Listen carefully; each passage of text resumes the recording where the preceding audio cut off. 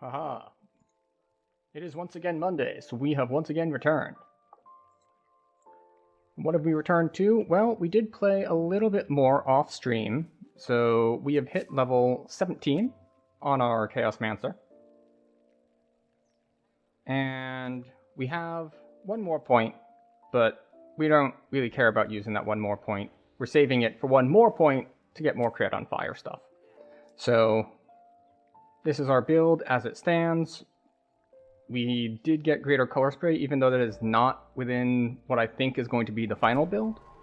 And we went tier 5 in Wild Mage, and now we're getting more fire stuff. So we have done Giant Hold, we did the Age of Rage chain, except for Toxic Treatment. And now that we're 17, we are on level to start Sharn. So we're going to see if there are any groups up for Sharn, and if not, we will start our own.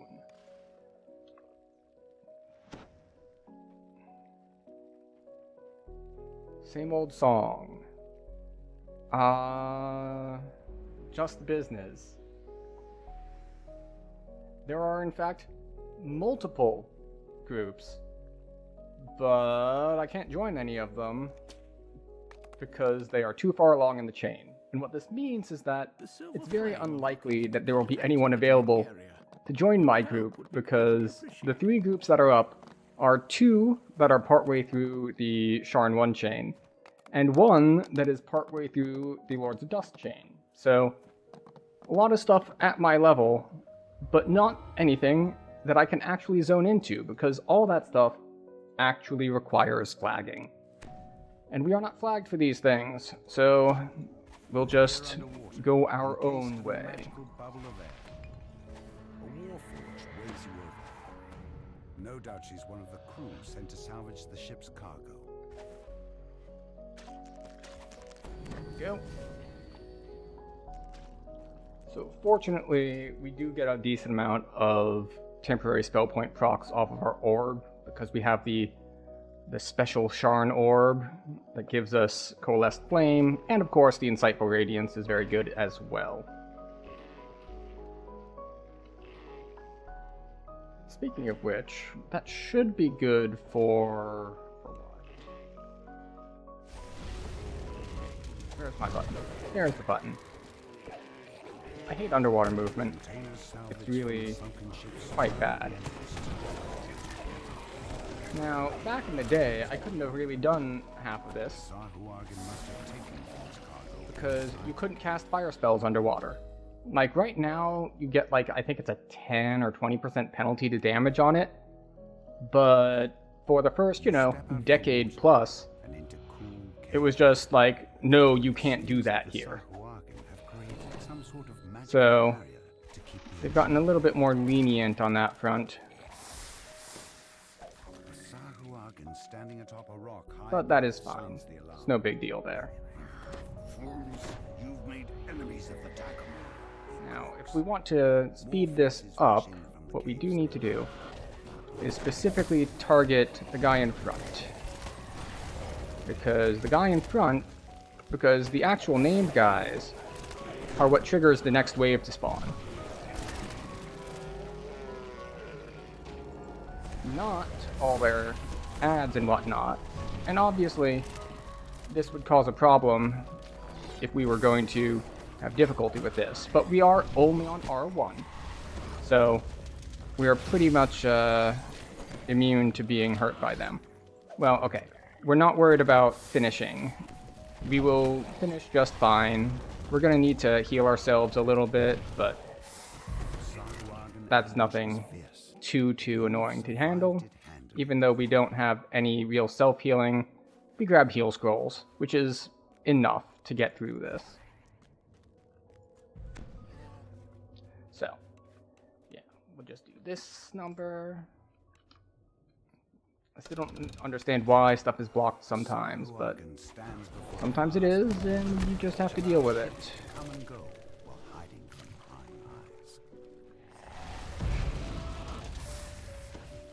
Fortunately, this is easy enough, or rather, not necessarily easy enough, but short enough that I don't have to worry about, oh no, I'm using too many Delay Blast Fireballs. And I have Maximize turned on permanently because I do have a few of the points in cheaper Maximize. So it does make certain things easier. Okay, I don't know why Dungeon Alert keeps going up, even though I'm not pulling any extra guys. But, you know, sometimes it happens. Vaughn's cargo. You've recovered Vaughn's mysterious shipment at long last. It must be very valuable. Yeah, we're not going to deal with these guys. Whatever it is. We'll just do this. Because while there isn't a portal you can click on to get out, at least here in the entrance of the quest, we don't have to worry about people interrupting our back. So we've got that going for us, which is nice.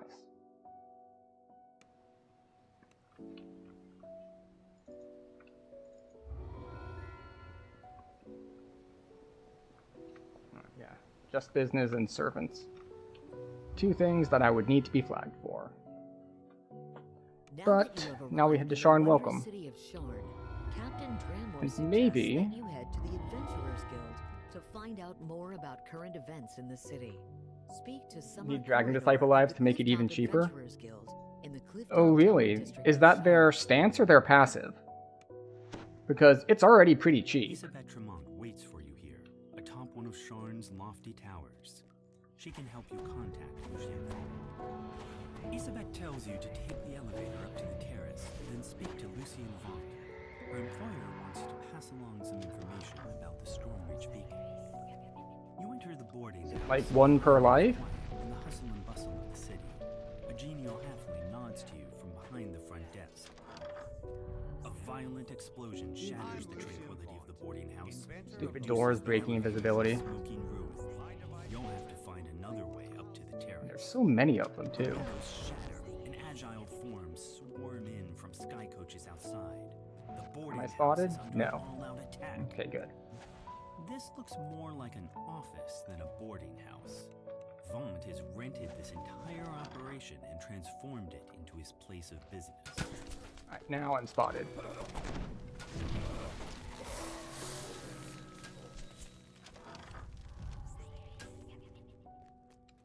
Still no dungeon alert though, so not too spotted. Alright, now we're at green dungeon alert.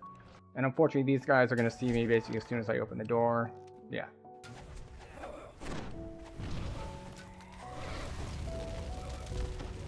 Okay. We're down to green. As long as we keep it down to green.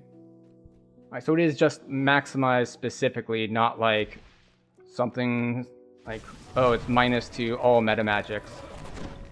I suppose that would be a bit too broken. But let's see, right now, Maximize is costing me 11, which is pretty cheap. Rubble blocks the elevator shaft as well as the nearby.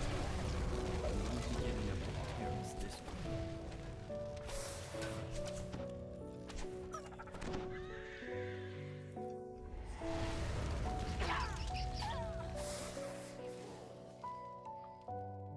I have, and I don't know where all of my cost reductions are coming from though, because like this is 6, sorry, 9, that's 9 fewer. And besides that, I think Chaosmancer has some minus to all in the racial tree. Yeah, Maximize costs 1 less. Terrace is just ahead, but one final group of attackers lies around. You hear a piercing call from the direction of I am. That's right, the neck has cheaper meta magics on it. Or yeah, sorry, goggles, not neck. But yes. the assault on the tower seems to have ended. Now to head to the terrace and learn what became of Lucien Vaughn. Grab that.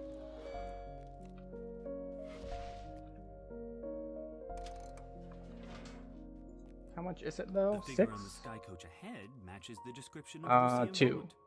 He 2 seems to each unlucky. empower and I have a message for you. what? Empower and maximize. Of course, I don't have Empower turned on always.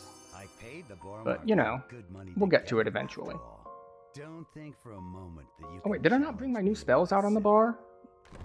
I'm pretty sure I got Arcane Tempest last life. Vaughn's companion makes a gesture. Well, not last life, last level. Collapses beneath you. I did.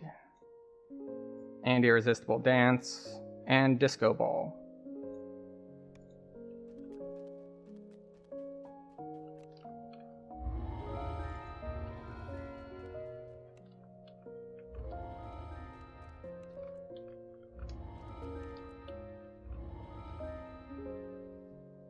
Just business and servants, yeah. Well, I can't join them in just business because you need all of these to flag for it, but we can do some things at least. Tidy office. The Inquisitive calls out to you. Step inside. Zelith pulls a switch and nods toward the back of the building. You hear the scrape of stone on stone. Of course, now that I'm in quests like this with a lot of running, I'm thinking like maybe I shouldn't have put those points into fire. Maybe I should have just put the points into falconry for sprint boost instead. Because that's a totally viable option, and it's not too expensive, I think? Block out the night sky. Yeah, it's 8 points, which is not bad. Rain's blood has fallen here, and it's up to you to mop up the mess. Open the door to the apartment. There we go. The surprisingly well-decorated rooms show signs of a struggle. Yay, monster manual stuff. Clenches in anticipation as you near the crime scene. After examining the corpse, you can see that he was killed by a poisoned crossbow. His last gambling ticket lies just out of reach. Yes, poison slinger. We'll get to you in a moment. Cleaning up on a match in an underground fighting ring down in the cogs. Fallon must have spent his recent winnings digging himself out of debt. Imagine leaving your end and yourself and you see light in the black. Despite clear attempts to make this look like a break-in, all of Fallon's valuables are still in their proper places. As you mull this over, you hear voices from the direction. So it's 2 from goggles, 9 from that enhancement, plus another 1 from the racial enhancement. So that's 12 reduction. That means there's only 2 unaccounted for. I think I'm going to say that those 2 are covered by general spell point reduction, not meta magic reduction. Because I think I'm wearing a like 5% cheaper spells item as well.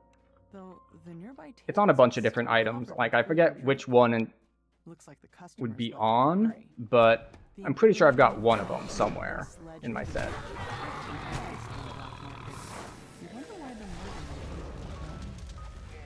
You find a crossbow bolt still lodged in the victim's side. You also notice several gashes on her palms. A chest full of coins was left here locked and snipe things as we go. This was no robbery. You can tell that there's more to this than meets the eye. Searching the gambling hall raised more questions about the murder. This makes it more convenient. We don't need to stop to kill things. We just throw some spells at them as we pass by.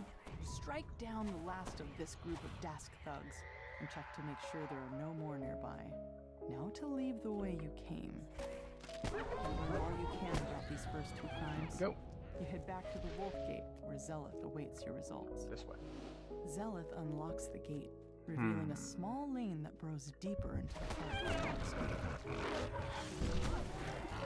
If I were really worried about spell points, I would actually group things up before pulling them together. Before casting spells, but I'm not too concerned. The pawn shop is unlocked, just as with the other crime scenes. Inside, the shopkeeper's body lies forgotten alongside all the other cast-offs in her shop. Some small packages lie in the corner. No doubt they were hidden there so they could do head stuff.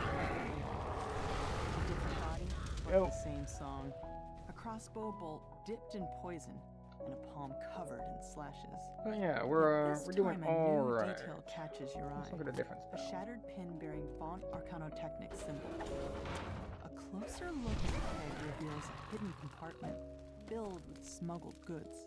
The murderer could have emptied the pawn shop, and yet only Mord's life was taken.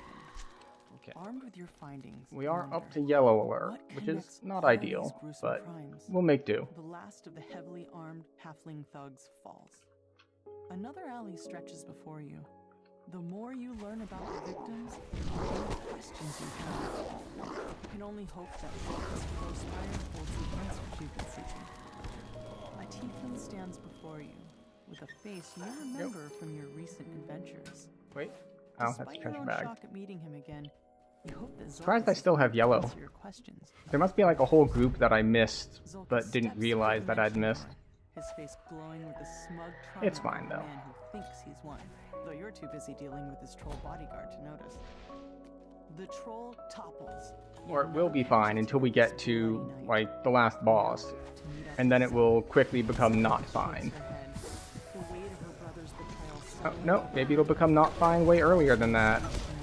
Because Red Dungeon Alert sucks. Another crime scene waits for you in an alley to the south.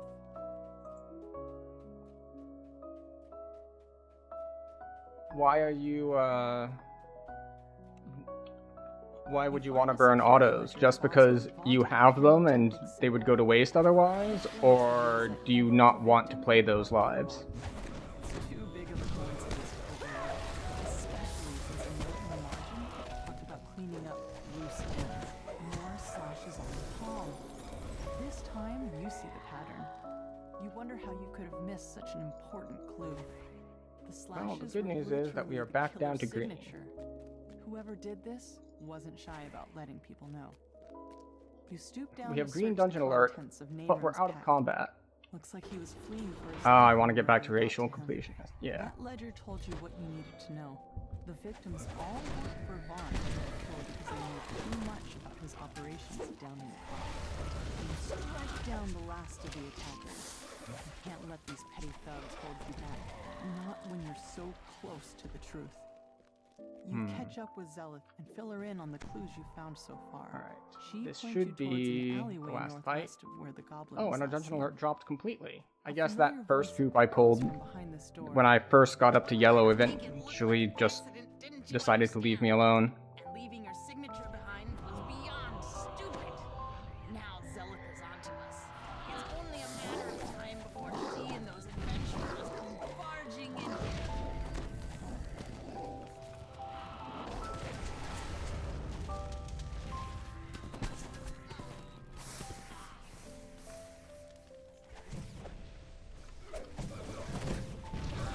Yeah.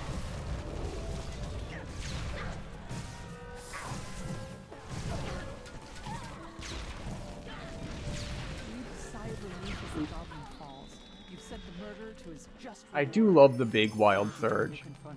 I don't remember what benefits it gives, but it's just kind of fun to suddenly be large.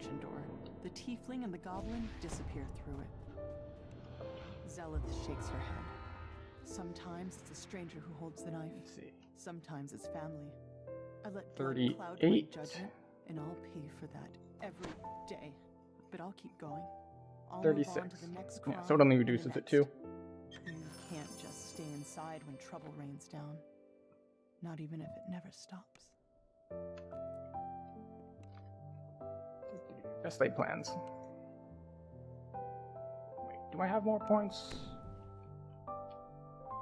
I do have enough points for the extra fire crit. Like so many others, begins in a tavern. And as is tradition, we don't buff at the entrance for this quest. We wait until we're over here to buff because, well, we gotta wait for him anyway. Might as well use that time to buff. Looks like getting inside his warehouse won't be. Victor leans over and whispers, I don't want to lose my job. If you'll just follow me, I'll cough when it's time for us to part ways. What you do after that is Now, I none of my do business. have fire immunity stripping thanks to the Wild Mage Scorch. So that will help us with the golems. Or we could just drop Arcane Tempest on Victor them. coughs and nods at a flimsy-looking grate. Then he hurries away, disappearing into the night. That must be your way inside.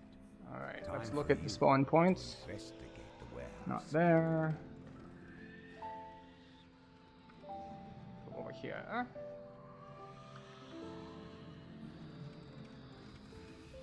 Did a dog see me? That's annoying.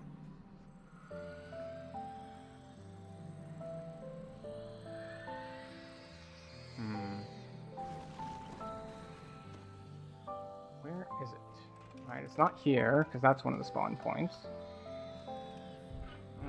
Bottom corner over here? Yep, there it is. According to this ledger, all of the blueprints have been moved to the office upstairs for shredding. Okay, You need to get there we go.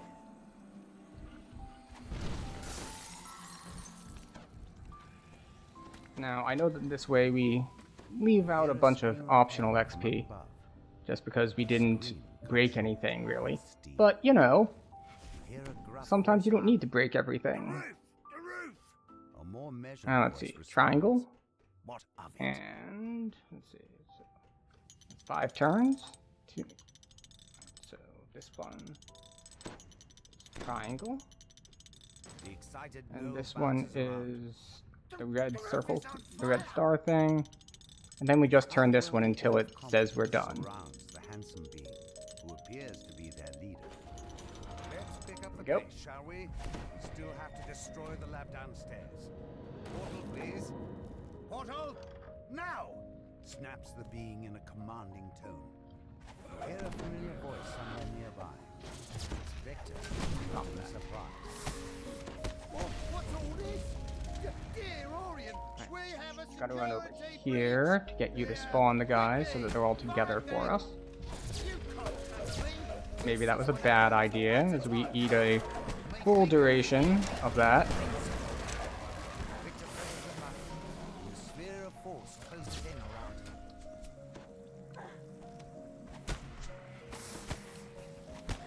Man, these guys are healthy too.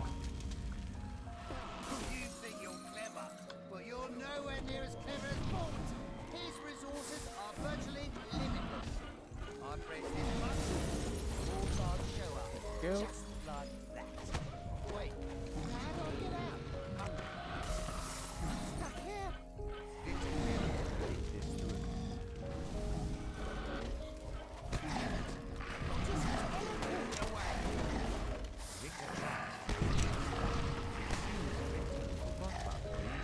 There we go. We spammed a lot of spells, but we still have lots of spell points left. So we've got that, which is nice. And, you know, we'll pop a couple heal scrolls on our way to the basement. Maybe just the one. Just the one is all we need. A familiar voice calls out up ahead. Your girls were time to move,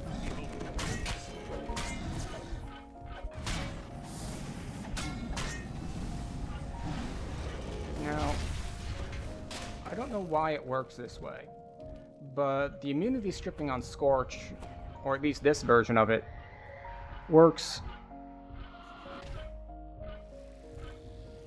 before the absorb hits. So it's not like when you have your elemental form, because when you have the elemental form, the first hit would heal the golems. But with this one, the immunity stripping happens before the damage, so you don't have that problem. I don't know why that is.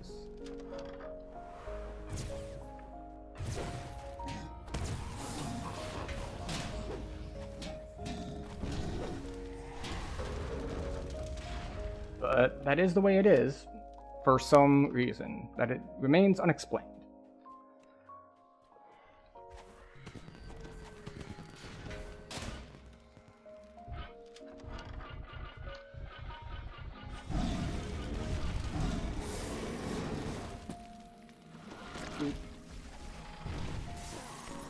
And of course, these guys don't have the resistance in the first place. So we did get our prototype, optional XP, which is nice. But we still have to finish the quest thing before we can move on. Victor's treachery continues. Oh, is that a fire? Nobody goes in or out until we You know, I find grabbed them. this out of habit, but I don't think it does literally anything to grab them after you've gotten the initial completion. Dimensional anchor.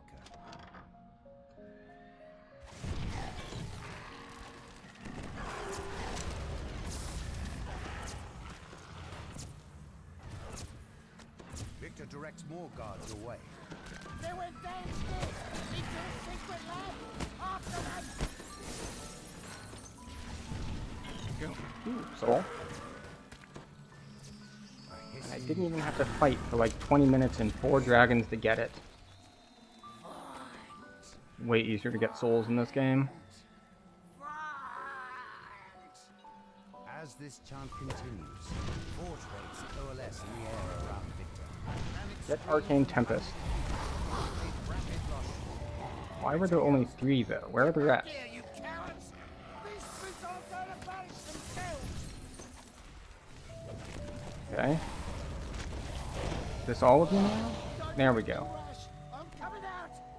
Perhaps we can Oh, make a deal. should have put on my goggles first. Oh well. Magical barrier around him. What does big time do? Size bonus to string. Alright, so it gives a bunch of temporary health and 8 points in strength. Also, I didn't know that you could make the deal with him to finish the quest and then kill him later. So, we've learned something today, which is cool.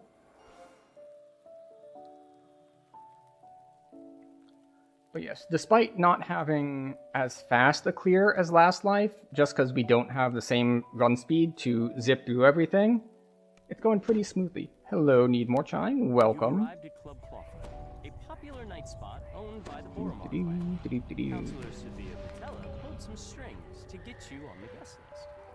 Perhaps now you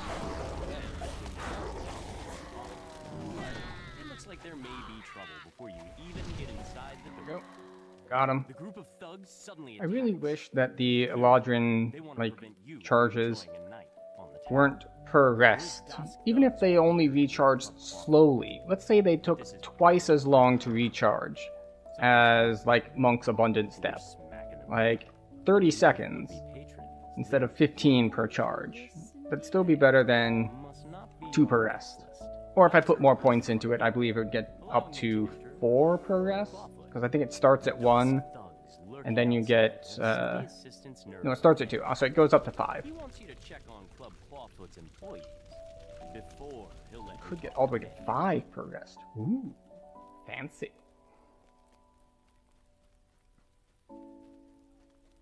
And this way. I wonder.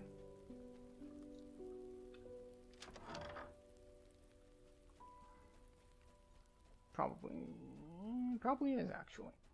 I was just thinking on whether or not it'd be faster to D-door or to run back from the caretaker pens. The And I employees think report D-door is nothing faster. Terribly unusual. You can tell Fenwick that Just all is because quiet it's this in the distance, club. which is shorter than all the way back from the caretaker pens. So, there's a little bit of optimization that I hadn't considered before because it has been a while since I was on a class that had Dimension Door. So, Now won't you listen, dearie, while I Fenwick is relieved to hear that the club is safe and secure. He gives you permission to approach. Piercing alarm reverberates throughout. go. Regina turns to you and cries, "The alarm! Someone's breaching our magical wards! It must be an attack! Quick, sentries! Do what you do best!" Okay.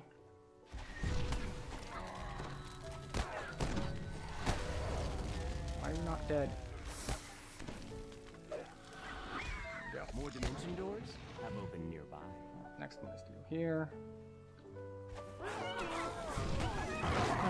Okay, that was easy. Oh, never mind. There was one in the back corner.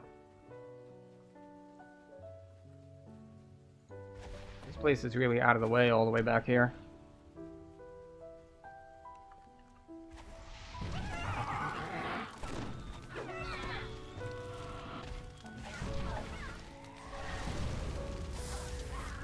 A piercing but pitch-perfect scream rings throughout the nightclub. It's And there we encore. go. We are The main all stage out must be under attack. of leaf charges, which is unfortunate, but it is what it is. We will make it work. I'm not sure exactly how, but I think the answer is just keep running.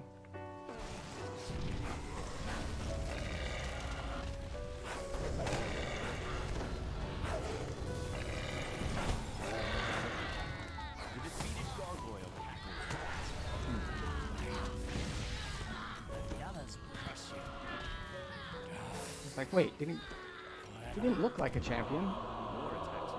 Like, why did he heal to full? It's like, he didn't heal to full. It was just another dude who looked just like him, standing behind him. So, now we will not rest at the shrines. We will instead open some doors and camp out near where we expect the next thing. That was one of the wild magic surges. I don't know what it does. Like, it might just do damage to stuff that's nearby you or something, but I don't know exactly what it does, but I know that the source is wild magic.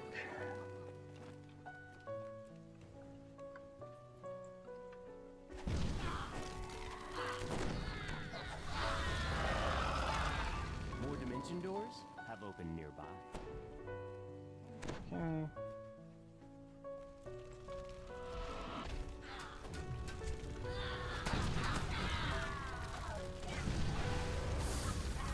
Go. And one more. Hi.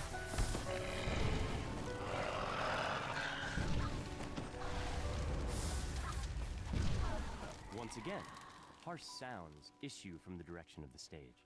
Oh, You hear nice. panic shouts, How did you screams, like and Alchemist? I remember having a good experience with it.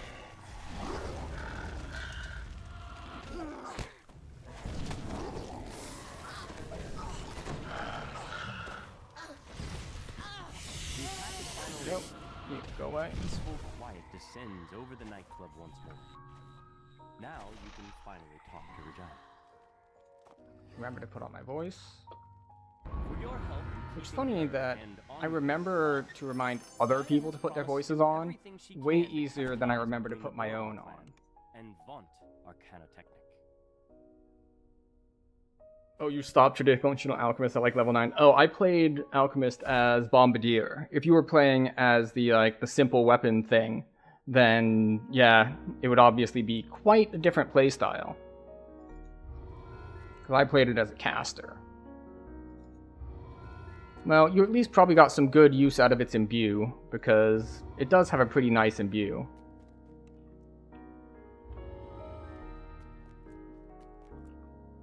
Alright, more crit.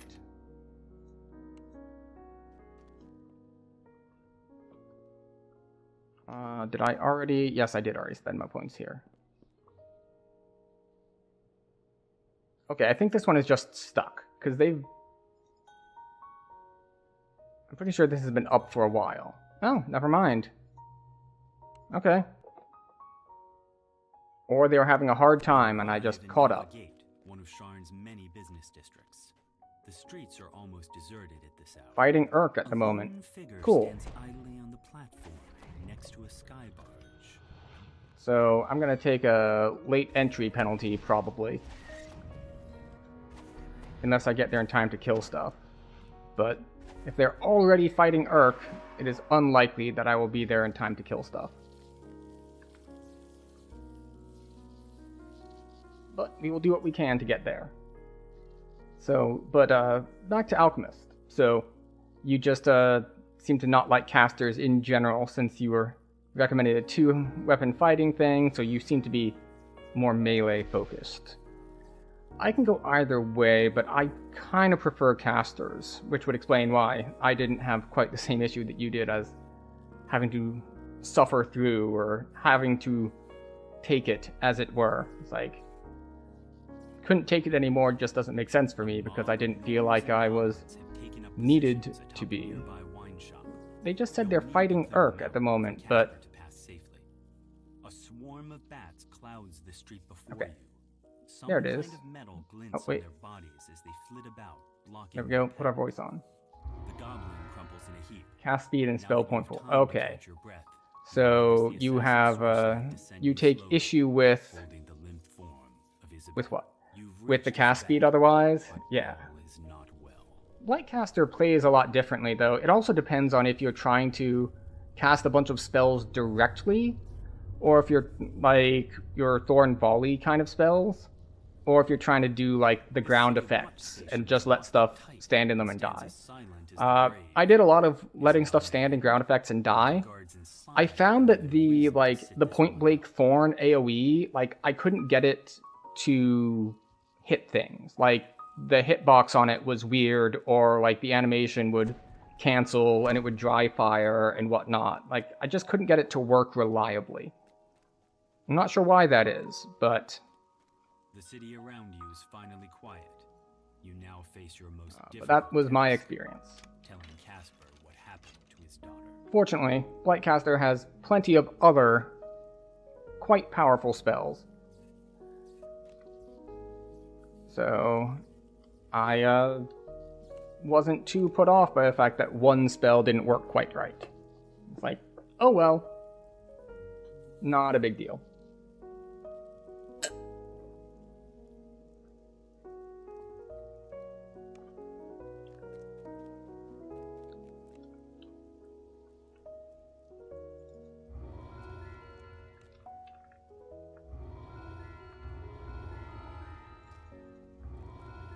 Alright, and this group is now headed to Cogs, so we will also head to Cogs.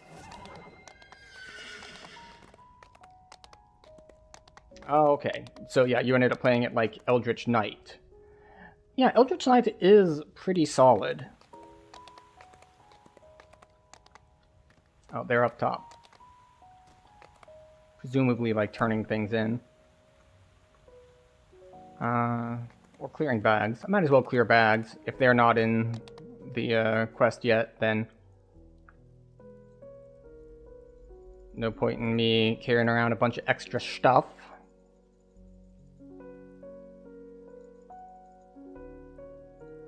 Get rid of that. And all of this stuff. Returning Snowball, which is a dart.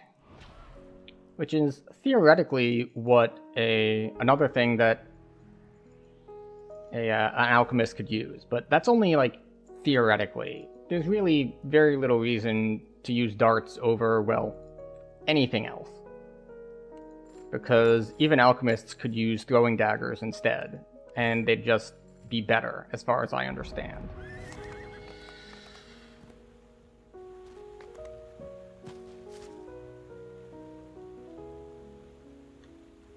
So next level, 2 of our points are, of course, going to go into our level 18 cores, which is 1 to max caster level and some universal spell power, which is nice. And then 1 to caster level, 1 to max caster level. Okay, so basically we're going to get 3 caster levels on our fire spells next level for taking the 1 level. Assuming that we're not already capped. Oh, no, we are already capped. Caster level 22, capped at 21 by max caster level. So we'll only get 2. Start with Temple and move clockwise. Yeah, that's my normal path as well. Excellent. We are in agreement.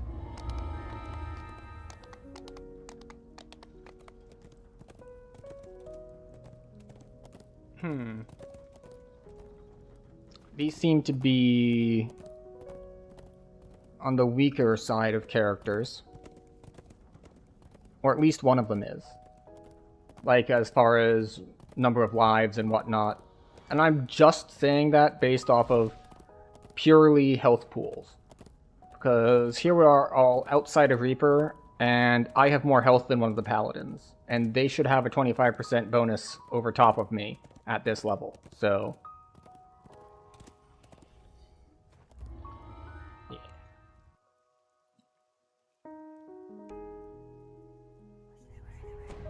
Creatures loyal to Dax are stirring up trouble in these Now, ancient Reaper points, of course, skew things very, Perhaps very if you hard. gave them a gentle thrashing, it might be dust goblins are hard at work. When they notice you, they immediately attack.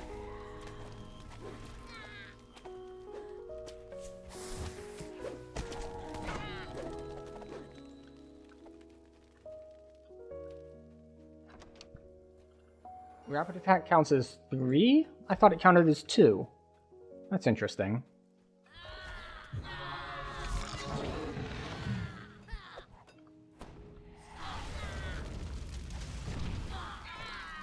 Another group They're sift through doing an optional. this room. Cool. Their leader Why not? snarls. Oh, well, one reason why not is that until we kill these extra guys that he is kiting around, More Das grunts are gathered inside these this guys won't station, spawn. rigging explosives in the large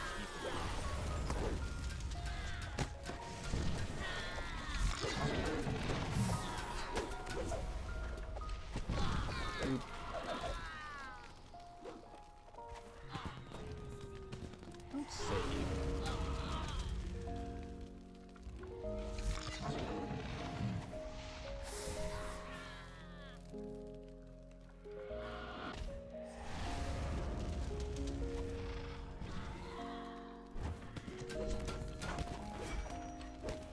Das thud crumbles at your feet.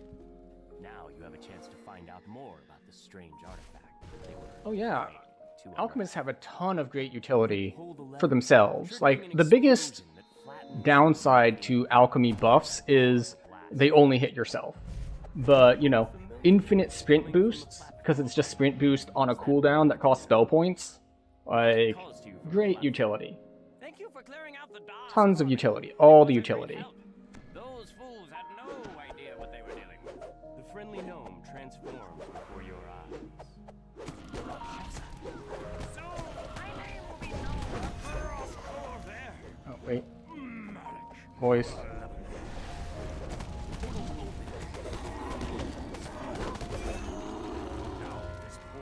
Go. Demons!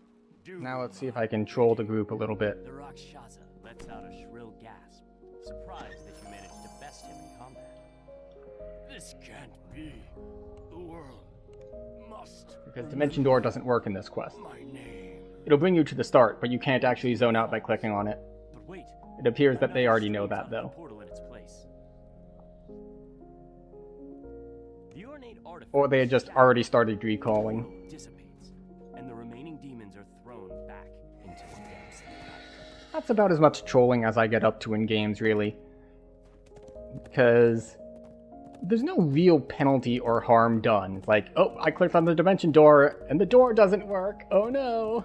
Like, it cost them 3 seconds, and a reminder is just like, oh, right, that doesn't work.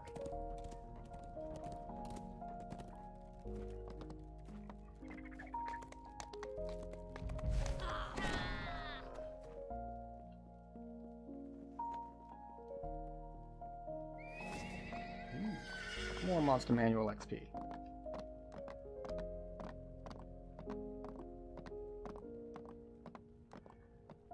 Now, I know that you can go on the ground instead of going up here on these walkways, but I find the walkways much more straightforward, harder to get lost. Now, obviously, the solution to getting lost down below would be to just learn the correct routing to use down below, but maybe I don't wanna. Maybe I'll just take the top pathways and make that work for me.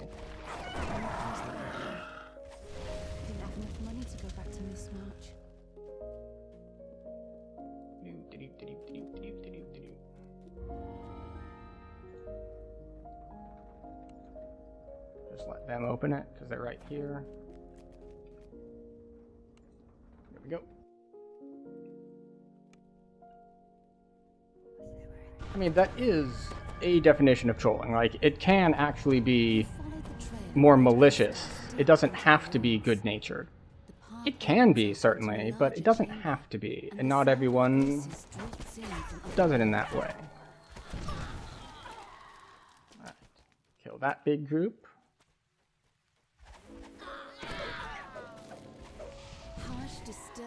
I tried to point at the ground and it did not work. Oh, Double Reaper.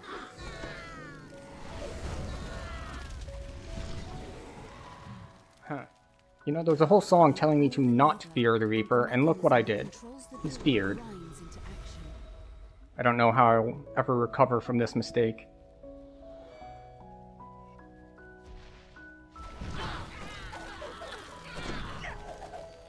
The voices grow louder as you round the corner, accompanied by the sound of massive machinery.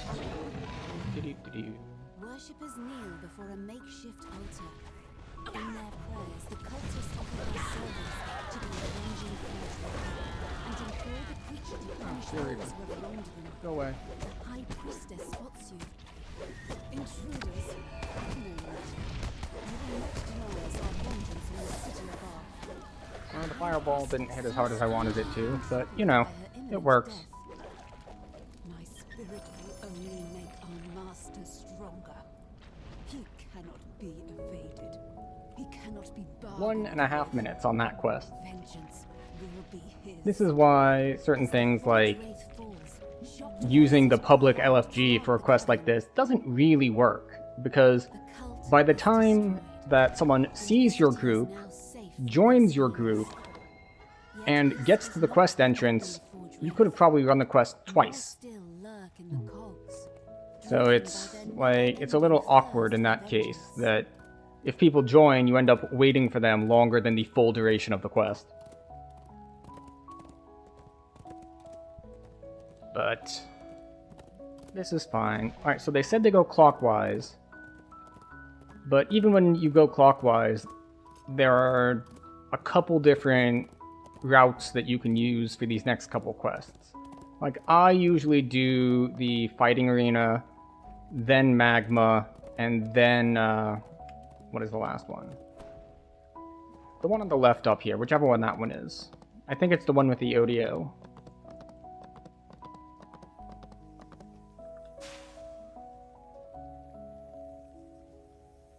I got a bad air jet. Unfortunate. Let's try it again. Once again, insufficient height.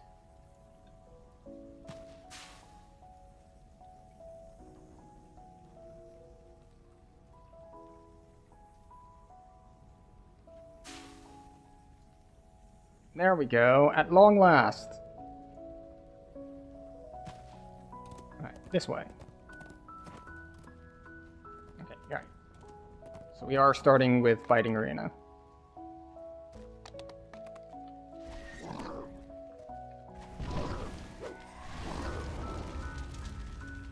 Go. You know, cast 2 or 3 spells for 1200 XP. I'll take it.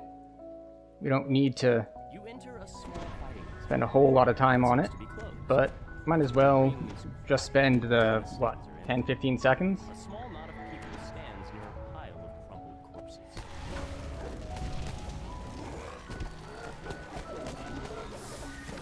Red musk zombies dropping Excellent. from above. You must Off stop we go. this invasion so that the fights in the arena may continue. Oh, and we get plant exterminator stuff. I forgot because, you know, we are on an iconic, which means we weren't at low level playing through Feywild. We haven't really killed many plant monsters yet this life. So that's something that we can get a little bit of extra XP on here.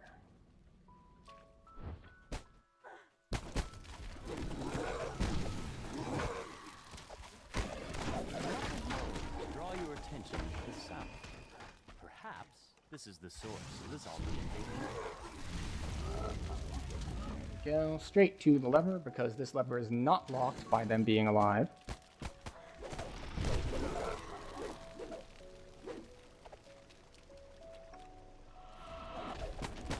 Oh, that might be one difference.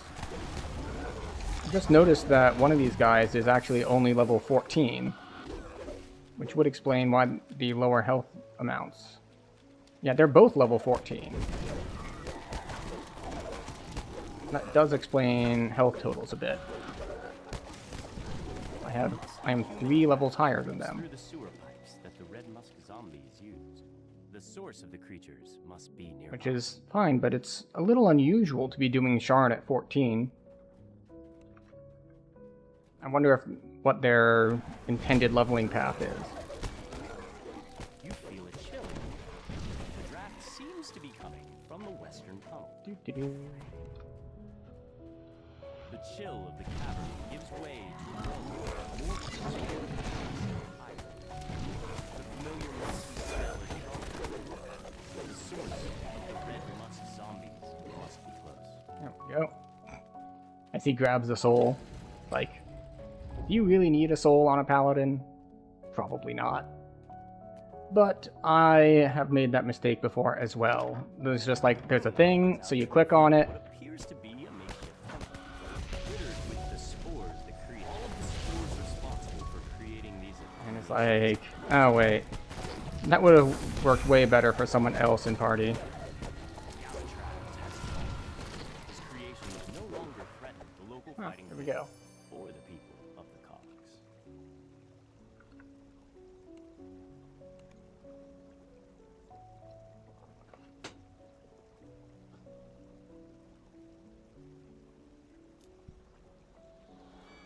Ooh, and someone got an Enforcer's Coat. Very nice.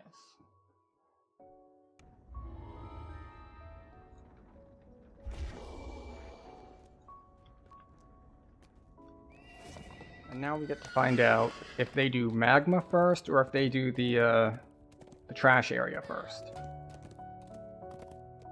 So we're just gonna wait here for a sec and see which way they go.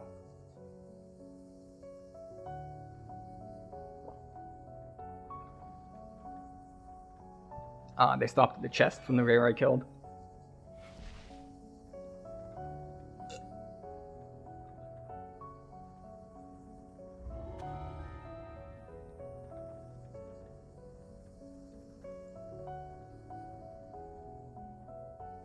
Oh, and another one spawned, so they killed that one too. But yeah, the sewer access point versus the malfunctioning lava forge.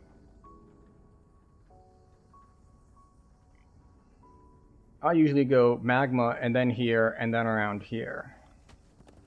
And it looks like they use the same route that I do.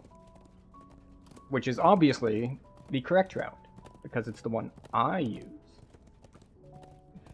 If it were something different than me, it must be wrong, obviously. Workshop rushed out, desperate to escape. Once we got outside, it was impossible to recognize anything. There was fire and wreckage everywhere. I was following my friend Aura at first, but I quickly lost her in all the smoke. I saw one of the Alright, lots of fire damage in here. And unfortunately, not unlike Eldritch Knight or similar things, Wilton's disappearance could only mean trouble. Please find her and figure out what's got the magma I can't just while you're at it. not do certain things. Countless years, these sweltering caves have served as a foothold for the fiery beasts that inhabit them. But whatever is happening to the magma has left the creatures enraged. Hi.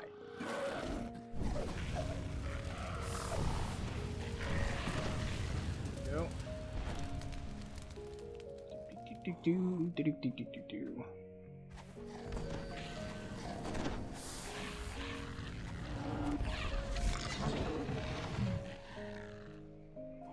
Where are they? Ah, they didn't want to swim through the lava. A magma region stands among a throng of others. So, if you didn't know it, you don't have to swim through the lava there. There is a set of, I don't want to call them passageways, walkways up top, and you can just walk on them.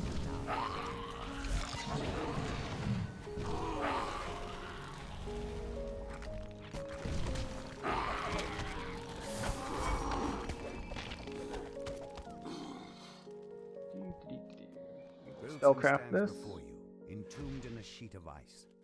No even doubt the though creatures there you've is no encountered good are reason. gods. It's not like it tells you anything. I guess it tells you lore stuff. But it doesn't actually give you any experience. Or, I was going to say or be an optional objective, but really that's kind of the same thing. Optional objectives give experience. But because that one isn't officially an optional objective, no experience on it. Must be responsible for this. The known wisdom.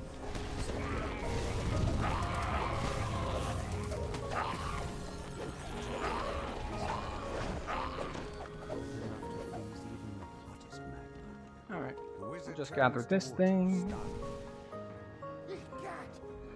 How have you made it past? Not just my apprentice, but those Boromar thugs and my There we icy go. minions as well. These clearly very familiar with the puzzle. Seems that I, Jabazuknago, must deal with you, Alright, now down to the sewers. Which is where I will miss having things like insta-kills. Because, particularly the first section where it's just like various guys dropping down from the ceiling, it's very, very nice to just be able to, like, Finger of Death or Phantasmal Killer, and just take them out one by one. But alas, tis not the case. Things are returning to normal. We will have to do other things, like just use our AoE spells on individual people.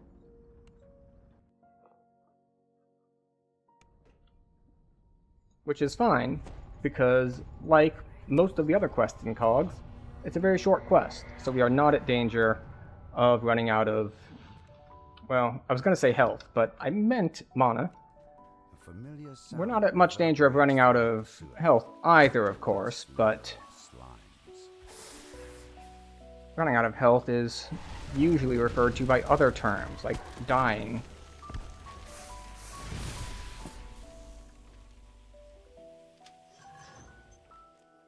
Members of the Das gang run to the refuge. One of the goblins runs off to adjacent. Go.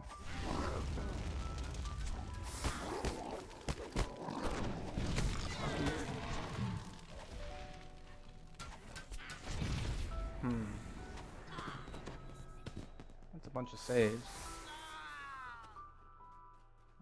Can you guys group up at all, maybe?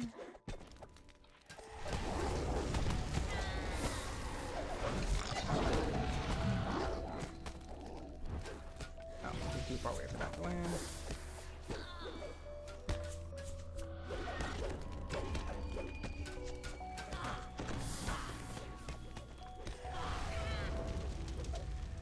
Next set drops over here, I think. We'll grab the collectible on the while we wait.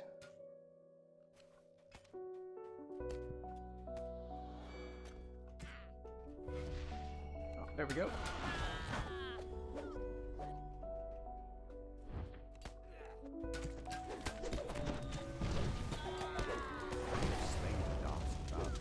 There we go. No sign of the scavenged arcane assistant. Follow the goblin that ran off. The floor collapses into the dark depths of the trash system. We deliberately take damage, so we don't have to jump out of the water. The Dark Thief flees into the main go. trash disposal room. There's a blood-curdling shriek from beyond the door, followed by a deep rumbling that sounds strangely like a belch. This massive Dragon Lord Sacred Fist. Interesting. In the middle of the cave stands a grotesque, lumbering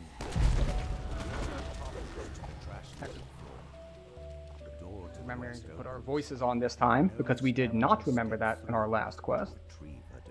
You've returned the missing arcane assistant to the known. But yeah, I know there are actually some mixed opinions on COGS as for its effectiveness leveling, because, and the argument that I've heard against it is that the quests in here don't actually give that much experience, which is true. Individually, they do not give very much experience. Because, well, they are very short. So they give okay XP per minute, but that's still not very much experience, and you have to run around between them. So there is an argument to be made that you would be better served with longer quests that give more experience, so you don't have to run around and do as many different quests. Yeah. Obviously, I don't particularly agree with this assessment, because, well, I'm here, aren't I? And the saga does help a lot to allay the whole, it's like, well, I mean, it's not that much XP overall. It's like, yeah, but when you finish it, there's like an extra 50k from the saga. The explosion that destroyed Vaughn's Forge seems to have left this area mostly untouched. A bloodstained note lies in a fresh corpse. There's a Reaper there that might ruin this plan. Please be aware,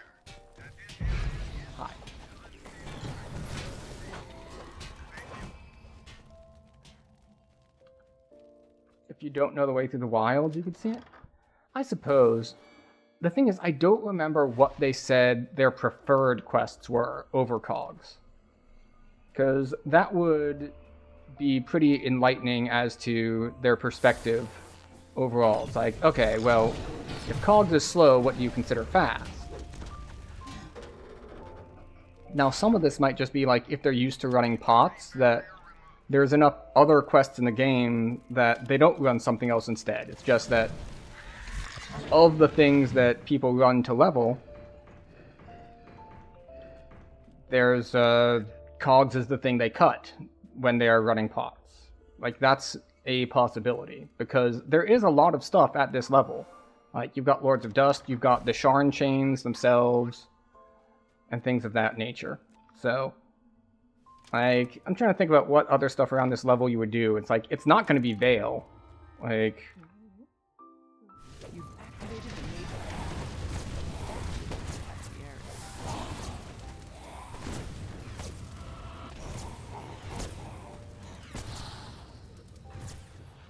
obviously not Veil.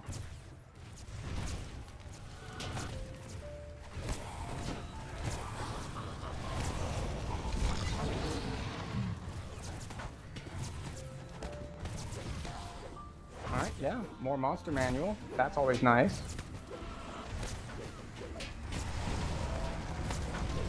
Double Reaper. We both die, which is fine, as I shoot a spell into Oblivion.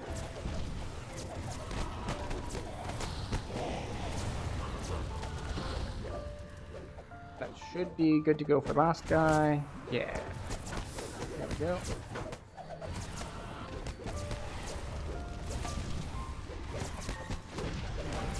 All the forgeries in the room. The more can be seen lurking Yeah, outside. 14k in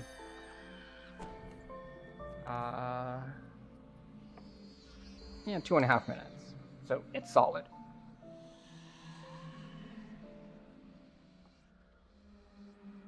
And now for the last one.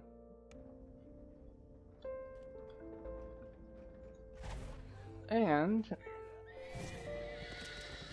we've had a little bit more XP from cogs than usual, because some of the other party members are going and doing optionals. So, as I just rush headlong towards the end, they're grabbing a couple extra 1,000 XP here and there. Be like, oh, well.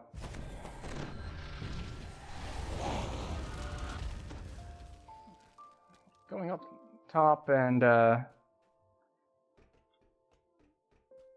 helping speed him up isn't going to speed everything else up that much, but, you know, we'll grab 2-3k in optionals, why not? Might as well. Oh, let's put on our Featherfall for the jumping section. It's like, I was just looking around my parts, it's like, wait, where did I put my horse? And I just missed like 1,000 XP by not clicking on the scroll. But that's okay.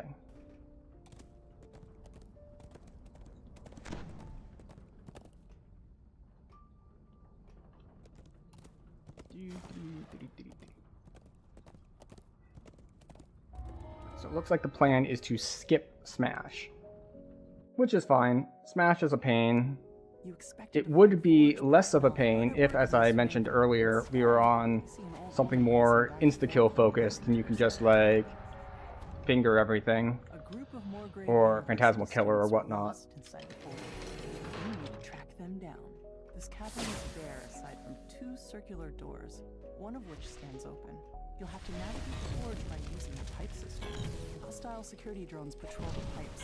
It looks like the lost students have triggered the wing's alarm system. I think this is a dead end. And you might be asking, it's like, well, if you think it's a dead end, and then you saw the dead end, why did you keep running until you ran into it? And the answer to that is, because I didn't see the dead end. I have to say this reminder, like, every time I'm in cogs. But my display is actually darker than what you see on stream. So, if you think it's a little hard to see, I'm basically looking at black screen. And I've looked at how to fix this, and unfortunately, it's kind of an issue DDO has when you're running a multi-monitor setup, is that I can't adjust the brightness of the screen. Like, it's just kind of locked. Which is a little weird, but, you know, we accept a certain level of jank. I've heard, I think, that this might be one of the things that you can fix by manually editing the config files, but I haven't remembered which thing I would need to add to them to address it. But if we want to talk about other, like, graphical fixes, if you're running into issues in, let's say, what goes up, with, like, when the shadow bars come out, it's just entirely too pink. Like, you can't see anything in the Nether Realm or whatever it's called. Well, you can fix that by turning off post-processing effects, which is easier to do.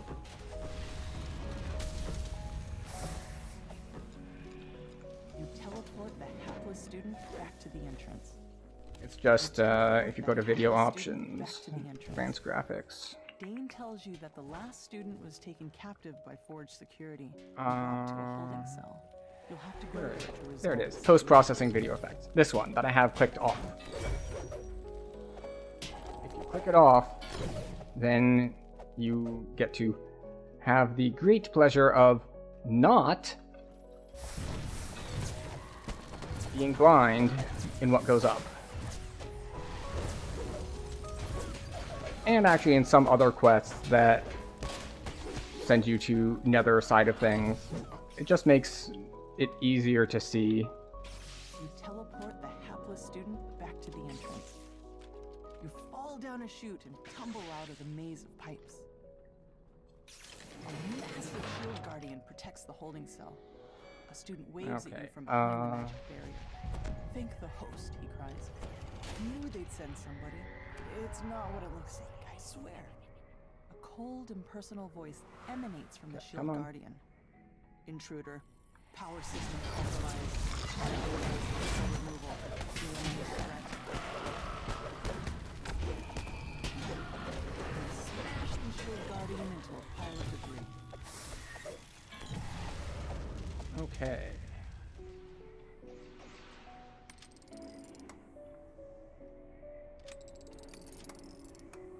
Now when I'm solo, I do this a little differently.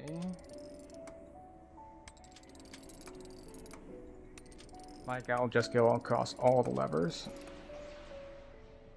What?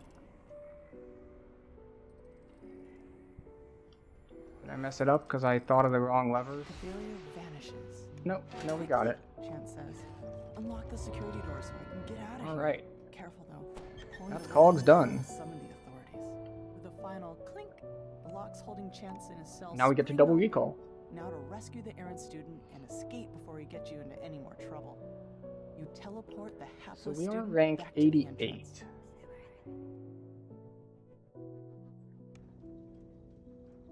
The question is, are there any other 15s that I would really want to do? Because the thing is, there are a lot of 16s to be done.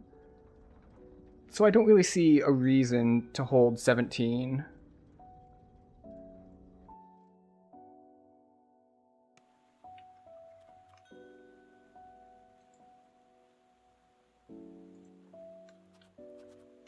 Alright, so they are taking a quick break. So I guess I'll do Smash.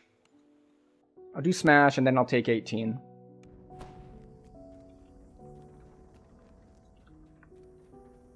And hopefully Smash decides to cooperate and like give me the key in an easy to find location, because unlike the journal in the earlier quest that I was running around checking the different spawn locations, I don't know the different spawn locations of the key in Smash. Well, technically there are keys in Smash, there are 2 of them. But I only need 1 of them, because we can jump for the other one. This door's hinges are coated in rust. Prying it open could create enough noise to alert anyone guarding this place. Maybe there's a way Raptors, to there's get a inside Scout. without alarming the board monitors.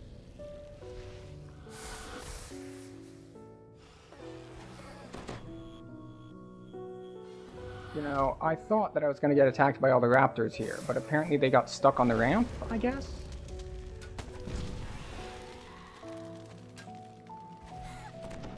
Which is annoying. I was hoping to AoE them down. Okay. Whatever. We'll just take Dungeon Alert because nothing wants to actually come and attack me. It's all just going to stand around.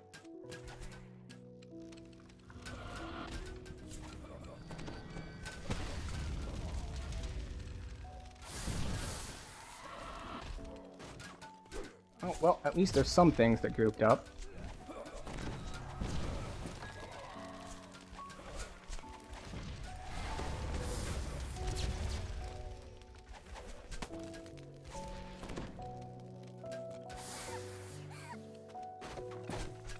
The vault door tumbles open. Any keys? Surely danger No? and a generous bounty await you inside.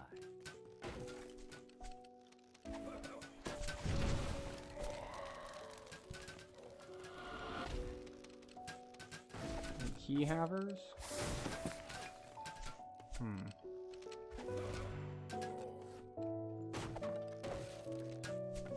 I forget if it's iron or silver that I need. There's sure We'll find out here in a second.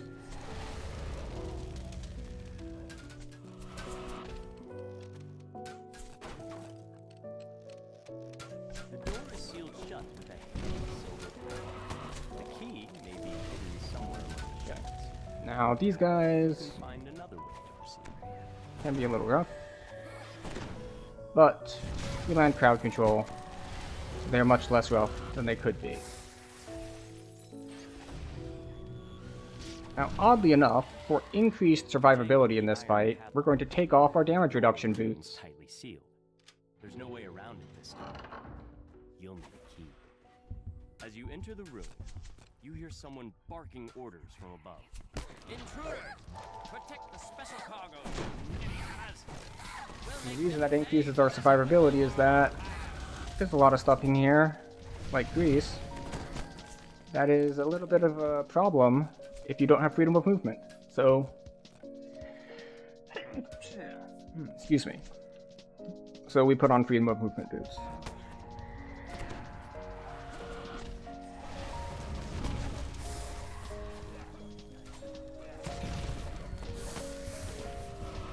The leader of the smuggling operation falls to his knees, overcome with pain.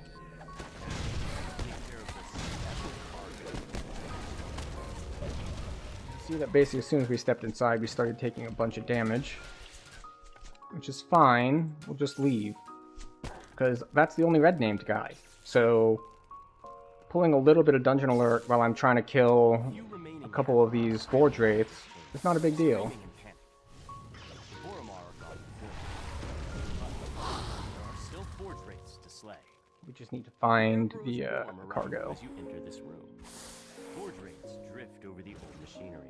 Their rasps. And we can growing switch louder. back to our damage reduction boots, because we're out of the grease everywhere zone.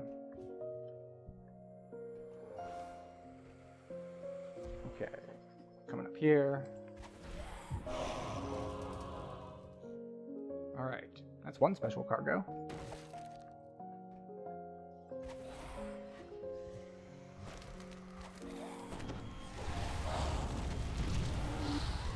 Immunity stripping.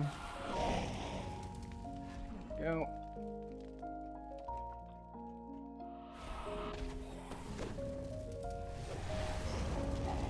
Sometimes there's one down on that platform, but not today.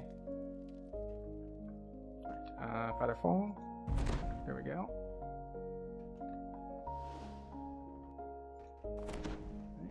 Another special cargo.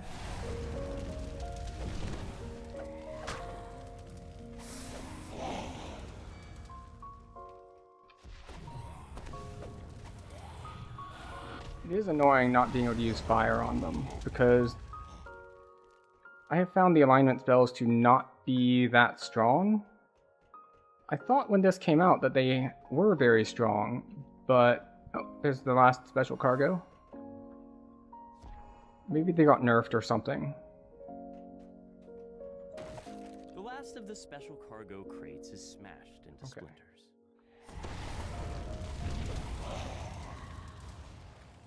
Okay, we want Featherfall to make this jump. Having the thing block my vision midway was not ideal. And it helps if you actually jump for the jump. But we do need to press a third button in order to actually get the loot.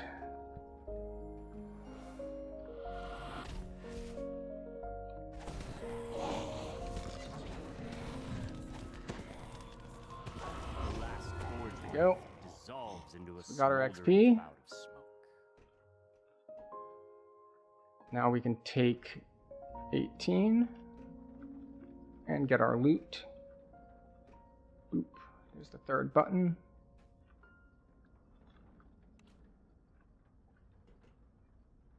And we'll take this path to get to the top. So you can get to the path either way that you start. If you start from the left or start from the right, both will get you up here eventually. It's just you'll have to fight different Forge Wraiths.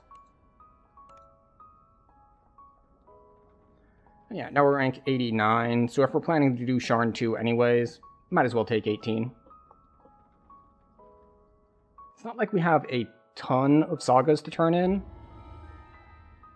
but right now we have Cogs, Giant Hold, and Myth-Draenor. So it's going to be a total of 4 that we turn in after we take 18. And that plus Sharn 2 isn't going to be enough to cap us, so. Let's see. Sorc Trainer is upstairs on the balcony, I believe. There they are. Advance to the next level as Sorcerer, yes. And where's UMD? There it is. Oh, can't put any more in. Alright, swim it is. Oh, right. What did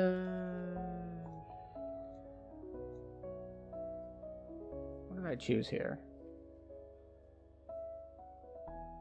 I don't care about proficiencies.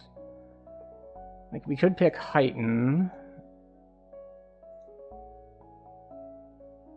Alright, so we did take Greater Spell Focus already.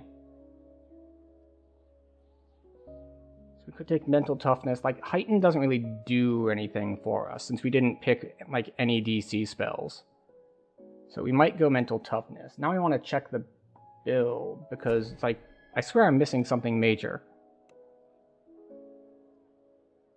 But the only things I would take here would be a Meta Magic, a Spell Focus, or a...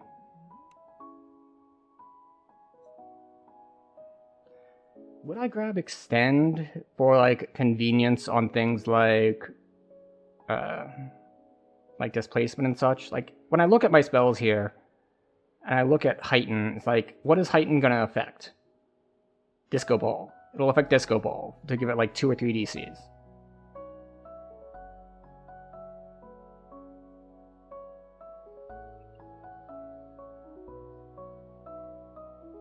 Yeah, we'll grab Heighten.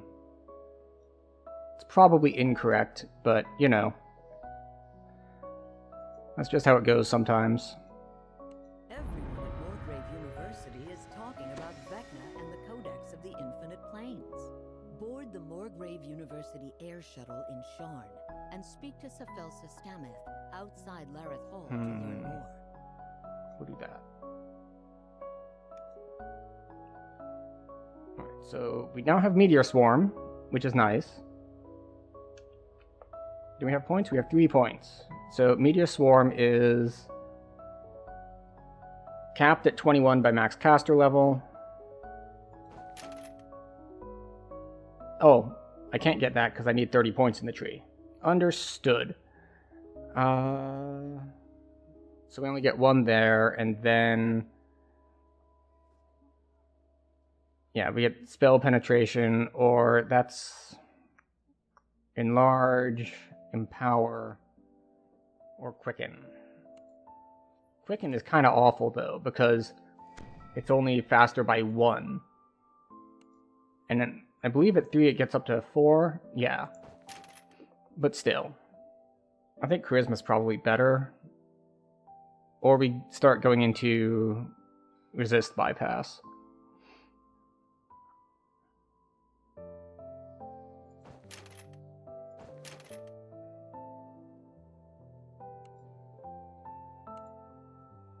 Alright. So we only got one caster level, bring this up to 22. Same with the Wave Blast Fireball. Cast level capped at 22.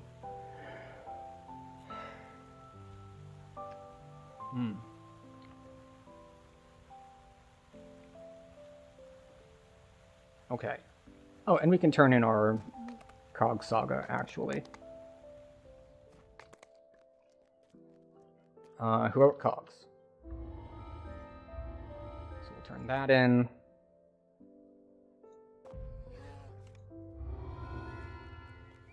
Yeah. 55 extra XP at the end. Not bad. We'll go turn in our other sagas too, because why not? We're gonna hold this until we take 20, so might as well turn them in.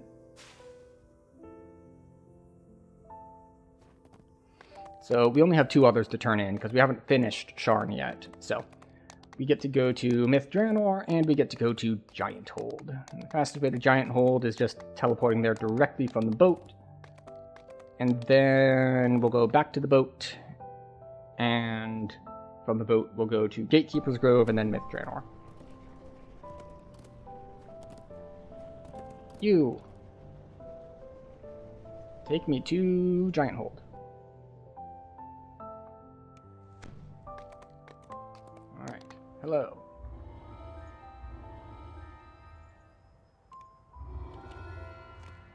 Go. Okay, yes, back to Stormreach.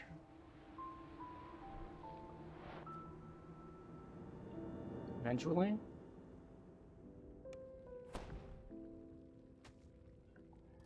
And let's see. Take the teleporter to Gatekeeper's Grove is probably the best.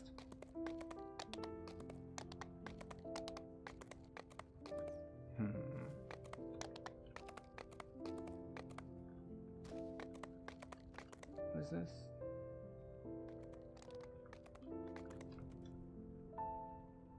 Gatekeeper's Grove. Wizard Past Life? I did already take the Wizard Past Life feat. I'm pretty sure. Almost certain.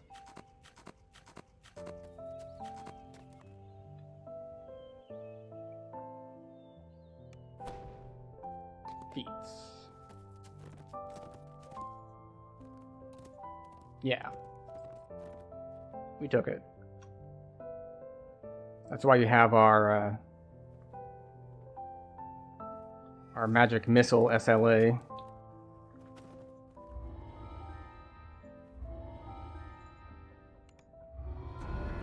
There we go.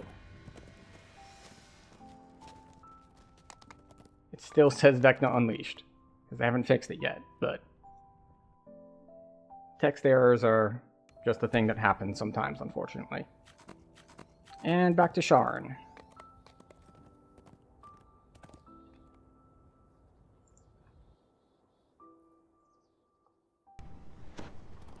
And might as well refresh these while we're here.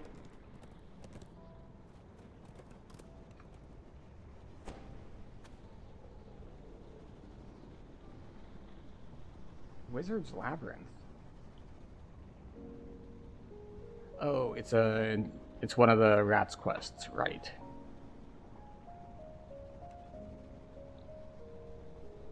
Actually, if I can join up with them once they're back from their AFK to group for Sharn, then while they are off doing real life stuff, there's no need for me to solo if there's a group that's probably going to be back in another, 5-10 minutes. So we'll just go ahead and hit Lords of Dust, because we haven't done that yet.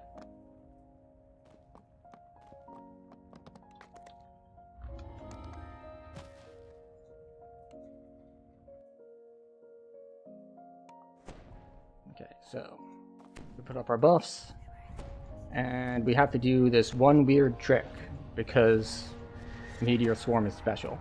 Inquisitor Noman waits for you near the entrance. So, I don't know if this bug is fixed, but there was a bug that I'm working around, where Meteor Swarm is supposed to shoot 4 meteors, but if you set it to always have the thing on, quicken on, it doesn't. It only shoots 3 meteors.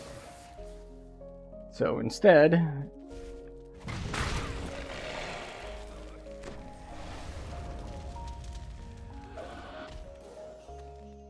that was all of them, right? Yes, okay. So instead, you turn on Quicken on your bars, and it works that way. Because spaghetti code.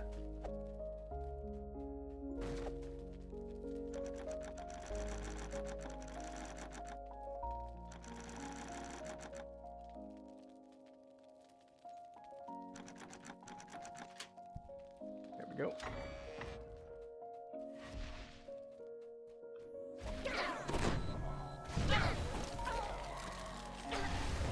It's like, why is that thing not dying? It's like, oh. That's why. And you really do want Quicken on Meteor Swarm, because otherwise it costs a ridiculous amount. Or rather, it takes forever to cast. The novice who accompanied Noman lies on the ground in the hallway ahead.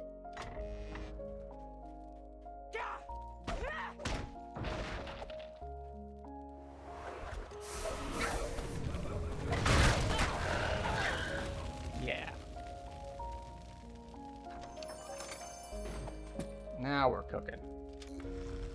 As the path leads down, it begins take to look more damage. like a dark and Oh, we don't take sinister damage. temple, That's convenient. and less like an empty warehouse.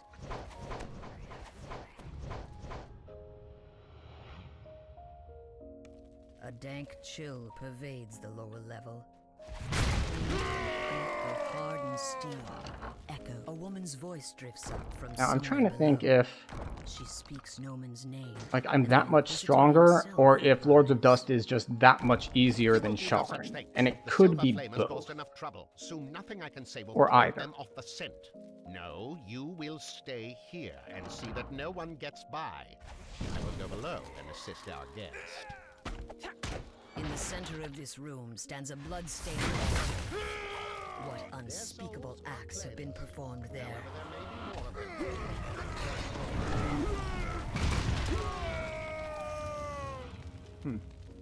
Right. Yeah, this'll do. We did get 10 more universal spell power, so obviously that's what's making the big difference for us here.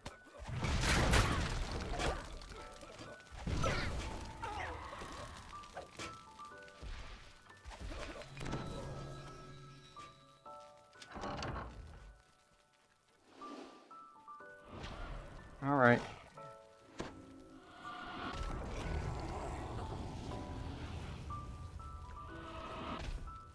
Hi.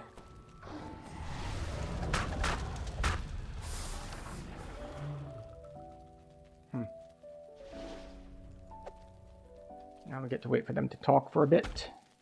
Inquisitor Noman stands next to a strangely Oh right, I forgot that I can do this.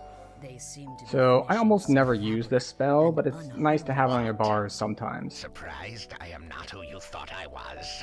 I should have killed you at the start. This is nothing, my friend, a nuisance. The ritual is underway, and the silver flame is powerless to stop it. So pray, shall we continue? I think the talking goes on too long for that to have effectively worked. Yeah. Now, give yourselves my But I forget if these things are immune to Give fire the or not. Glory of our cause. Stand aside. Let my minions kill this filth. They are.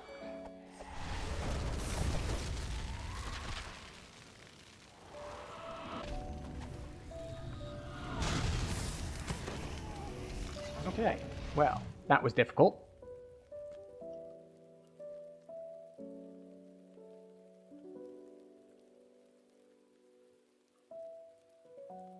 You gonna go aggressive on me? Well then. We get to put our voices on. The Silver Flame are looking into cult activity in the area. Your help would be greatly appreciated.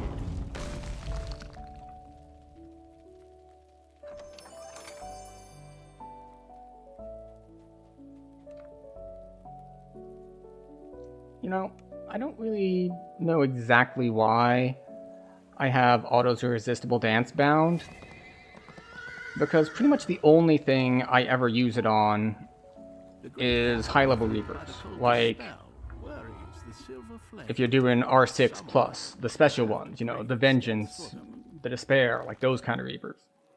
So, having it on my bars while I'm doing R1 leveling is not exactly reasonable, but it means I won't forget it later, hopefully, probably.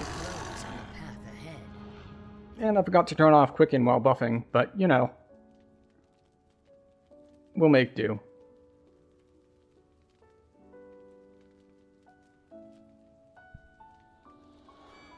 You,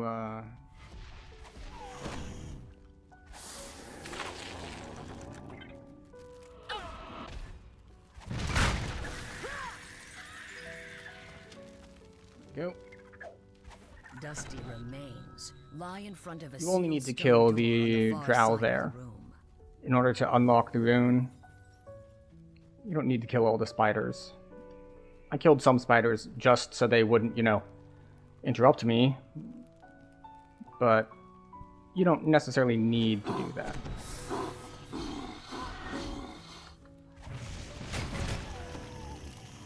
There we go.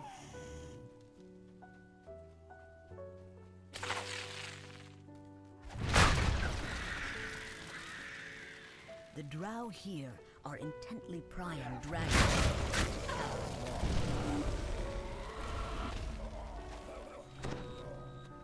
So, you may have noticed our playstyle changed a lot when we got the Meteor Swarm.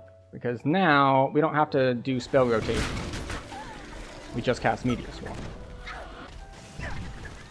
The only way forward is down into Kyber's depths. Which, you know, is more expensive, but...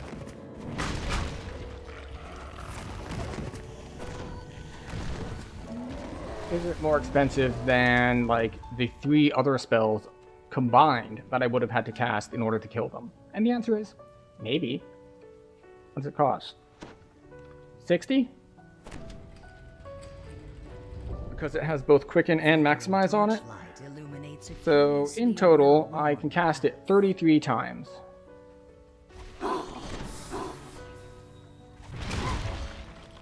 Which is why it's really beneficial for me if they group up. Passageway is eerily quiet.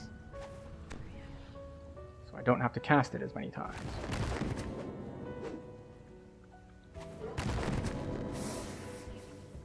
As opposed to these guys who have just decided that they're going to stay as spread out as possible. So yeah, these lower level spells are really losing their utility because of max caster level.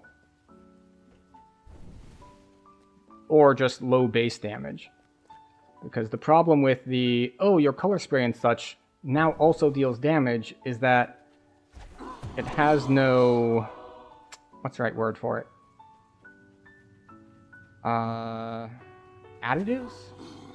Loaded dice, I believe is the correct term. It has no loaded dice. It's just 1d6 per level, which is awful.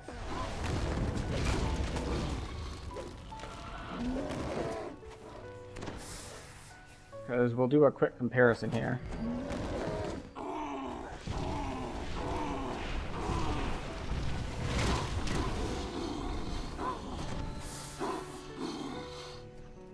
Of this. This is 1d6 plus 7 per caster level, which is average 10.5. And 1d6 is average 3.5.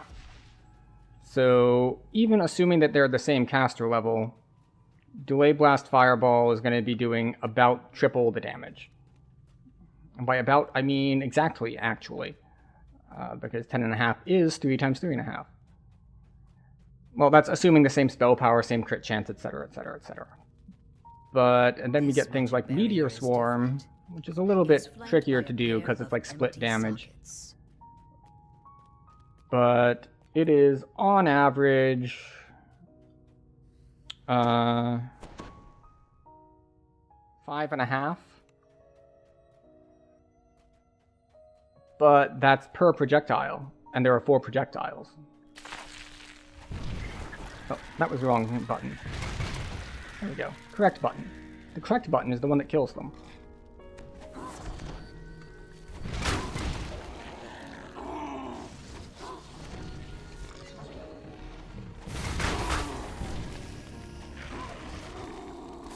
Of course,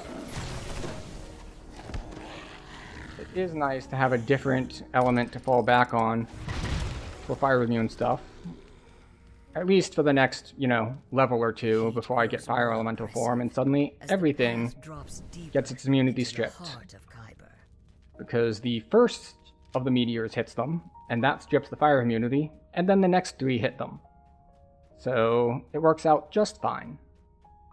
Now, doing it this way, we are going to actually have to stop and rest at a rest shrine.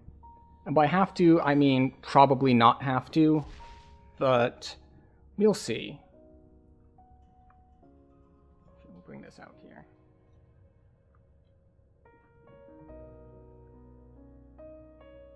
Actually, we're going to see if we can do it without.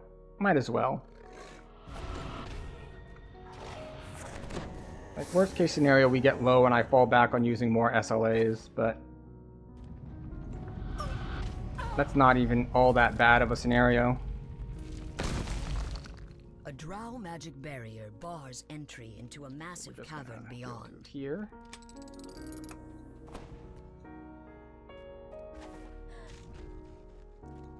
Boom, 50 extra spell points.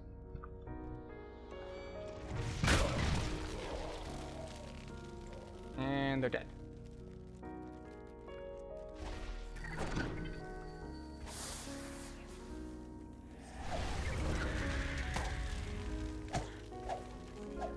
Why did that not hit them? A little bit of ground unevenness? That is always the trick. It's just like, oh sorry, the ground was slightly uneven, so your spell just doesn't do any damage.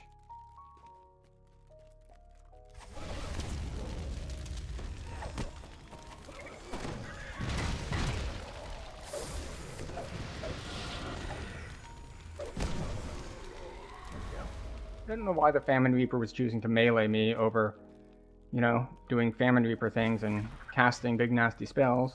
Hello, you, spider. Come here with the other spiders. There we go. That's what we wanted. Big group over here. Big group over here.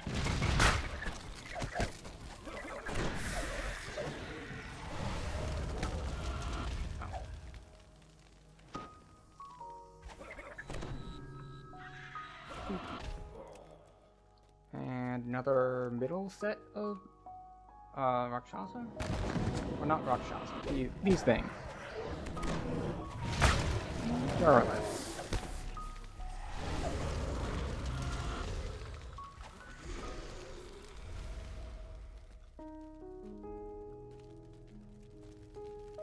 Oh, right, I always forget about this round of spiders.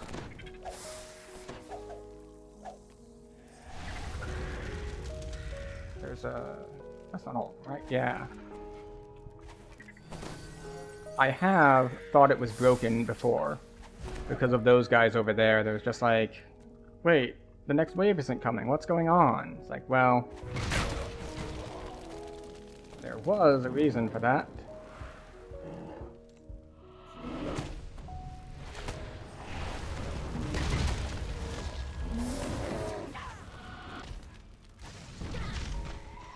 Well, there we go.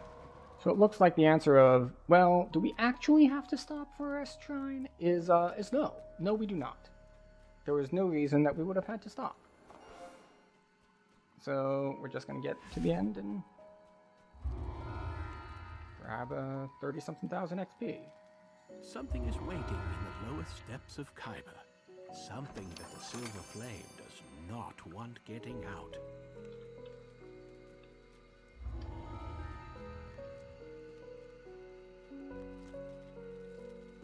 So this one might be a little tricky. Excuse me. Mostly because it's kind of a long quest. And there's a lot of, like, kill one guy type of fighting in it. Which is the opposite of what we are good at.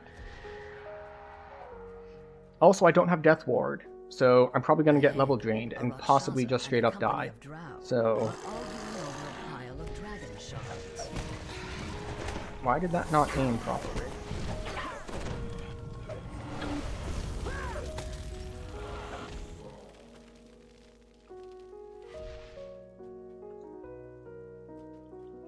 Okay. So we'll see what we can do in here about trying to use our SLAs effectively. Yeah, Wild Strike is getting pretty bad because it's capped at 12 by max caster level. Really hard for anything with that low of a caster level to be effective. Absorbing them until you have saved the flame creature from its attackers. The Spinner of Shadow struggles against her weakening bonds, while below her, the spiders consume the last of the flames. Check the wiki for something, actually. You find yourself unable to move. The Spinner of Shadows has broken free. At last I am free from that disgusting flame. You have finally done my bidding, vassals. I see that you have Chaos brought Bolt, me the dragon Chaos Sphere, and shards Wild needs. Strike. Okay. So if I want these to continue to be useful, I can take Master of Chaos. The demon overlord. Let's see, which one is Chaos glares Bolt? down at you with Right, that's contempt. Chaos Sphere. Alright, so that would get it. Acheron is on you, mortals. That's Prismatic Strike. Which one is Chaos To your Bolt? world in due time. So this would get 10 to max caster Pleases me levels. to let you live. Someone must And witness this would my get 10 to return max and caster survive. levels. So they would become somewhat useful in rotation again. One of the Rakshasas growls. We will report your But, glorious release to the world. Now let us leave this place. You must help us release the other demon overlords. Burning Hand, Scorch, and Fireball. So yeah, we wouldn't take Master of Fire. I will do no such thing. Now that I am free, I have no need for the other overlords. Or for you tedious lords of dust. Not when she awaits me. Now be gone! A burst of blue flame suddenly erupts in front of the demon. Come on. The Spinner of Unfreeze Shadow me. screams and scuttles back into the darkness. Lack of support for Feel Chaos her spells in the grasp on Epic her Tree. slip as Yeah, I the guess that silver is an flame issue. Guardian speaks. Hold, demon. You have And not there's all escaped sorts of yet. things that do damage, Some of like, the flame on still spellcast, burns but here. if you're gonna have stuff that does damage on spellcast, why would you use an element that doesn't also get damage on this type of spellcast? Will not last. Destroy her spiders. They have consumed the essence of the silver flame that holds her here. If you can light the Why would wards that one again, immune to Wild Strike? she will be imprisoned once more. Quickly now, she returns. Alright, so... I see your game now, Flame Spirit. You are too weak to battle me yourself, so There we you go. use these mortals as pawns. Now we can keep account of how many we've got on us. Something of my ways from our time together. Now, one good thing about fighting Spinner as a caster like this is that I don't have to worry about, like, on an imbue class, that the Spinner, while her, like, shield is up, takes 0 damage from imbues. Like, 0 damage from any weapon effects, in fact. Drive them up. So we don't have to worry about that issue, which is nice.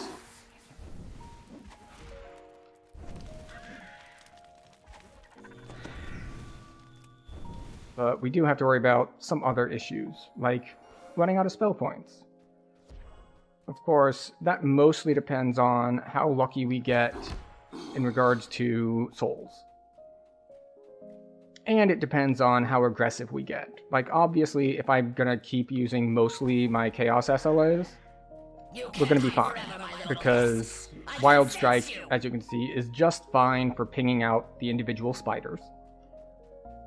But when, like, the Hezru spawn and everything, it might be a little different, and we might go to using things like Meteor Swarm.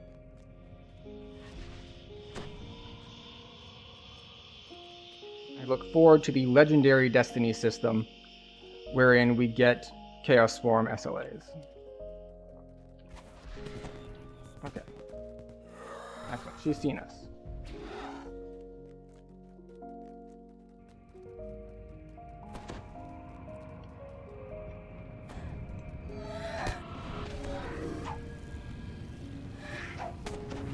This is pointless. Some chittering echoes the spinner's cries of pain. Spiders crawl out of their hiding places in response to the demon's call. Oh, that's Famine Reaper. Okay. So round 1 with the spinner complete. So we're not too concerned about that round. Once It's the next round that the can be a demon's little voice tricky to echoes deal from the with. shadows above. Demons of color, hear my call. Why did that not do any damage? My children. The color spray, I know why it didn't do damage. Because I was not in range, so it didn't hit.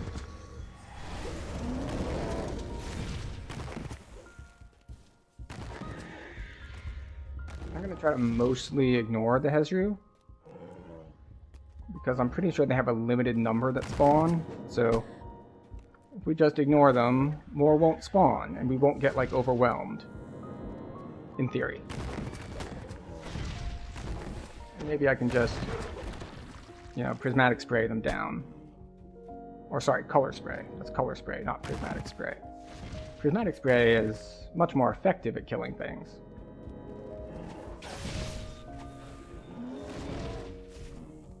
Feels so slow though, since I'm so used to being on like Tabaxi Trailblazer from past lives.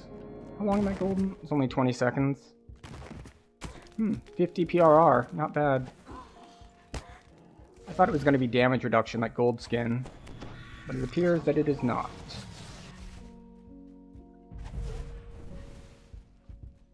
More Hezru here. Of note, I don't even have displacement up, because I'm being very, very, oh, they disappeared when she respawns? The spinner of shadows has returned to the battle. I guess I'm used to being faster, I guess, and being able to get them. Oh well. We have 14, and how many do we need?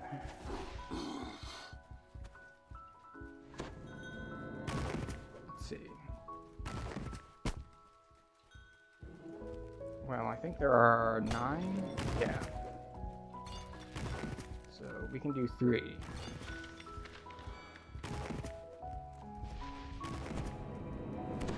Oh, there she is. Come for me. I am free, and I call to you. Come for me.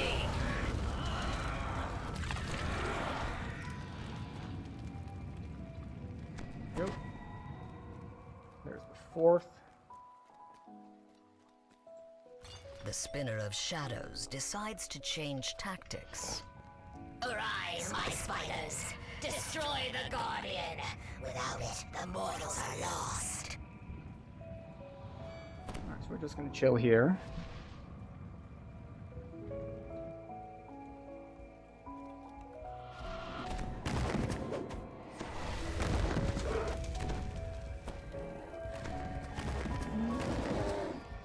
One annoying thing about the flame eaters for me is that the flame eaters are immune to fire damage, as you would expect from something called a flame eater.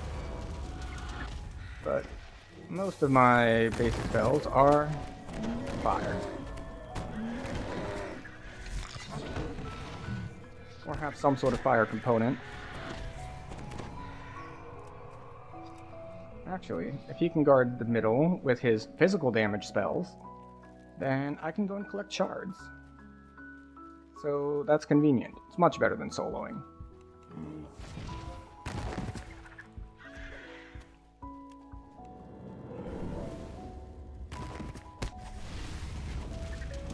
Yes, indeed. At least we have Chaos SLAs.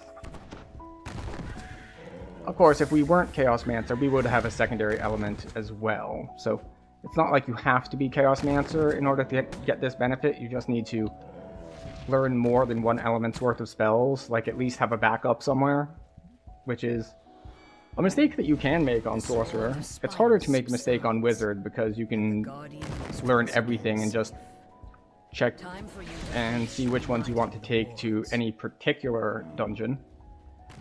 But Sorcerer, you kind of just have to make your choice. So let's see, I only have 4, so we need 16 more.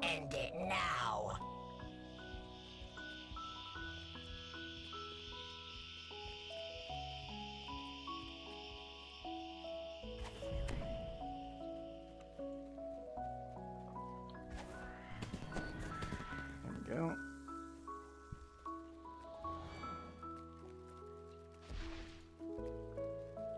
Okay.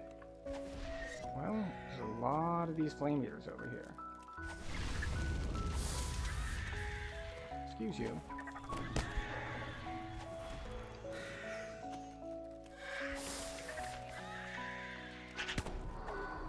Okay. I can't just face tank her, I think, on this life. I think we do actually have to take her to the center. Look specifically. I did not take the one for increased stuff, but with bad luck. No. Alright, we are getting beat up a little bit.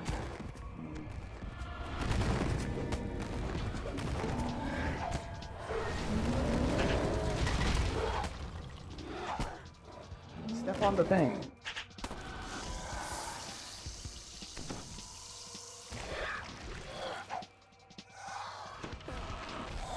Step on the thing, damn it. Why is she not going damageable? There we go.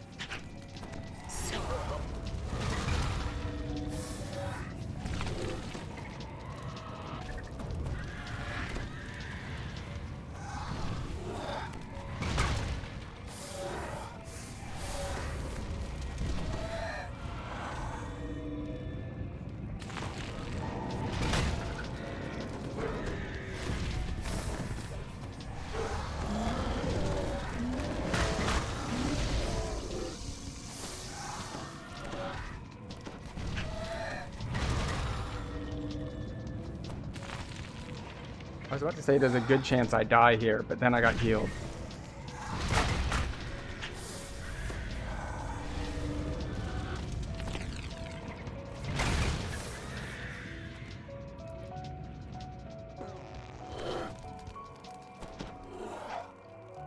Okay. I now have 19. That's more than enough.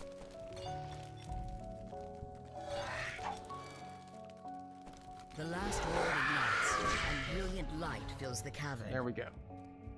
The spinner of shadows. Being able to burst her down once she's standing on it is really nice. I remember on melee, it means it can take a while to chip her down. But basically, once she can take damage from spells, I can really lay into her. But yeah, you were referring to this, I think? No. This one? Where is it? Yeah. So, yeah, I didn't pick this one up. Is it good? Because I thought the very bad Wild Surges were, like, really quite bad. Like, Undispellable Blind kind of bad. So, yeah.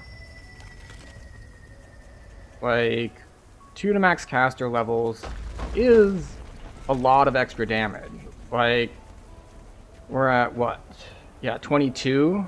So it's about a 9% damage buff, which is significant. Of course, it's actually way more for these because these are capped at 12. Bringing those up by 2 gets them from 12 to 14, which is a 1/6, which is what? 16, 17% increase? It's a pretty big chunk. Leave them. Loth commands. The demon web will soon swallow this place, and then with yeah. it. Now, bring me the dragon shards. There is much to do. Oh, they did come back. Loth's voice fades away. You suddenly find yourself outside the prison. Standing We'll just before keep the going. Silver Flame Guardian. We'll do Rift.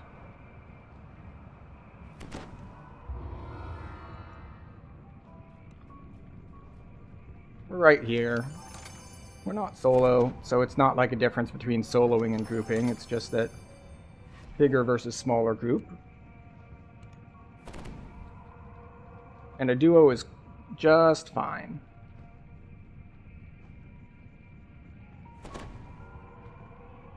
So, I don't know if anyone here has done Chaos Mentor and tried the extra caster level stuff, but I don't know, it just seemed too risky to me.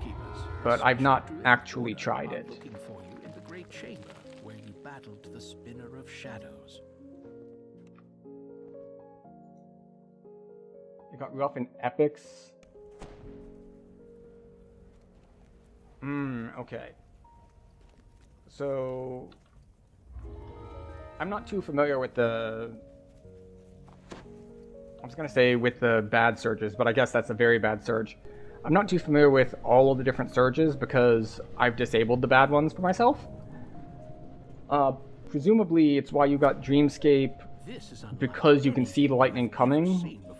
I guess it's similar to some of the like swords from the spirits in Ravenloft or something like that. Or if you don't remove the curses in the last Isle of Dread quest and those swords that appear over your head as well. That if you're about to get one shot by the lightning, you can actually see it coming. Stormcloud. Okay. You're a stranger here, I'm thinking.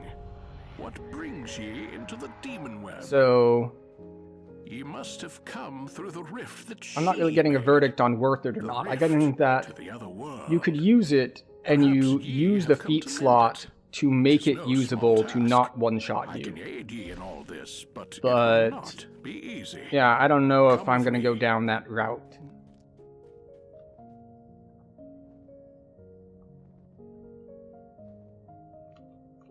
We are in the realm of the vile goddess Loth. She and her sister, the Spinner Right of now, Shadows, what I'm thinking of doing in the source of builder thy current troubles. is Capstone, Fire Savant, T5 Wild Mage. But that does mean that I won't have enough points to go Greater Color Spray and Fey Dark, so I will lose that as an SLA, which is unfortunate, but, you know, She slips again. This what you're gonna do. The demon web sprawls So essentially, I'm going to be a Fire Mage, or Firecaster, with all of the extra crit damage and caster levels and all from Wild Mage. And therefore be much squishier than, what was I thinking of? Than if I had Eldritch Knight, because normally on a sorcerer, I'd go Eldritch Knight for all the nice defensive stuff. What will she do? But, you know, She is free from her you can't do that on Chaos Mancer because they don't have that tree.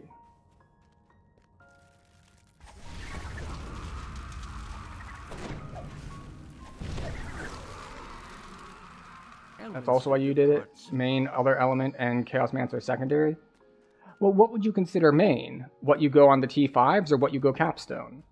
Because this is going to end up like a 39-41 sort of situation. Only the strong survive in the demon web, and these treasures were not strong.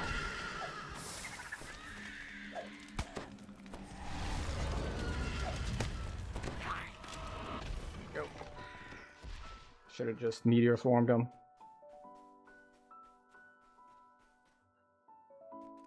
Okay. Well, I might try out the caster level thing some. I think, what am I gonna have to give up for it? Probably have to give up, like, 2 crit damage or 1 charisma or something. In the distance, the Spinner of And the crit damage is nice, especially because it all adds up eventually, but individually, the points are relatively weak.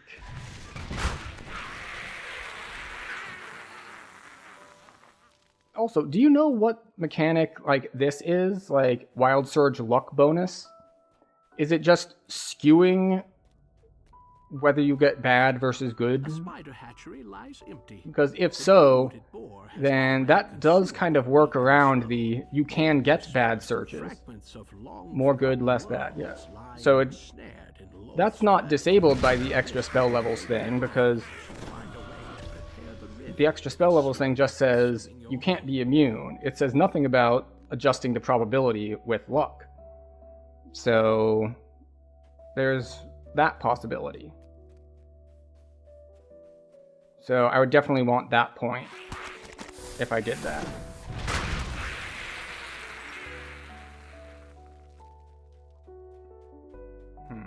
Okay. I might shuffle a couple points around. On a distant shard of the demon web, Loth greets the spitter of shadows. It is time, my sister. The dragon shards are in place. Like, I'm thinking, like, do I really need this? Like, wait, what is the caster level on this? I capped it 22. Alright, so it's capped at the same as the others. Let go of your physical form and join me. Become greater than you ever were. Well, that's one way to do things, except I'm using my racial points for the immunity and already getting other stuff over here by spending racials on that instead. So, yes, I will actually have to move stuff out of stuff in Chaosmancer. But I guess I could move stuff in my racial as well, because I could just get the 2 points back from here. And that'll move over there, because I don't have 19 racial points.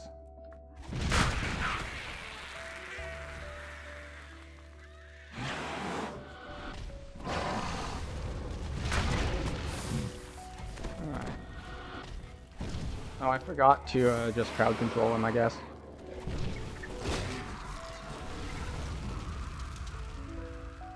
Because he's one of those guys that is unexpectedly able to be crowd controlled. Because usually it's just like, oh, it's a mid-boss sort of thing. It's going to be a red named, no crowd control land. Whereas that guy's susceptible to everything. You can hit him with stuns, you can freeze him, you can trip him. Like, he's got like no immunities. Which is convenient when you just want to kill him. If you are to find Elminster, you must make your escape from the vastness of the Underdark. Alright, off we go. And we're back to wanting to snipe down individual single targets. But this time the single targets are a little stronger than the little tiny, like, spiderlings. Now we got earth elementals, and they're a little bit more annoying. Especially if I fail my save. Oh, I didn't fail my save. It just still applies dots, even on a successful save. Because I guess we still were successfully hit by it. We just made our saving throw. Alright. Well, they can come get me in a second.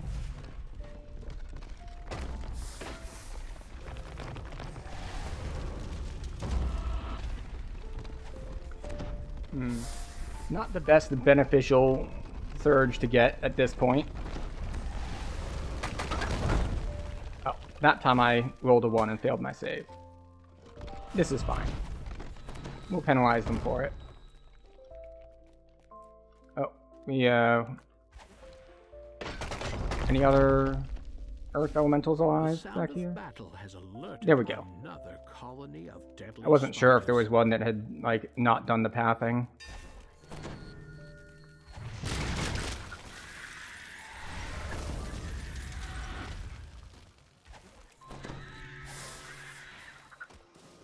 Okay. Is that all of them? Excellent. It was all of them. Hi.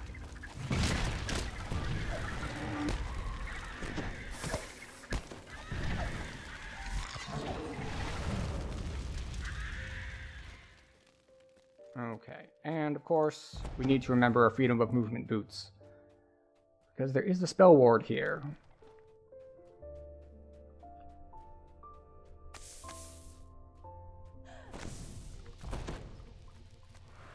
Oh. You have stumbled Lisa into has a awakened. group of heavily armed drow. don't look anything like the drow you've encountered back on Eberron. And they also Hi. don't look pleased to see you. You know, I didn't expect that to land on all of them. I kind of expected to see, like, spell resistance pop up. But, you know, I'll take it. I guess DCs are high enough, but then again, DCs and spell resistance checks are two different things. And if you're not familiar with those terms and all. So, difficulty check, or DC, is basically whether or not the spell lands. Like, and this can be for things like evasion, it can be for things like, this says, you know, the save is 59, and if they make the save, then they take half damage. And that's, so you want to raise your DCs, difficulty checks, in order to make those land. Spell resistance is something else entirely, that is mainly just for crowd control spells. Like, damage spells don't have spell resist checks. It snaps. But spell resistance is a relatively rare, depending on which quests you're running. But, like, fiendish stuff gets it, and drow get it. And it's basically another check even before the difficulty check to see if they just ignore the spell entirely. Guard in front of the gate, almost as if they had been ordered. And that one is affected by different stats. That one is affected by spell penetration, not plus to DCs.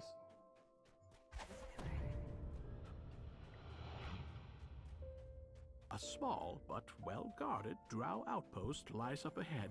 Okay. Melee and range power just in time for the fight, of course.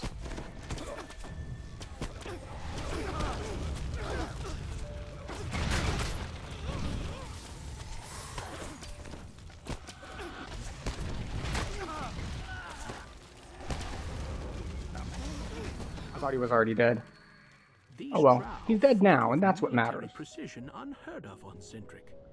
And yes, I did run past a couple things that spawned, entrusting the favored soul in party to be able to kill stuff, because they were right behind me, and I didn't leave stuff at too high a health, so I must put my confidence in them and their ability to kill things.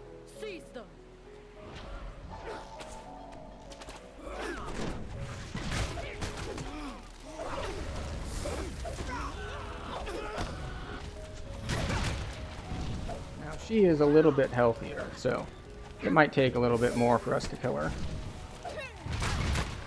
But not too much more.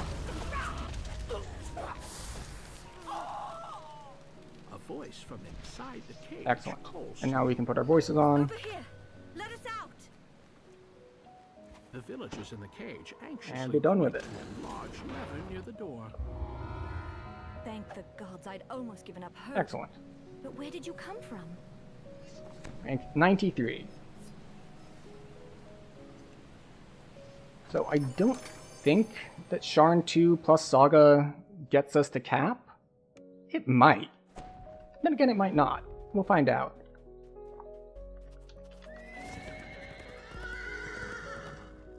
We'll see if this person wants to join us in Sharn 2. Just tell them that's where we're headed. And we will find out. Because Sharn 2 only has 4 quests. Alright, no, he's out. So, let's see. Cap is 3.8 million. And we are at 3.6. So we need 200,000. And we get 55 from the Saga. And yeah, 55 from Saga, which is, let's see, quick maths. We need 120 from the quests, and I don't think Sharn 2 quests are given 30k a pop. So we'll have to hit something else afterward. Probably Wayloon. You're gonna see how far an auto with a sovereign pod will go.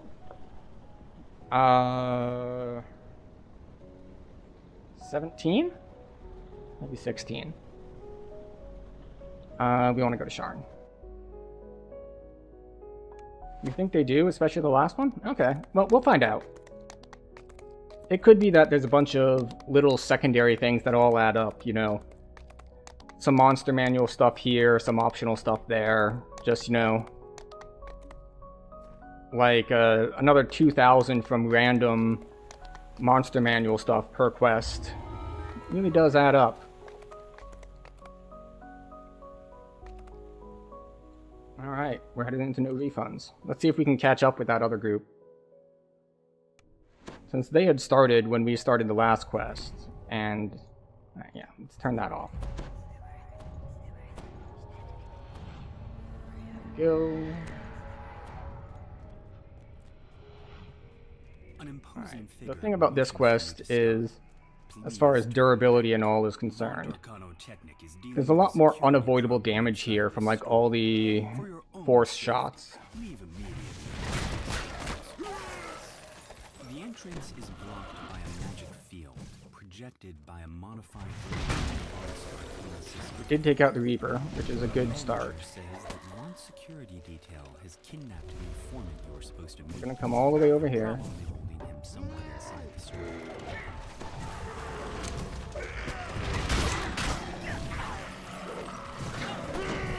Now, one way to avoid that said unavoidable damage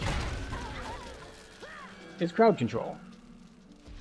And they were kind enough to drop souls for us, so there is one in here. So that's 2 crests done. Now we can head on our way.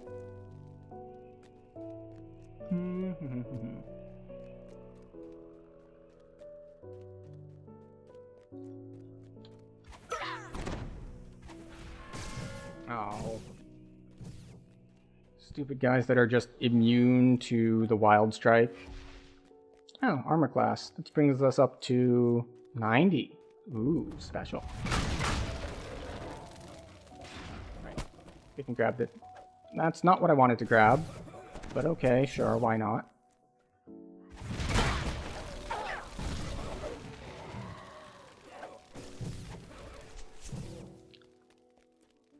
Okay, so that's 3 crests.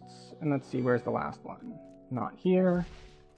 Not here, which means it should be all the way back in this nook. And unfortunately, you can't hit the guys in the nook from long range, because they don't aggro until you get closer.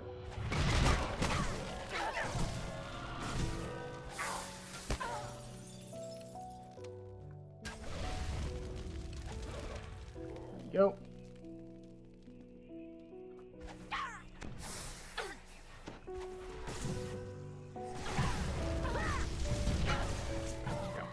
Okay. We might have jumped down at slightly the wrong spot, but it worked out for us.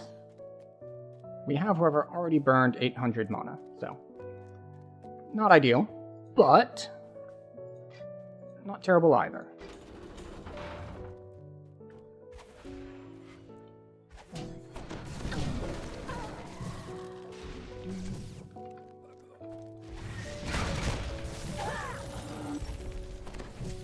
See if we can get them to group up a little bit more, make our spells a little bit more efficient.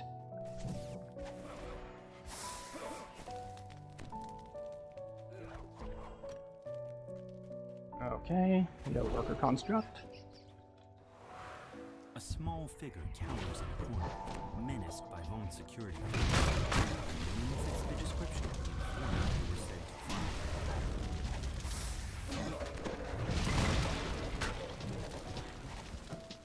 Oh, there's one more.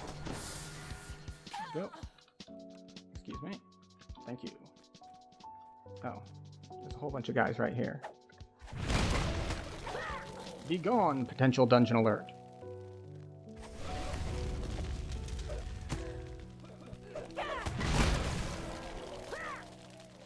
Excellent. I have really come around to the healing epic past life stance. Like, summoning chat had suggested it a while back, and I was like, I don't know at the time, because Colors of the Queen is pretty nice.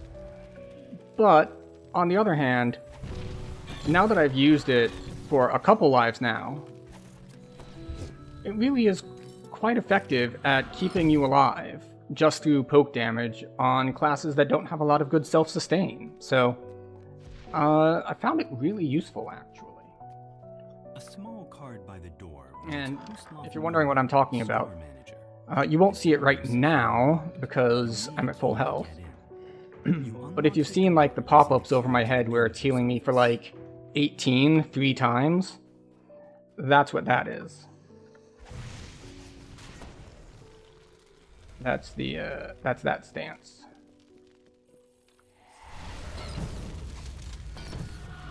There we go. Had to be a little bit careful there not to fall because I didn't have a feather fall item on, so there wouldn't be a chance to grab the ledge. If I fell, I just get to fall the whole time. The radiant idol calls out to you as he climbs aboard the sky. This is junk. Just blunder around breaking things. People who matter in this city when Alright. attacks unimportant citizens. Quick and easy. I leave these barbarians to you, my dear.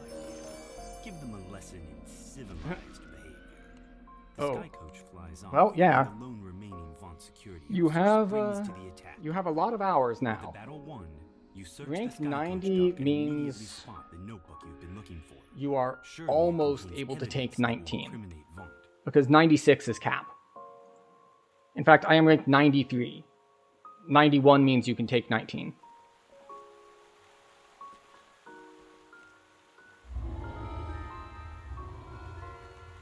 And you might think, but there are 20 levels at 5 ranks per level. Shouldn't it be 100? It's like, no, because you didn't take 5 ranks to get level 1. You started at level 1. So, that's where the -4 comes from, to give us 96. You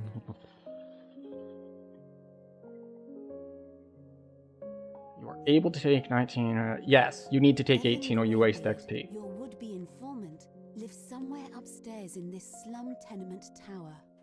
The door into Evan's apartment stands before you, wide open. Which, you know, isn't that bad, because as we've mentioned earlier on this same stream, because I'm in that level range, there is a lot that you can do at level 18, like as far as level 16 quests are concerned.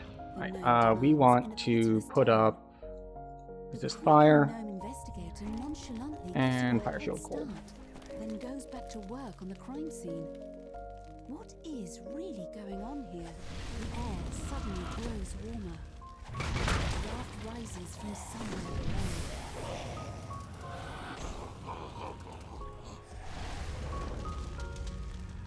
Wild Sword Unicorn. That's a really nice one. It's a shame I don't need it right now. It's just a ton of healing. Like, you just stand in it. Oh, right, you can't do Sharn 2 since no Sharn 1. That's true, but you've got all of Wayloon, you've got the Moorgrave University 16s, you've got Lords of Dust Chain, like, that's more than enough. And of course, you could always hit 17s. There's Good Intentions, there's all of Vecna if you wanted it. There's, I think there's a new one in that range as well. Perhaps the bartender has seen him.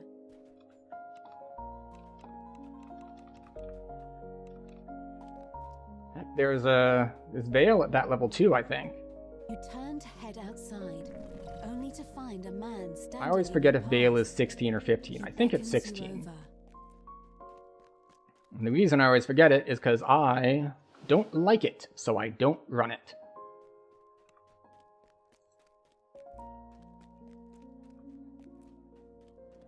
Alright. Now we are looking for a woman. But not just any woman. A special, specific woman.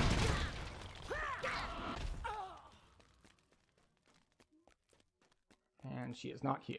So we're gonna fight some dudes and see if all the noise draws out the target woman.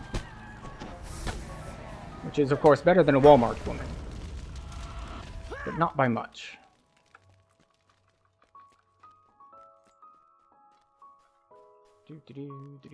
These ne'er-do-wells have mistaken you for an easy mark. This won't end well for them.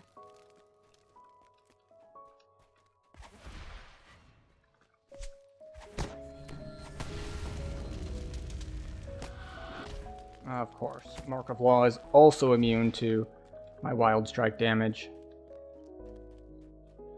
Alright. Lady, where are you?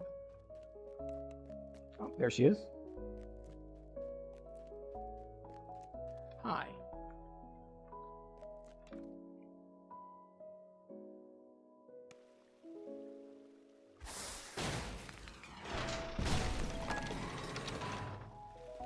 Much easier than melee, which I think I mentioned last time I was here last life.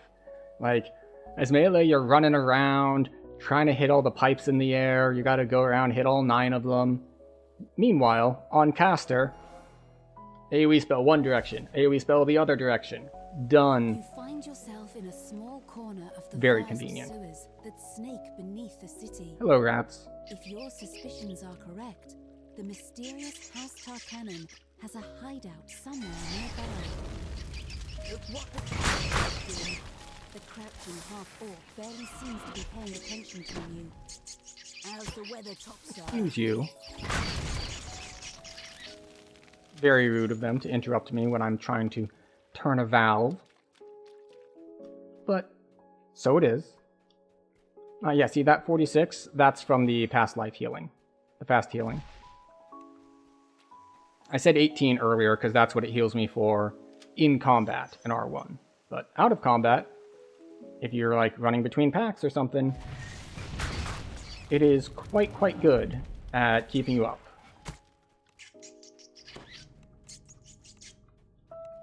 Oh, there it is. The third valve in here spawns at a different place than usual. Or, I wouldn't say than usual. It has multiple spawn points, as opposed to the other two that are always in the same place every time. Alright, and we have enough spell points that we're not going to bother resting. Because, well, it's only cost us, 900-ish so far. And while this last section has more fighting than probably the entire rest of the dungeon combined, we're still not too overly concerned. Then she sighs with exasperation. If you want something done right, you've got to do it yourself.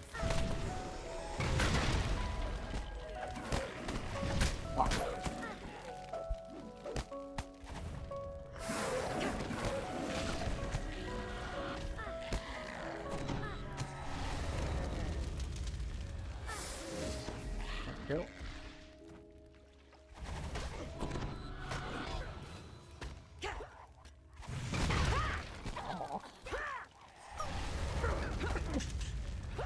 Excuse me. Alright, so I was hoping that that would hit one up top too.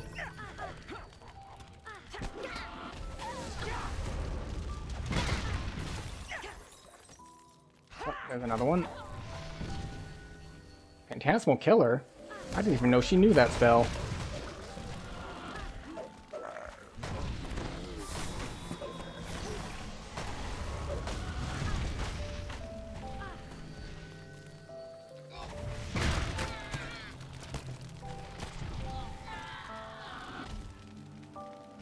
We have a deal, Talion.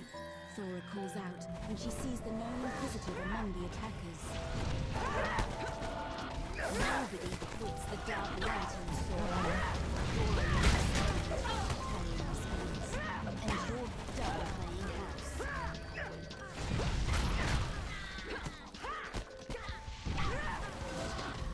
Alright. Well, we now have a party member. They will arrive just in time to collect XP, which is fine. That's what we did earlier.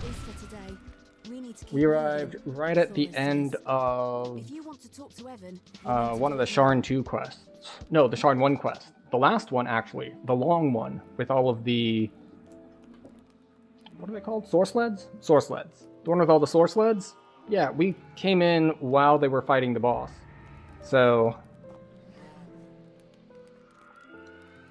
we got to skip ahead on that one a lot.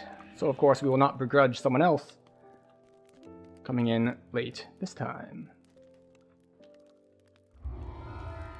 Huh, they are like, this one is like 30k. Go figure. So yeah, there is a good chance that this gets us to cap. Because we have 2 quests left. And it'll be close.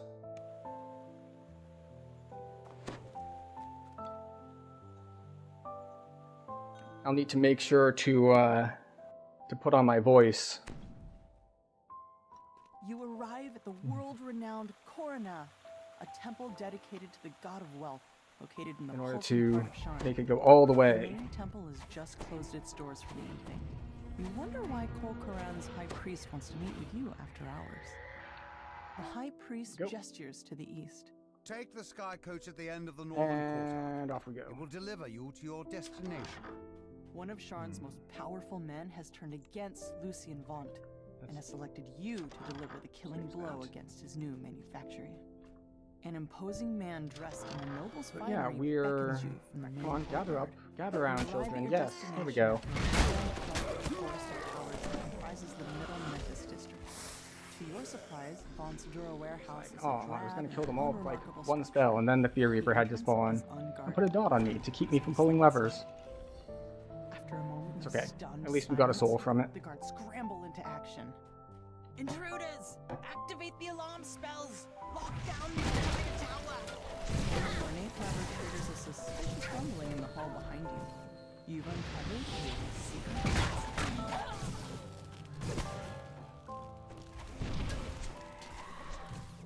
Alright, so...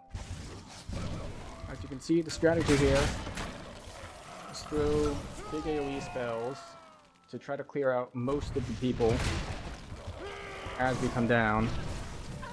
So we can just keep running while also keeping Dungeon Alert down. Guards in front of the tower's lower doors.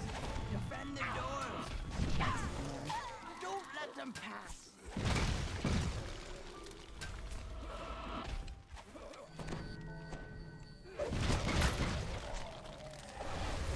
There we go. Of course, that does burn a ton of spell points, but you know. Open the doors, a wave of hot air. The heat reminds you Unlike of the your last in time, dogs than or the a last place. quest, we'll say.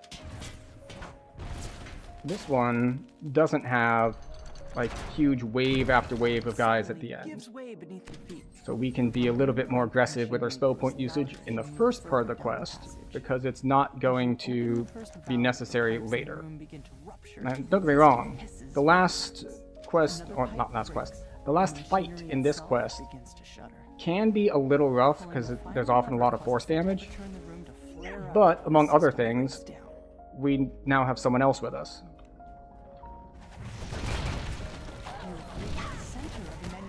So we don't have to worry about it as much because we aren't all alone. But yeah, there can be a lot of force damage in the last bit of this quest. But the best counter to this particular last part of the quest is more damage. You just gotta burst down the ads when they spawn. That's really all there is to it. Because while the boss does do a good chunk of it, they're not the biggest threat. Arcane lightning crackles through the grating as the device overcharges and Go. melts. The last piece of equipment And our party member is already out sputters killing and guys. stalls. Soon, the entire tower starts to wake.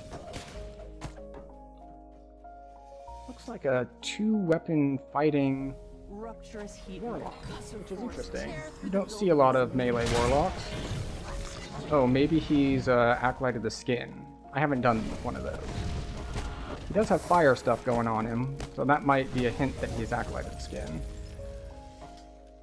A gnome roars at you as you Sork enter the Warlock, room. so he's just Eldritch Nightlock? How could you destroy it like that? You'll pay for this travesty!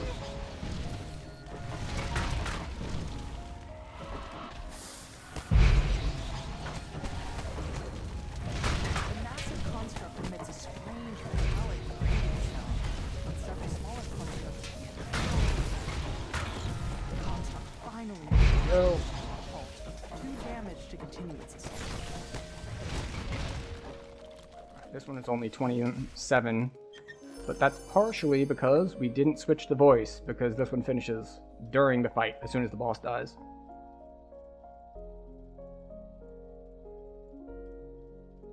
But yes, much easier with a partner.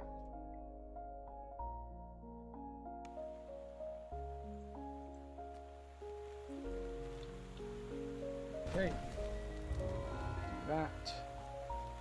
That, and we're good to finish up.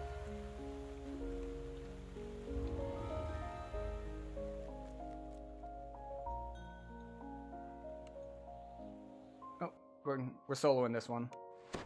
That was enough to get our party member here to cap.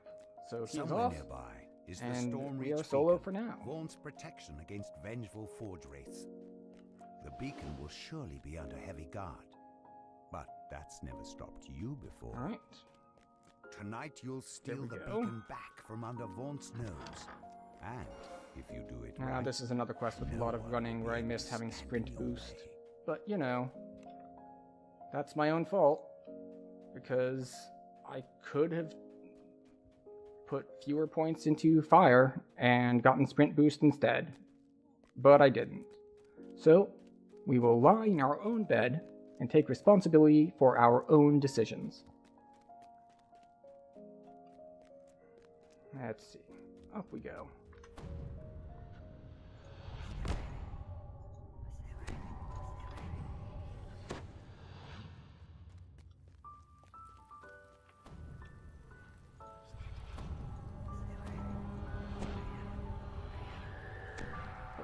Just missed that ledge.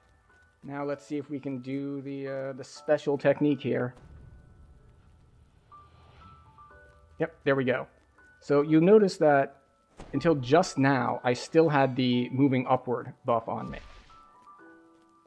And the trick there is that if you can step onto the ledge, it cancels out the upward movement. And as long as you don't jump, you will be able to keep walking. Whereas if you miss the ledge, you will helplessly float up to the ceiling more and more, like the Willy Wonka and the Chocolate Factory in that room with the fan at the top. You'll just keep floating upward, and you have to wait until you can come back down.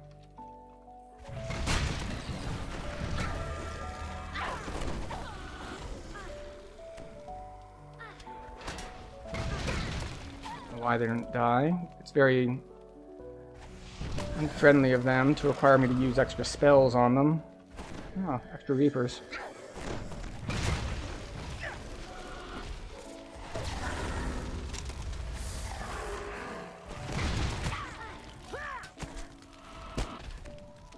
Excuse you.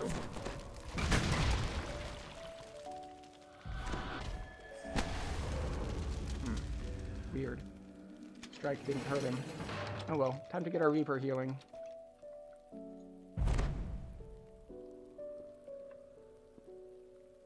Off we go.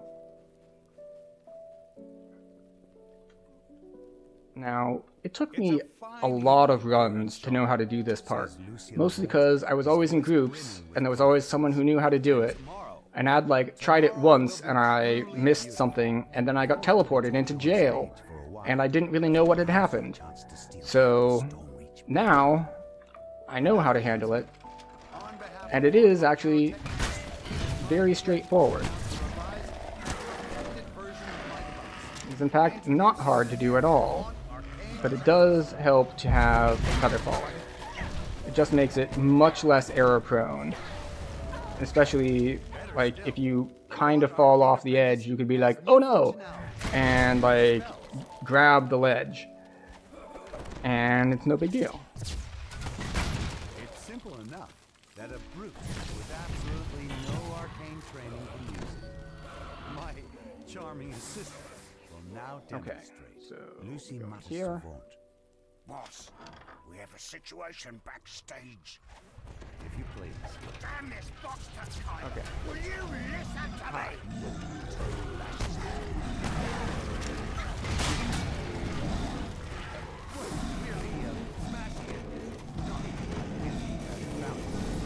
But you'll notice it still casts the spell. There we go. Even when misused in such a wasteful manner. Nice and straightforward. Cool. Unbelievable. Door. The troll says, quest for You do have to put up the dimension door before you reach your hand in. When you reach your hand in is when the dimensional anchor comes up. And also, just because you reach your hand in, don't take the dimension door. You still have to grab it afterwards.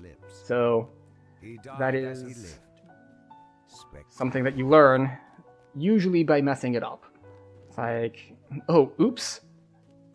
I went through the dimension door, but I didn't grab the quest item. Unfortunate.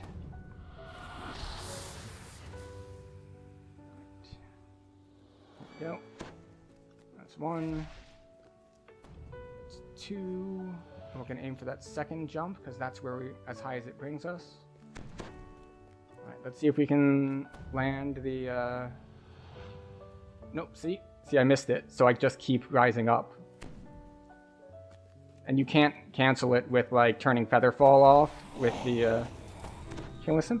I am on Cannith for now, but you know, after another, I think, week, like we only got 1 week until server transfers open, I will be on Thrain. Although chances are that I'm not going to like transfer my main day one because I don't trust it. So I'll be on. I will be here on Cannith for probably another, I don't know, 2 weeks-ish, while I wait and see how the everything goes with the server transfers, and then I'll be on Drain.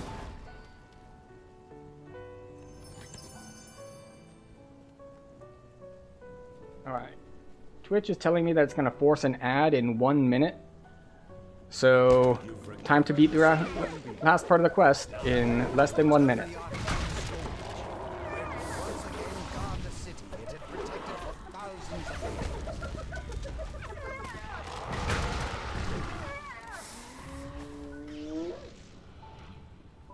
Okay. Now get off the ship.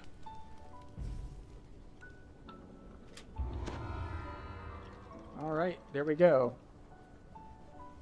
45k. Welcome, Aviator. Thank you for the Prime sub. And that's 5 months running now. I appreciate it. You as the subscriber will not get ads in 20 seconds like it says it's going to force us to do. I'm gonna go refill my drink and hang out in town while the ads run. I'll be back in 2.5 minutes. We're not going to be doing anything in game, so you won't miss anything. So I encourage everyone else to also, you know, get up, stretch your legs, grab a drink, grab a snack, and I'll see you on the other side.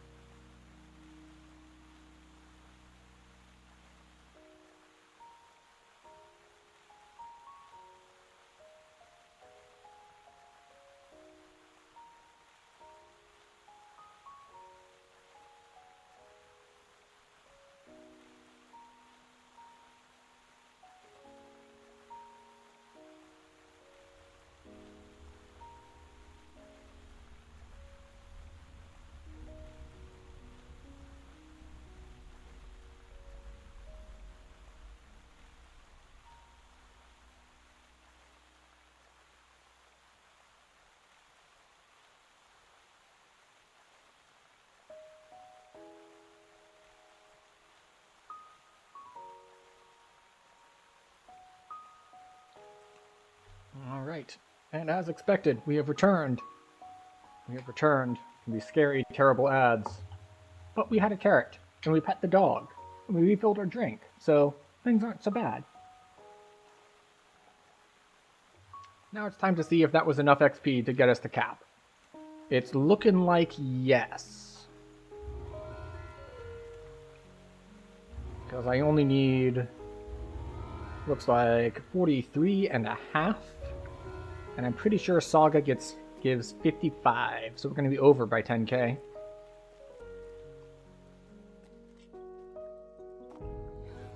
Heroic, Masters of Sharn.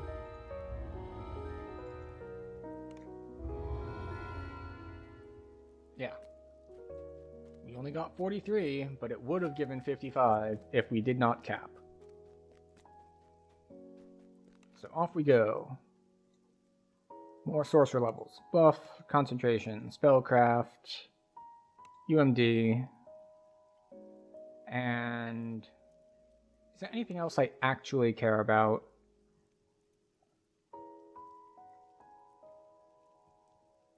No, we'll just drop it in swim. Okay, we will get mass hold because I just feel like being an arcane caster without mass hold is just like annoying. And advanced next level of sorcerer, more charisma.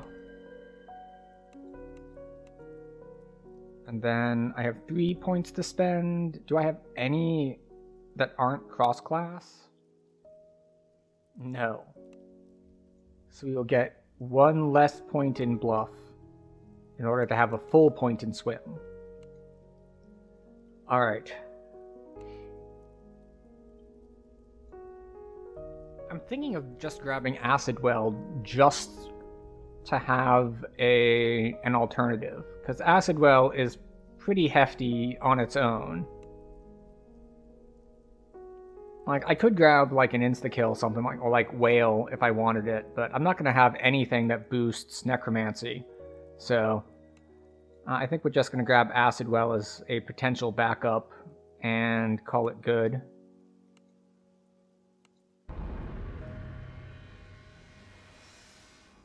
Alright. So, let's move some stuff around. Actually, we're going to reset all of them. And then try to go from scratch.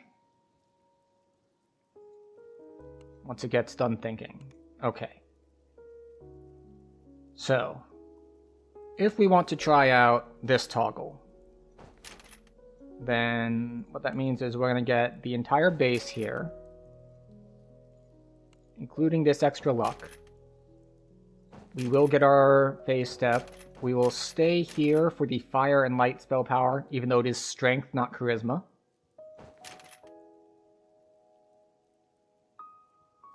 We have 3 racial points left.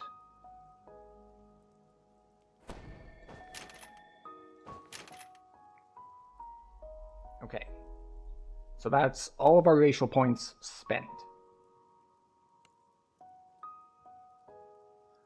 Then we want to go all the way here on fire.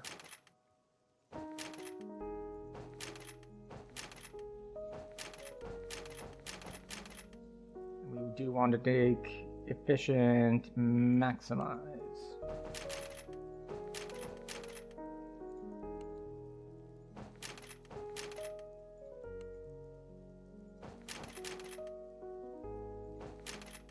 Okay, so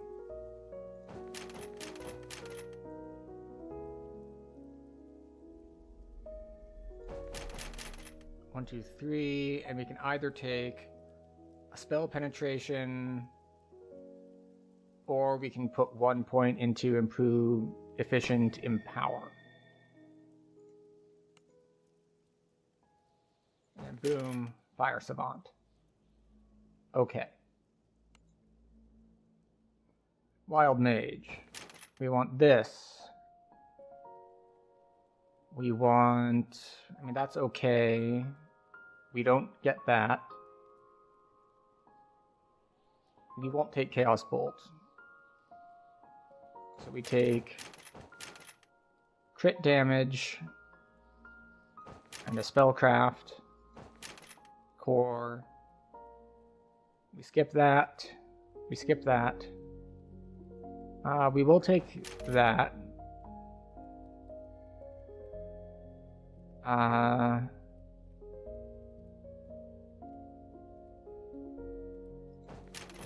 More crit damage. This.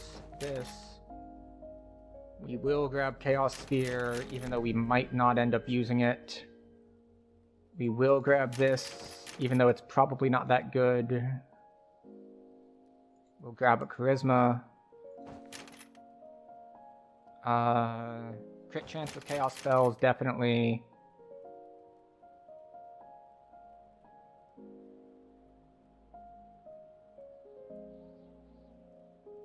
Okay, we'll add that.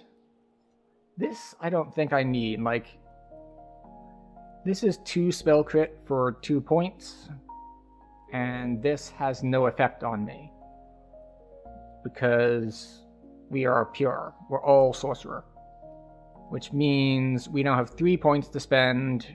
We can either get a charisma and a crit damage, or we can get 3 crit damage. Then we grab Wild Strike. We grab Tides of Chaos. Lucky. Random Deflector. And Reject Limits. Actually, we're not going to get Bend Luck for now. Okay. So we're going to call this good for now, and then we're going to decide where to put our last 7 points, 2 of which have to be universal.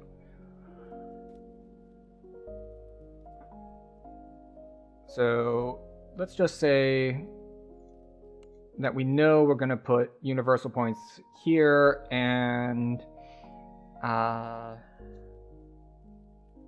spell points or spell power. Alright, so we're going to call that good, which means we now have 5 points. So we can either go up here and like grab permanent shield, grab permanent blur, or we could come over here and we could get bend luck, crit damage, and charisma. Now, if we had enough points to get all the way up to greater color spray, I think I would do this. But I don't think so. I don't think it's worth it otherwise. I think we grab our bend luck. I think we grab...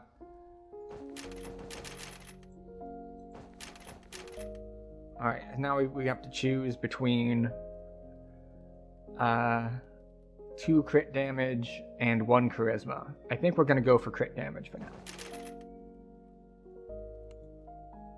Okay.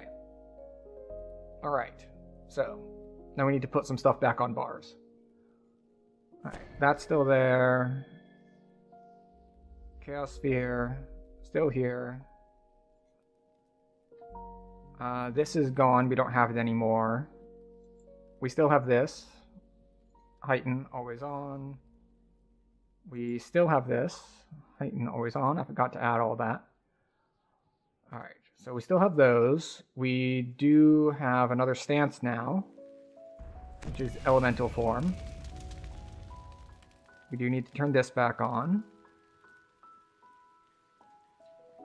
We do have this stance to turn on, which is our caster level stance that makes us get bad surges.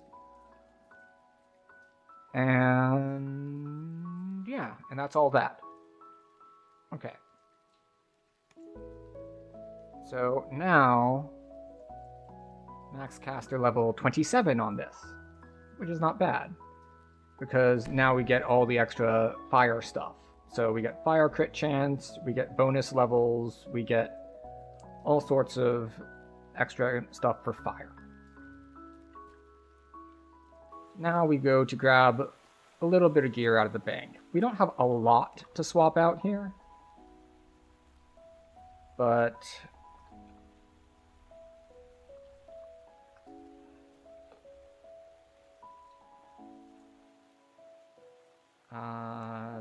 that doesn't help us any. We do want to get our Epic Ring of Spell Storing out, just in case. We'll grab our Epic Voice. And our boots. But that is all we're grabbing. Boot swap. And ring is going to go over here, because that's a clicky. And this is going to swap out. What filigree is in this anyway? Yay, and a view dice, which we do not use, but that's okay. It's got... This is here for mostly the augments. You know, resistance and defense, I figure I'm going to use basically every life. So we use our Epic Voice at level 20 every life. And we could try to find and swap to different setup for... Let's see. We have an Epic Helm of the Red Dragon if we wanted to swap that. But we are already level capped, unfortunately. So it increases caster level of 9th level spells that produce fire effects by 3. So if we take this out, we can see that right now, this is 3127 and 3127 and 3127. Okay. Now if we put this helm on,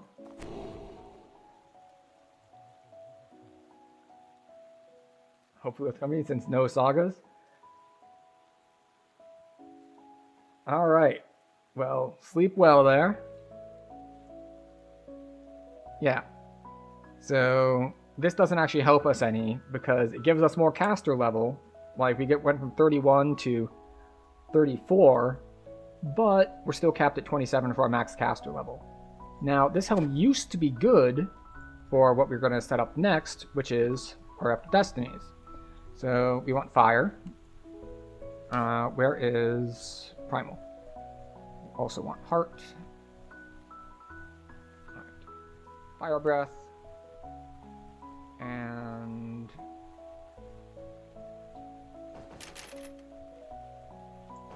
universal spell power. We'll take the fire mantle as well. We'll take bypass resistance.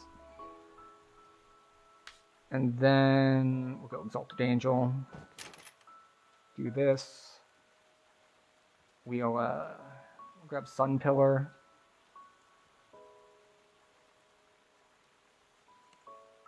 Actually, we'll test that out in a second. So we will take... We don't actually care about Spring to Summer. Like, we're not going to be casting it. Yeah. But we will take... let's see, this is fire? That is fire, okay. We'll take Rejuvenation Cocoon, and we will take Reborn in Fire. Does anything in Draconic allow you to strip elemental resistance of enemies? Resistance or immunity? Resistance, yes. This is 15 points off resistance. Immunity, no. There's nothing in here that strips immunity. Okay, so we're going to take this. Alright, so we have 7 destiny points left. So we're going to look at this first. Alright, so we want to pull out Red Dragon Breath. Yeah, so unfortunately, Red Dragon Breath is less damage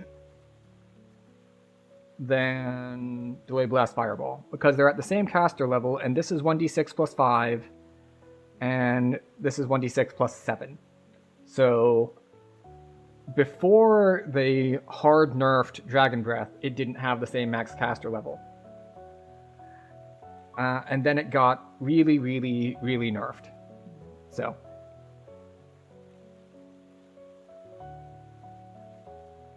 Yeah.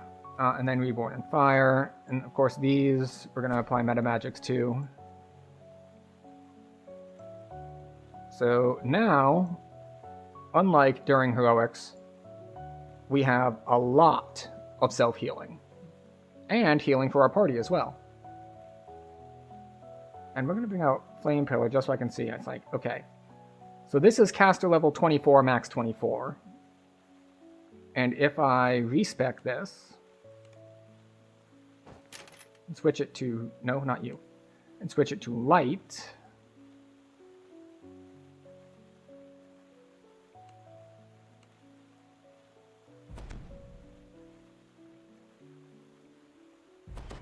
it's 24, max 24.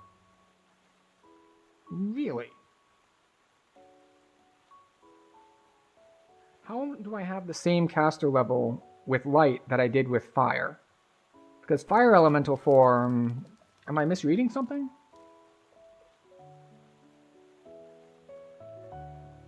One bonus to the max caster... Okay, alright. Let's look at our stat things.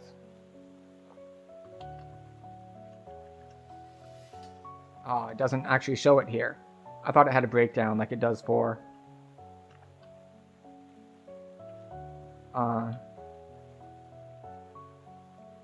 yeah. Like it has all the school bonuses here, but it doesn't have the caster levels. So let's see if we can figure this out. So they're both at 24 max 4, which means they're only being affected by the chaos stuff, because that's 2 and 2, and that's 1 and 1, and that is 1 and 1. So that's the 4 and 4, which means, wow, that's really, really unfortunate.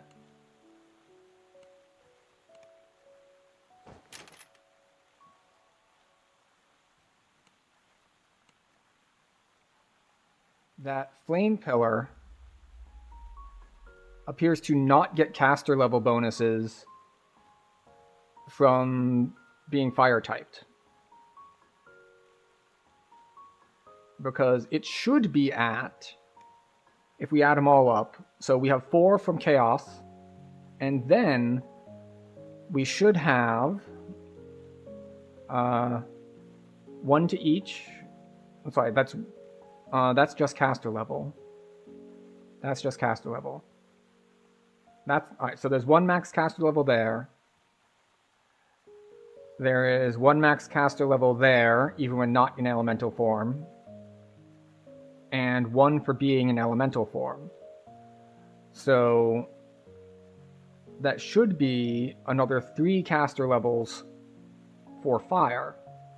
But it's apparently not fire typed. Reborn in Fire is fire typed.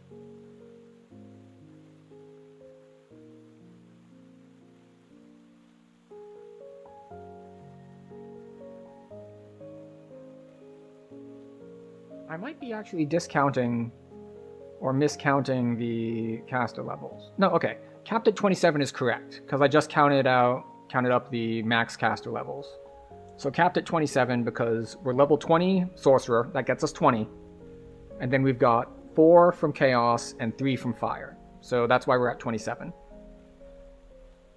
Oh, it's really going to annoy me here that Flame Pillar is doesn't get the same bonuses, that we're going to be down 3 caster levels on it. But because that is the case, that makes this an easy choice. Or easier choice? What are our spell powers at?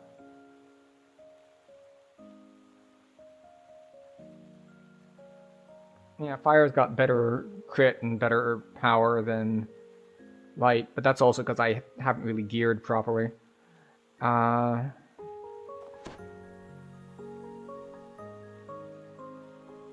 Okay. So, I think we're going to take Light to have an alternative. So it's not like all fire all the time, just in case. Especially because, as we saw earlier... Actually, no, I take that back. We don't need an alternative. We have immunity stripping now. So we'll just take fire. Even though it's not working correctly. Do we care about spell threat? Wait, how? I I'm in elemental form. I have it from sorcerer. At the cap. Technically, I also have stripping from the SLA here in Chaosmancer. This also strips immunity, which is what I've been using while leveling before I got elemental form. So what else do we want? We can get spell threat and a little bit more spell power. If it'll let me. Alright, so we will go with fire. And then this also eventually gives spell power. Immunity to that. This is turn on dead stuff. How many points do we have? We have 3 points left.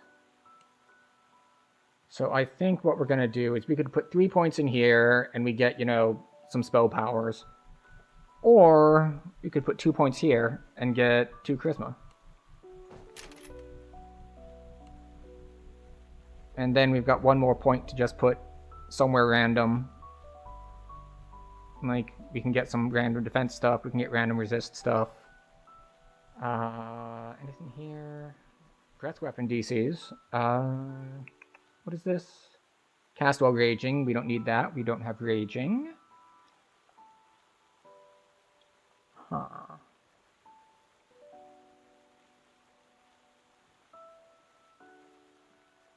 Yeah, we'll just drop it here on our way to getting some more spell powers. Okay, so let's take this out for a little test drive. Oh, wait, before we do that, we should actually put our SLAs on things.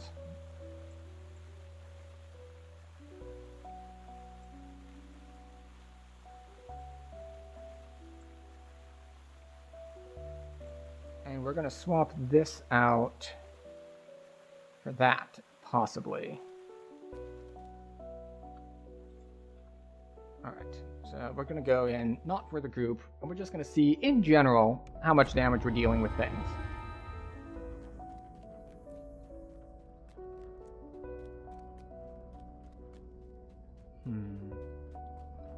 Okay, so... Oh, wait. Destiny. You know what? We won't put our mantle on for the moment. Alright, so that's 2,300 with Flame Pillar. Yeah. And Dragon Breath. 3,600.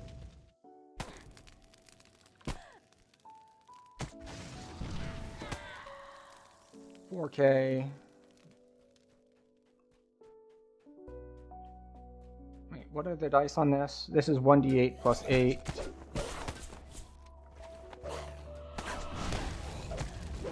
Alright, so it's like 1,700 on hit, but more on crit.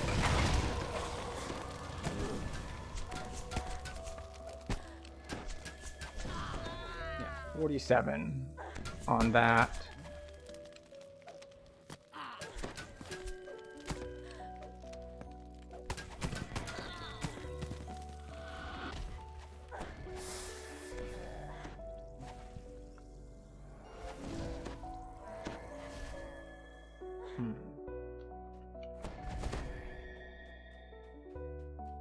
Okay.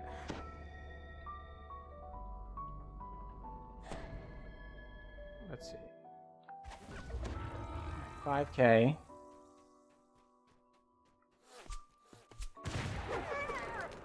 $700, but it heals for 1,000. Alright, so it's like 2,300. Okay.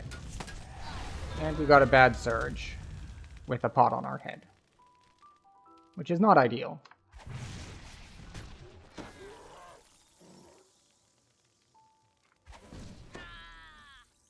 Oh, Alexander.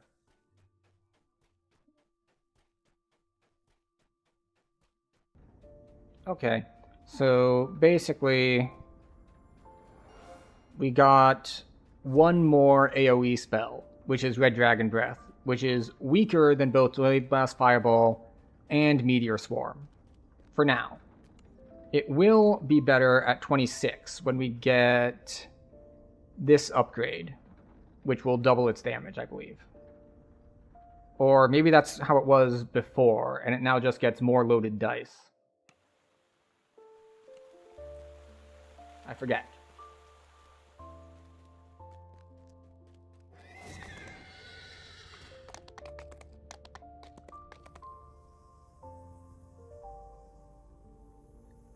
Delira's chain.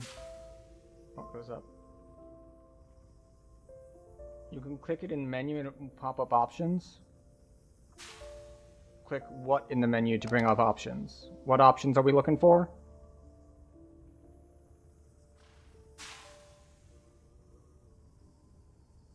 I was just dealing with the breath boost. No. Oh, well, yes. There we go. Yeah, 1d6 plus 10. So it doesn't double the damage. It gives it another plus 5. Which will make it stronger than Blade Blast Fireball. But it used to be much, much stronger because it also had caster level benefits. But, yeah. So the other thing we do need to do is we do need to turn on our mantle.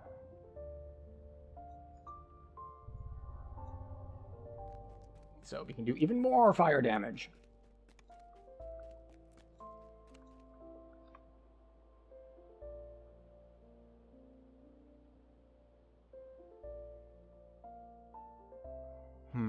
Shall we hit what goes up? We shall.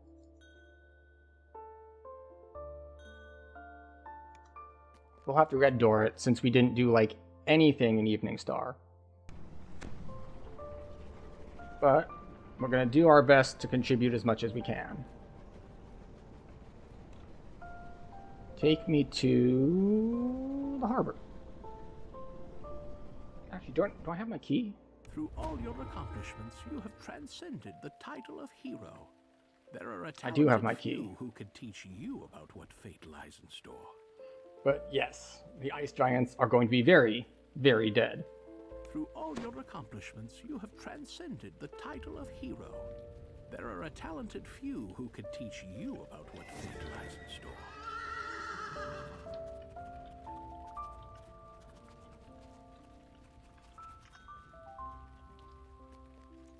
Alright. And we ride. Warlock at like half spell points. That's interesting. And he's 25, so we can't be casting Ruin yet. Oh well. Maybe he's doing a lot of insta-kills. That is one way. A lot of Evards? That too. All it really means is that he's primarily doing things that are not blasting. And you can definitely build Warlock as like a DC caster. So, you know, you wail and you hold and you do all that stuff. Oh, speaking of wailing and holding. Let's bring out Hold Monster. What else did I learn? I learned this one. I'm not going to put Acid Well on a bar yet. We're going to have to only pull that out for certain quests, if at all. Now, fortunately, we're not in anything that lowers our caster levels with acid spells, but we also don't really have anything that benefits them. I mean, besides, obviously, having 4 caster levels and max caster level from being in Chaos.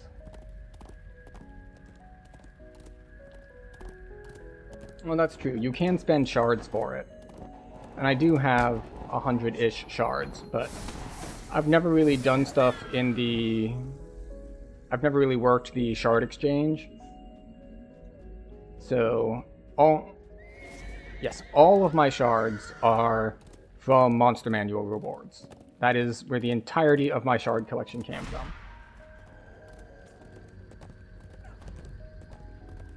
Oh, yes. Off we ride to what goes up.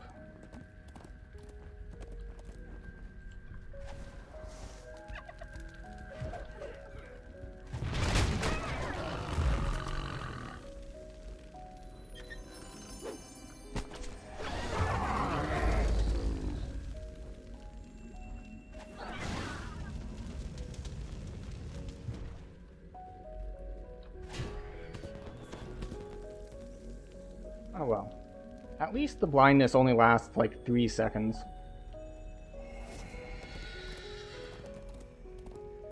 Oh, nice. Yeah, I've heard that double augment stuff does sell well. I really should pay more attention. I've probably just vendored a decent number because I rarely pay enough attention to the random gen loot that I grab. But yeah, that's one thing I should definitely be checking for, is does it have double slot? Also, we have a bad surge about to hit us.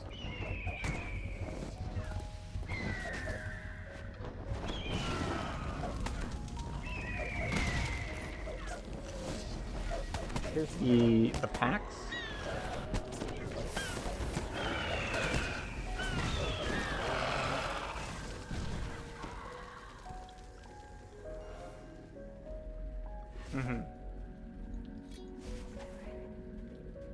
Which is a disease, so you can get rid of it with healing. Well, technically curing, not healing, but you know. Restorative magic. Oh, and we have another negative surge. So much for being lucky.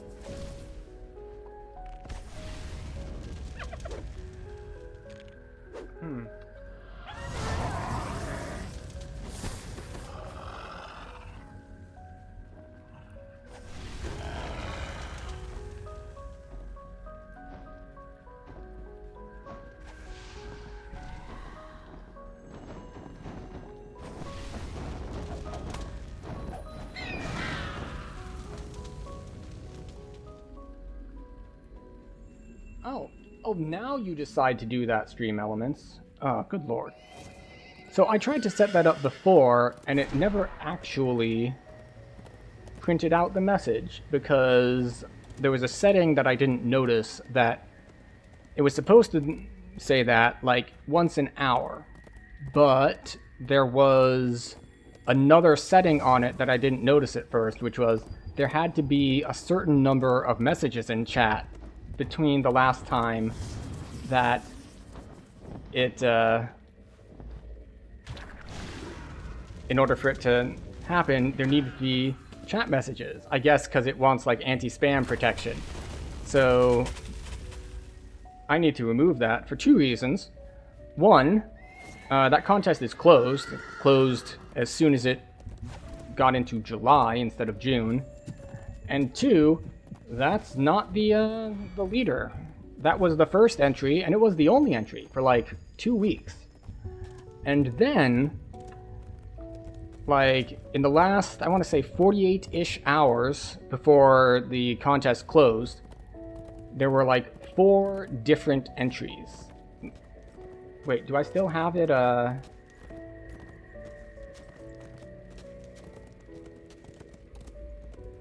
okay. I no longer have them, like, saved in a text box. But yeah, the winner was much, much faster at, I believe it was 8 minutes and 34 seconds.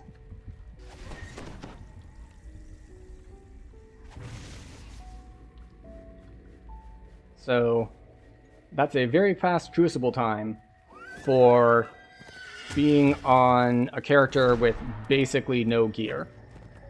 Or at least no good gear. Because the rules of the contest that I stated were to level the playing field so that, you know, we don't have an uber completionist and, you know, someone who just hit the level but wanted to participate, was everyone gets to use the same characters, which is iconics. Everyone gets to use an iconic, and you get to use the iconics gear.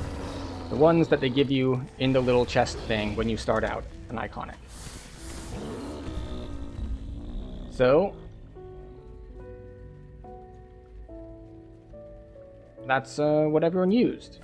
And people still put up those very impressive times in Crucible.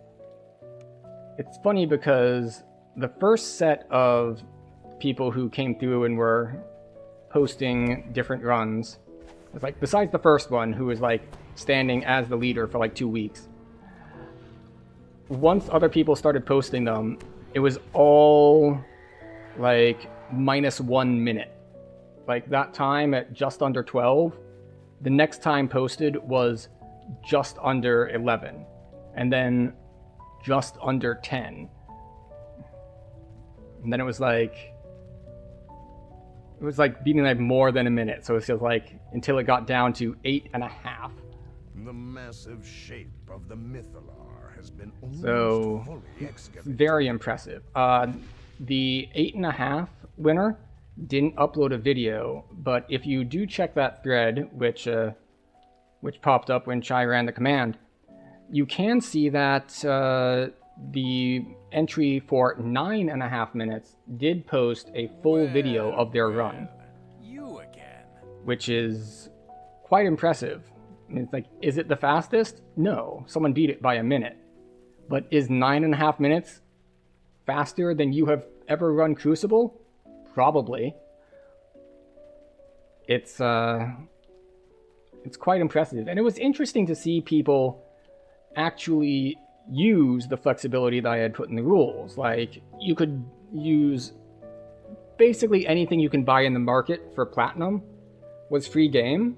So in the 9.5 minute one, I saw like, all right, he's drinking potions of heroism. He's got, he was casting force spells, so he'd gotten the force elixirs for like the 10 alchemical force power.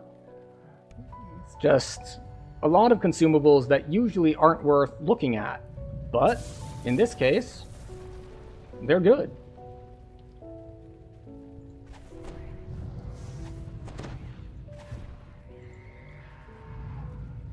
I'm going to turn Heighten always on for that. What's the DC on this anyway? 61. Not bad, I guess. I mean, I am only level 20, and I haven't swapped out main stat gear like I will at 21. Because at that point, let's see, do I have Insightful on my gear? And I've got 65 Charisma, so we're doing okay on that front.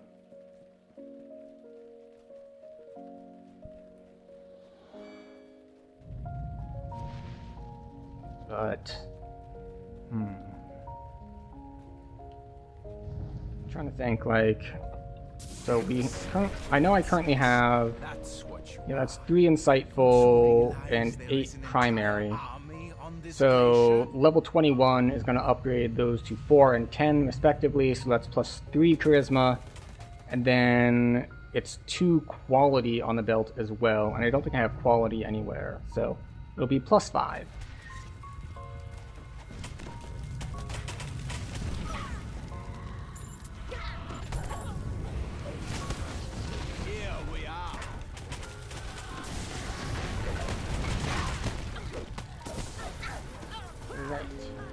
Right. Stuff actually hurts now.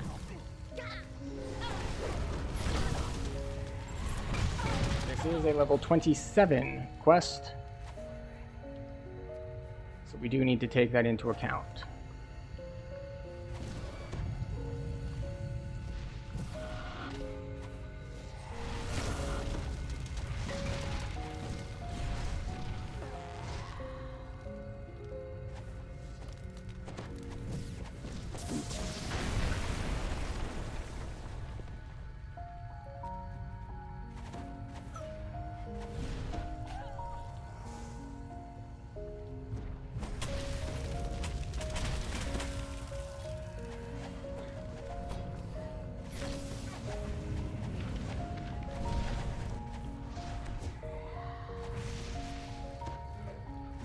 There he is.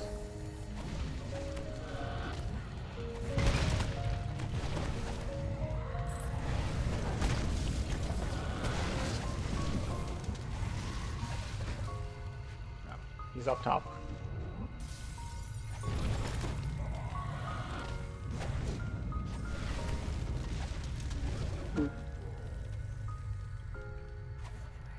And we can do Rejuvenation Cocoon. It doesn't heal for a ton, but it's not bad either.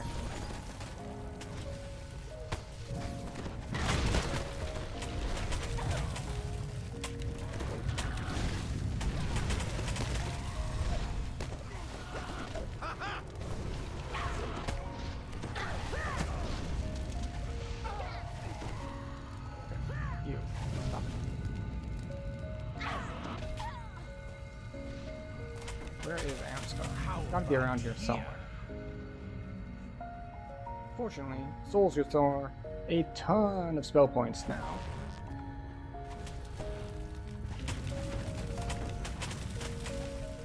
Enough of this nonsense. It's up top again. Standing?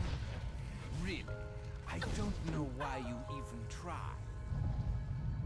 But try my patience. Enough with the blessing. See how we can like actually see even though we're in the Netheril? This is the benefit of turning off some of those post-processing effects.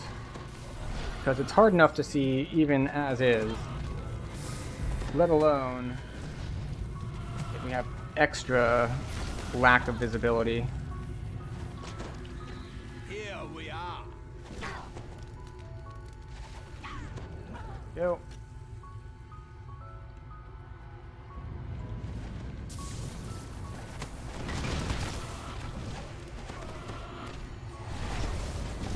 Just stack up as much as we can on him.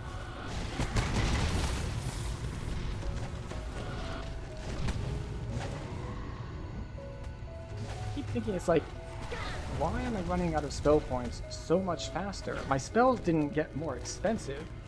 And the answer I've come to is, they didn't get more expensive, but stuff is way healthier, so I have to cast them more times.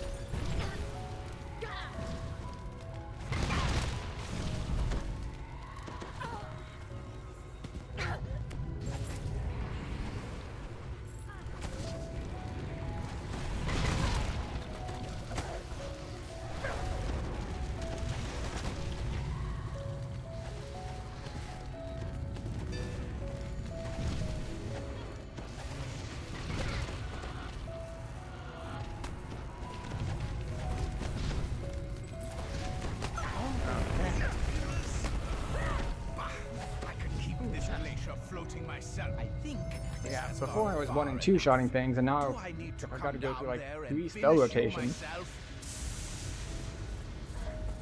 That's true. The spellcasters do have the limitation of mana often, but sometimes this is just a learn how to do it and manage it. And of course, different casters will have different levels of difficulty with this. Like Warlocks, of course, you can always kind of fall back on your blasting.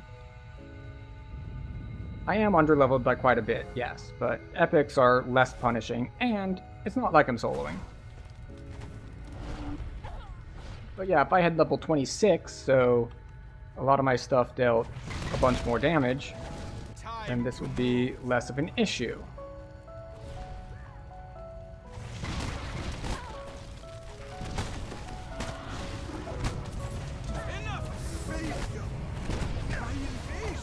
There we go. Oh look, plenty of spell points left.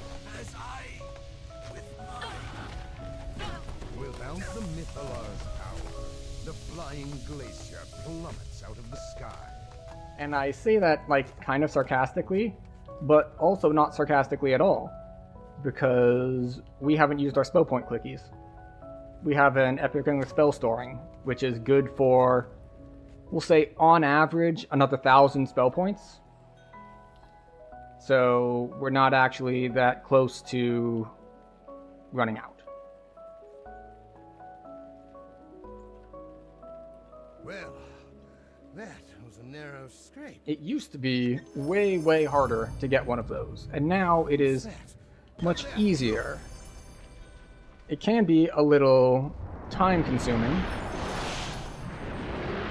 but you are guaranteed it at least, because now you can buy a Ring of Spell Storing for the little tokens that drop when you kill stuff in the Menectune Wilderness and in the Menectune quests. The little, like, they look like little, they're not diamonds, because they're like brownish, but like diamond-shaped things. I forget what they're called. But yeah, you can turn those in to get a Ring of Spell Storing, And then, of course, you can upgrade them with the desert crystals. Torque was a good option, yeah.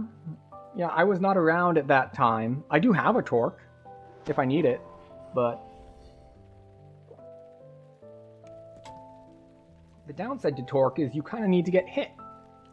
And, I can't really take a hit on this character.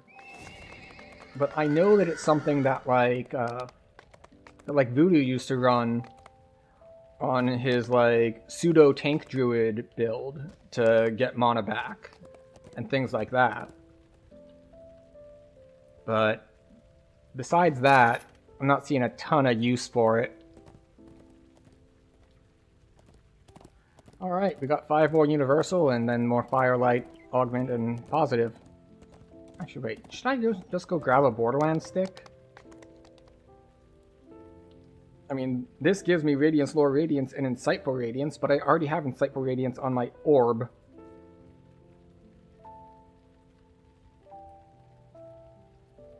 Let me go grab a Borderlands stick. Or 2, maybe. Because I'm doing almost all fire now, maybe I give up on my... well, the orb does give me the temporary spell points, which is nice. I was about to say, it's like... maybe I just kind of give up on that and go about my life with just fire. And I think the answer is, how about I just get a fire stick? And...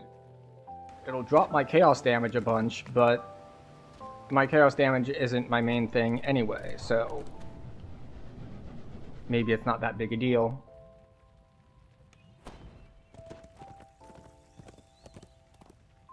Alright, keep. Okay. Keep on the Borderlands. Let's get a fire stick.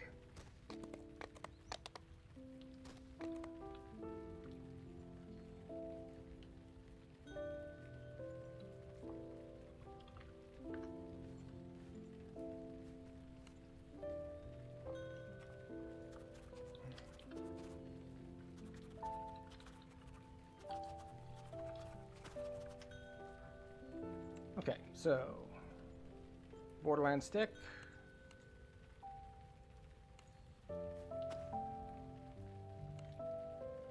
Alright, so this is Fire Lore Combustion, Insightful Combustion. So our firepower is going to go from 454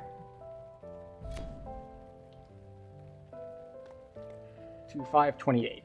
So we gained about 70 firepower.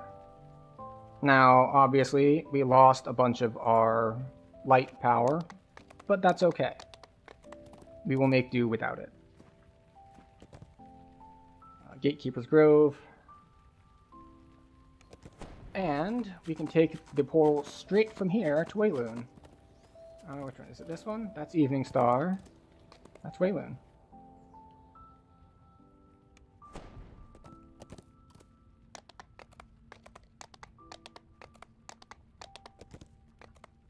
Alright, we are not flagged for mirror, but we can red door, so it's fine.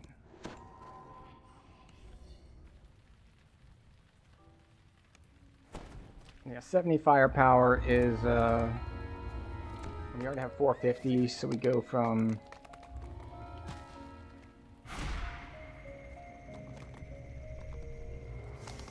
we go from 500 something to what is it? 500 something to 600 something, so...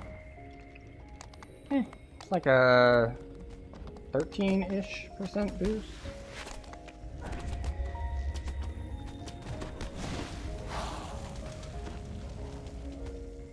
What exactly effect does this have?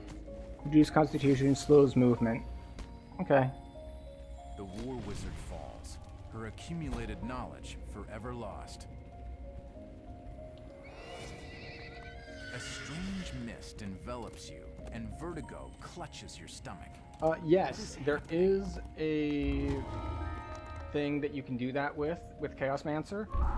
The problem is that you don't get your higher level spells. Like, Fireball... the problem with Fireball in that case would be you still get a full 20 character levels, but the problem is that Fireball, you're going to run into a problem with max caster level. Because Fireball only has a max caster level of 10. So, like, the fact that you have full levels is not as useful because you don't have any spells that will take advantage of the full levels.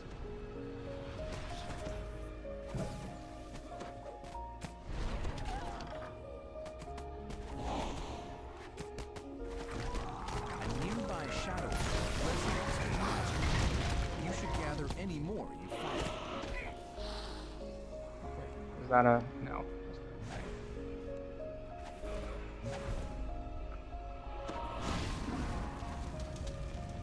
A barrier of magical shadows Alright. blocks this doorway. Mirror. There has to be another way around it.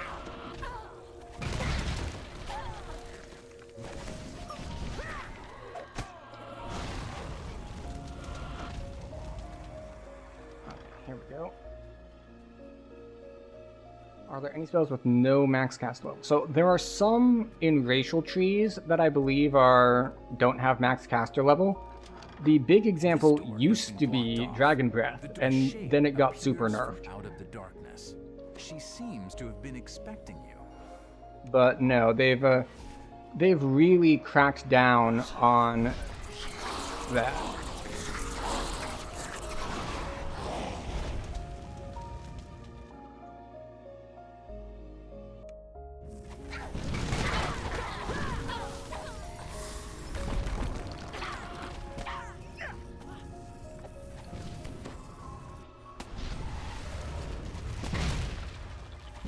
Quit running all over the place.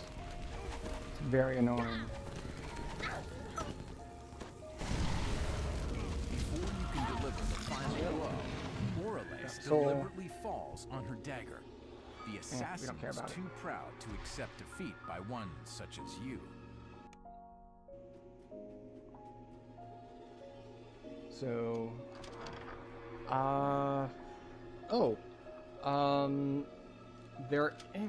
I don't know if you can do that if you're also Chaos Master though. So there is a way to make your cure spells have no max caster level, but I think it's a cleric capstone, which means you can't get it if you're multi-class.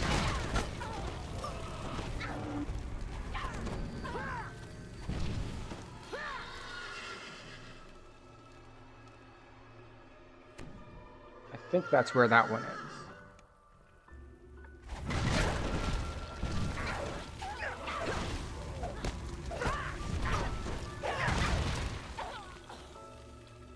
Alright, grab this light orb.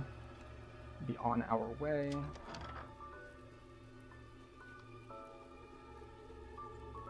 Oh, they're doing the optional.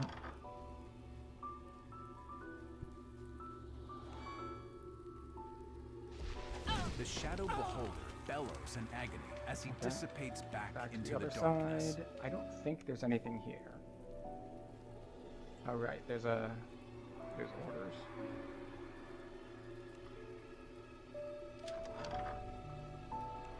We should actually probably put up a defensive spell.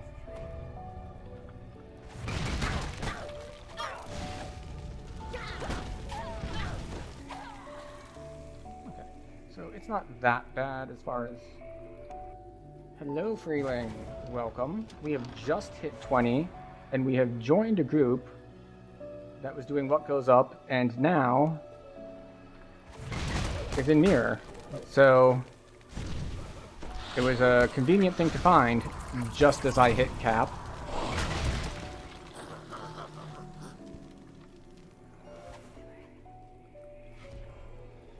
And we're still figuring some things out. Oh, spell ward. Weird.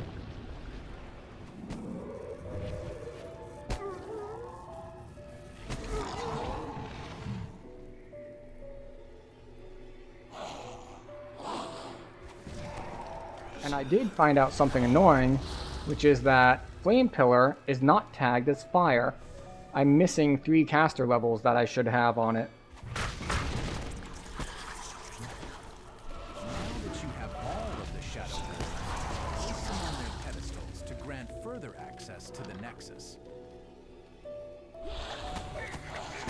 Favorite soul parry tank. Interesting. I've seen those around. Seems to be pretty effective. You'll have like 1 billion health. Place the light orb in the canister to grant further access to the Nexus. And let's see, does that one get the healing wall, or is that a different build? Or is that just favored souls who happen to be tanky and cast the healing wall? Because I'm not super familiar with that build. No healing wall? Alrighty. You take a quick glimpse into your mirror. A bridge of solid darkness has formed inside the Shadowfell. There we go. Spanning the gap. These light But yes, this pedestals are is dormant, Chaos but still the Mancer. barrier of light disappears, We allowing are you to proceed. capstone of fire, and then tier 5 of the of chaos. Need to go too deep on a non-tank tree, I suppose. Well Yes. played. The Shade applauds. You've certainly done a better job of damaging my operation than this fool of a cat burglar. I shall force him to watch as I destroy you. Okay, just stop talking. Tivorus laughs as he draws a protective spell around himself. My sorcerer. You know what? I'm gonna allows stay me here to and pop him exist once both light he and gets back to me. shadow at once. I can easily deal with you and continue I know you're to gonna take damage on the other side and come right back here. at the same time.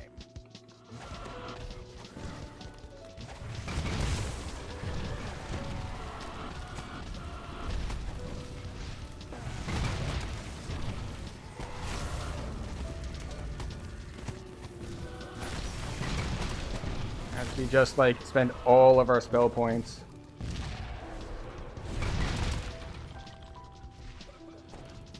Okay, this time we'll go over because there's no way he's gonna get back alive. Tivorus falls, breaking his hold There we go. over Oh, Orifon. I went to go put my voice on, but I don't need to anymore Phrase over the scroll, because I'm wearing my destroying the epic connection voice. between the old stone hall and the Shadowfell. All right, 200k.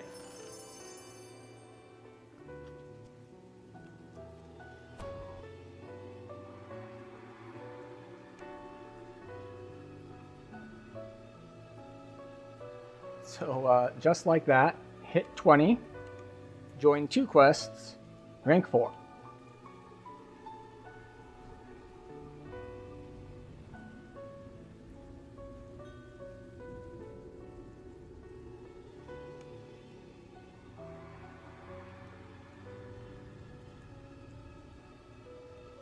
Where do our 2 points go?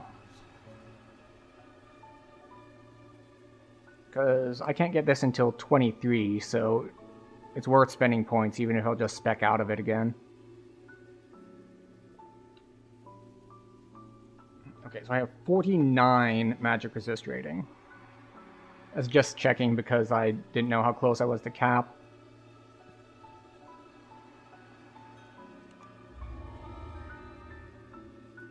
So where are we putting these points? We can get absorption. We can daze something. We can get immunity to will saves.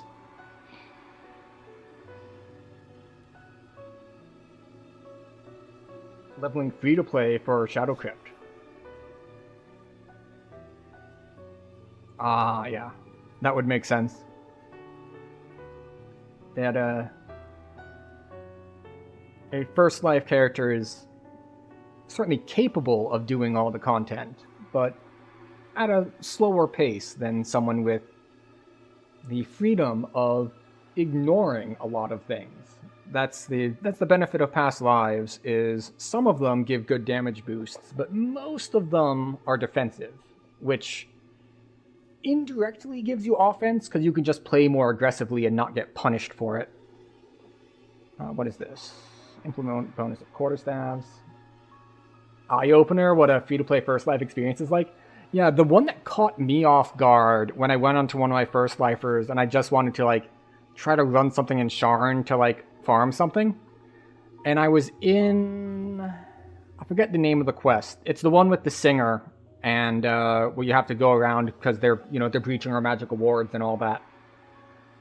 I failed to save on a symbol of weakness and just got annihilated because I was completely helpless. Oh, free to play First Life 2, right? So you don't have the so you don't have elite opening. Yeah, that is another big difference. Because I've done First Lifers, but on my main account, so it still has an opener. But wait, no, I don't. Now that I think back, I don't think I died to it, but it was so much minus strength that it took me forever to just like passively heal it off and get like the ability to move again. Or, well, to act again. Helplessness from stuff doesn't keep you. Oh, that's true. And I think that... Does the 100 bank slot code work, or do you need to unlock it first, and then you get more slots? Because the current code they have running, or I think they still have running, gives 100 shared bank slots. You need to already have shared bank storage unlocked? Okay. Well, it was very useful to me. You used it? Yeah. Alright, I've been staring at the screen, mostly because I've been distracted by talking, which is actually good. We could deal with some more talking around here. Yeah, we'll just get will saves. If we get will saves and fort saves that are no fail, or no fail on one at least, we also have bend luck, so whenever we fail, we can re-roll. So if we make it that we don't auto-fail on one, that's one way that we won't fail. But if it's so low that we fail even when there isn't a one, then at least we have the bend luck. Will and fort good? I mean, I've heard arguments that will isn't actually that important, because most of the things that'll actually hurt you with will saves, you should be immune to already, from protection from evil and freedom of movement. So things like hold person, hold monster, what is the one that... Protection. Protection, like, protects you from charm, but I don't think anything in the game actually straight up charms you.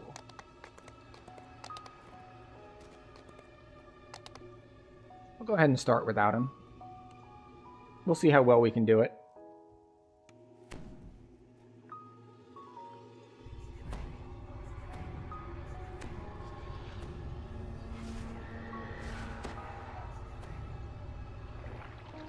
Is this a bad idea? Maybe. But we'll see. At least Spies is closer to my level than the previous ones. But then again, it is an extreme challenge.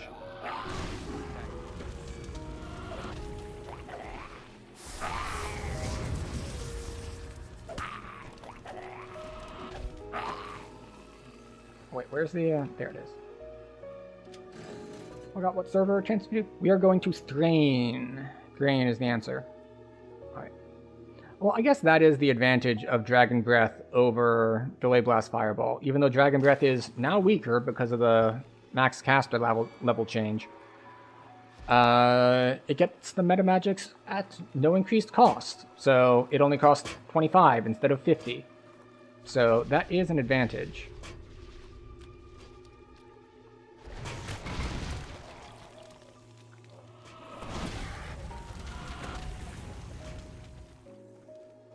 I don't think I need to turn that one at all, actually.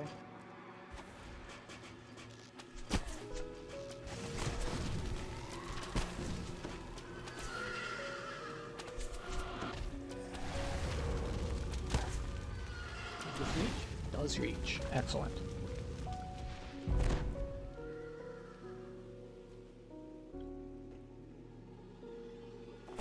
always turn the levers? I know I need the one up here.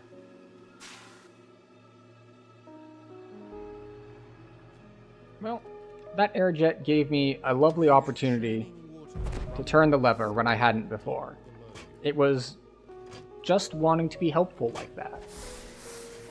It didn't want me to miss out on anything, and therefore, we are thankful to it. Just a happy little air gust.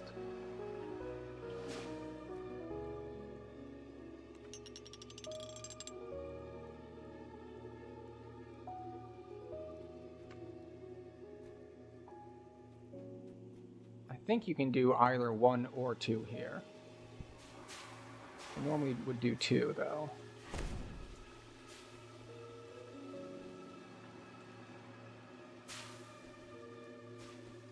Look, there's enough actual bad things in the world that I don't need to be mad over air gusts in a video game.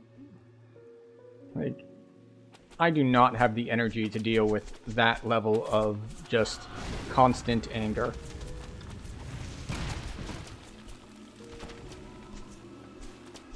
Now, some people do, some people enjoy it. I am just not one of those people. And I'm not here to tell them that their outrage is wrong, because, quite simply, there are a lot of things that are worth getting outraged about.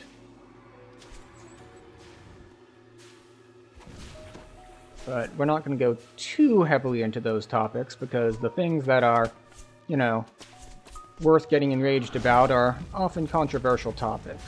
And while I'm not going to say we'll never talk about that sort of thing, it's just, you know, non-standard, and I don't feel the need to bring it up.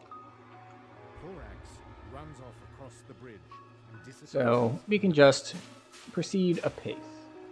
Or out of our control. That's true. Although there are certain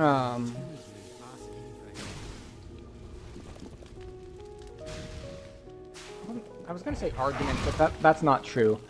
I do think sometimes there are things that we think are out of our control, but aren't actually, or that maybe we give up a little too early sometimes. Actually, I think that one goes both ways. Sometimes we kind of give up on things that we really could make a difference on. And sometimes we are tilting at windmills, and it's very hard to tell the difference. Sometimes you get mad about stuff out of your control, and sometimes it's easier to assume you don't have control when you actually do. Or maybe not necessarily control, but at least influence. You can't fix the problem, but you can maybe make it better. Get rid of some of the symptoms, if not cure it. You can't solve the problem, but you can treat the problem, we'll say. I will say that I really like, now that I'm in epics, I can heal myself.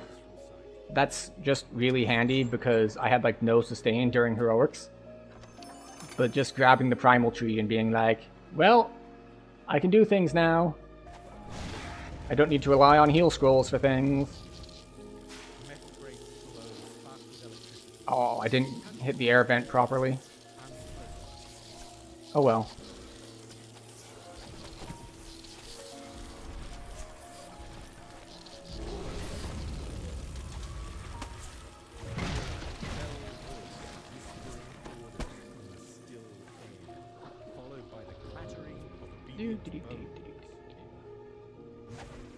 Hi. Oh, of course they run to the side as soon as I get there and try to Dragon Breath them. You hear a mecha slide. He did make the jump.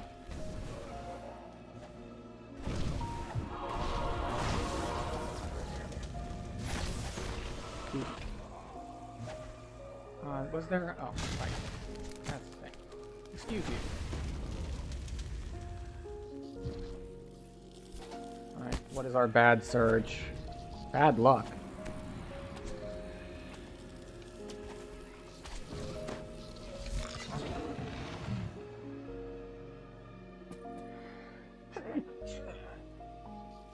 You know, I think it's a little ironic that you say you like BDO because you control pretty much everything in the game. Meanwhile, I'm playing the Chaos Mancer, getting random effects on me. It's like, yeah, we control pretty much everything, except for all these random ass effects that we are just getting afflicted by.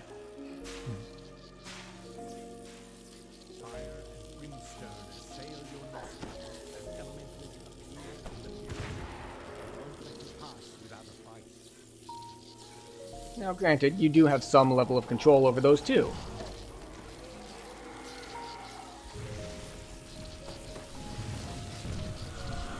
Because you can choose to not get the bad effects. I have chosen more power at the cost of being vulnerable to those kinds of effects.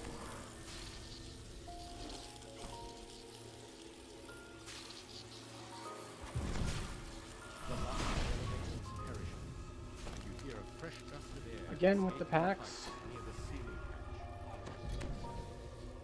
We have heal scrolls for that, though.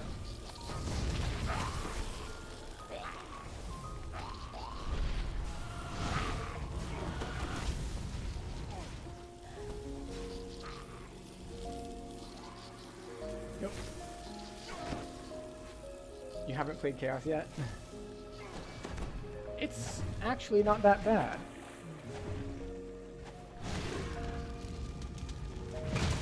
I mean, the biggest thing is that you don't get your what? You don't get the extra defenses from Eldritch Knight. So you're a lot squishier than, or at least I am a lot squishier than my normal build would be.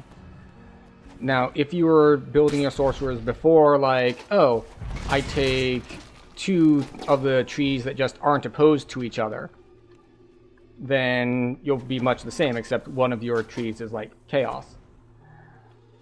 But if you're used to dipping into Eldritch Knight for survivability, you will find yourself significantly less tanky.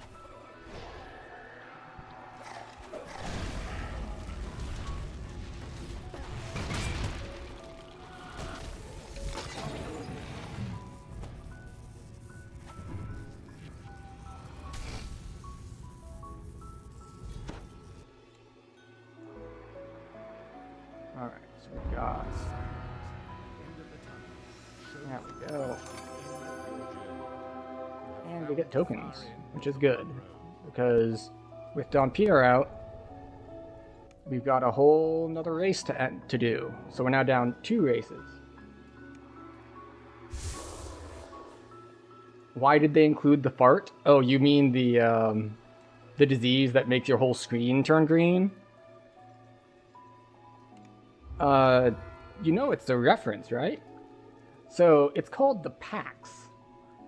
PAX also being the name of a popular gaming convention started by the creators of Penny Arcade. Alright, then I don't know what you're referring to by the fart. No, I don't hear it.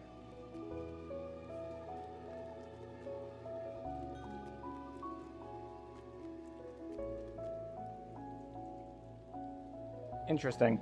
It might just be that the audio balance is a little different for me than it is for you, which is always a problem when streaming. Like, the game audio is pretty quiet for me.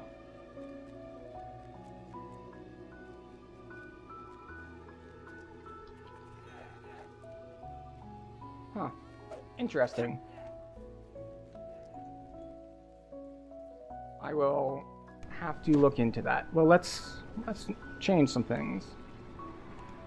I'll turn this up so I hear it more. And then I will turn it down in the mix so that it's not just overpowering you.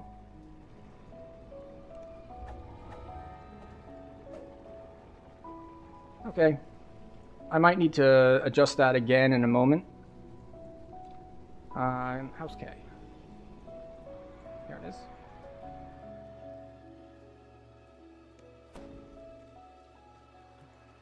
So I've turned it up for me. I've turned it down in mix, so we will see what we can do.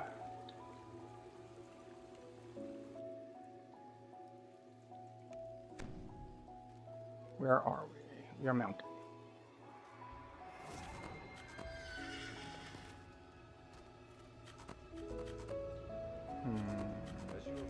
Just looking at the audio bars to see.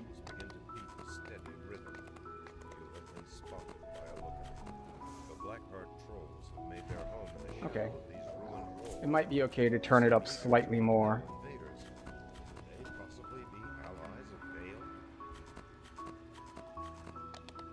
Alright. In we run.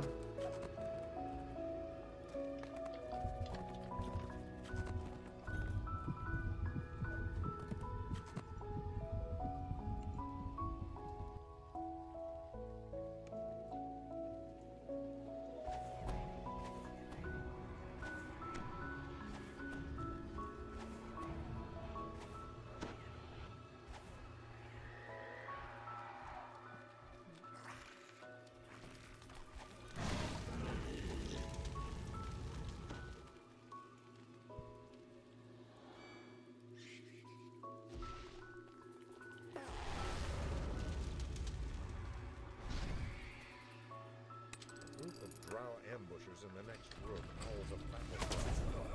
Will Stride must be determined to fight you and the inevitable at once. Alright. He didn't think he would be able to zone in because of his level, since he's higher level.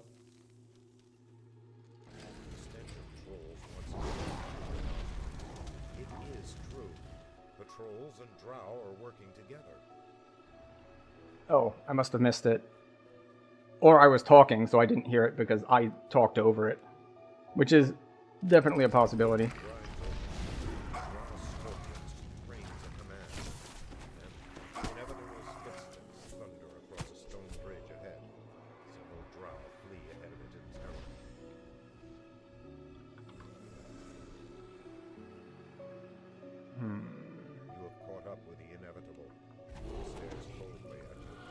We're huge! So strong. 40 strength.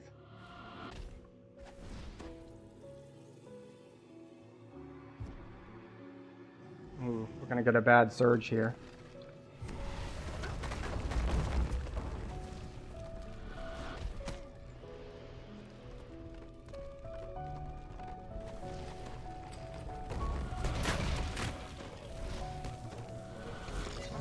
Go. I'm gonna stand over here. Let him pop his temporary health and just soak the damage.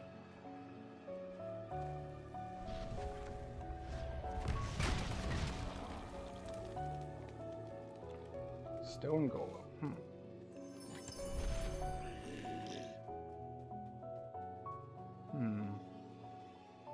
I am looking forward to getting to 26 for a couple of reasons. Not only do we get stronger dragon breath, but we also get more cost reduction on our meta magics. What is that? Alright, so I just recently, as in like after I hit cap, changed to able to get negative effects at all. Before I wasn't running that enhancement.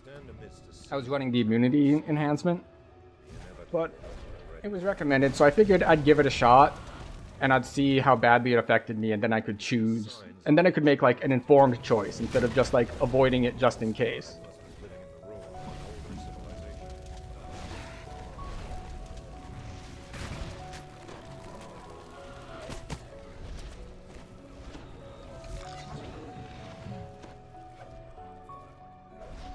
But let's see, I've gotten a couple debuffs like bad luck and stuff. I've gotten the pot on head thing.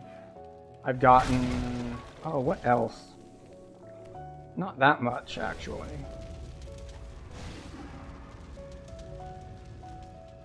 Because I've only been running the ability to have bad surges for like, I want to say 4 quests now? Like this being the 4th. That's not what I meant to do, but it's okay.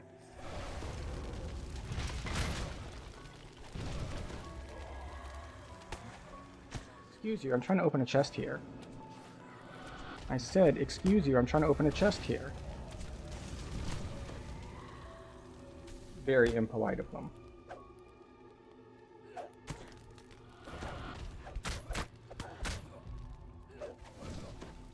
It's so annoying when a spell brings someone down to like 1% health and then it's like, sorry, he has slightly too much health for you to just melee him. You have to use the second spell now.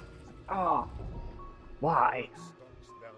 But yeah, the pot on head thing is like, it's like a 3 or 4 second blindness effect that, you know, goes through blindness immunity. So that's fun. The locked gate ahead marks the outer boundaries of the Drow encampment.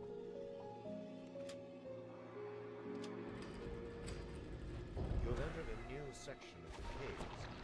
In this, you've never heard of a ruler serving a Drow, or anyone else. You shudder to imagine the bargain that Vale must have struck.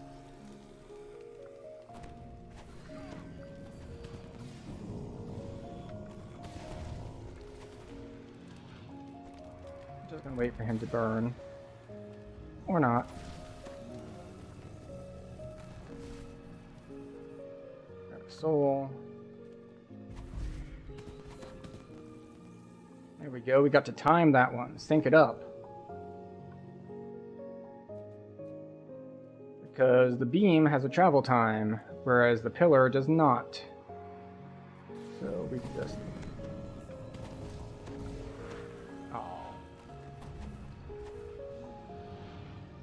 Level drained. Well, I found a rune anyway. Minus levels hurts a lot because it actually drops max health significantly.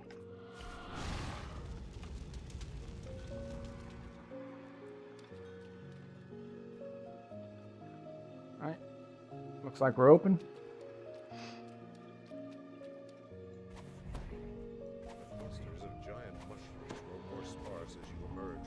We cast buffs because we have lots and lots of spare spell points.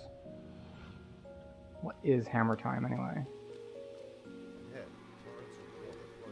Put 21 in standing for immunity to level drain. Yeah, I don't think I can quite work that into this build. As much as I do love immunity to level drain. I think I could also get it from Shadow Dancer if I wanted it.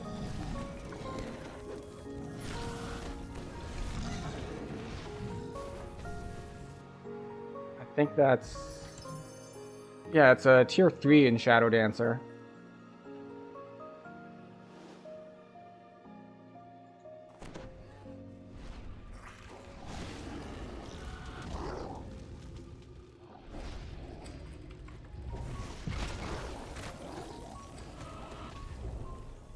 Hi.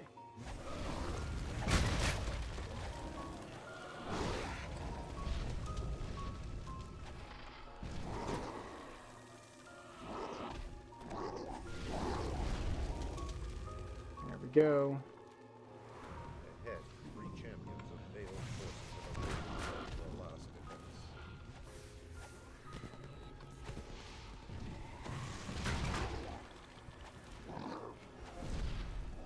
There we go. This great hall is flanked by great success. from a lost age. Vale chose And our inventory is all full. for her last stand against the inevitable. But that's fine. We can still grab our vault keys.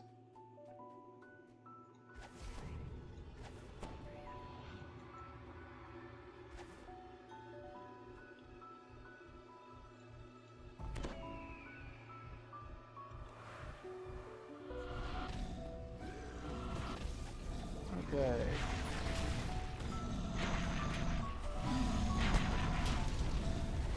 Get all the spells.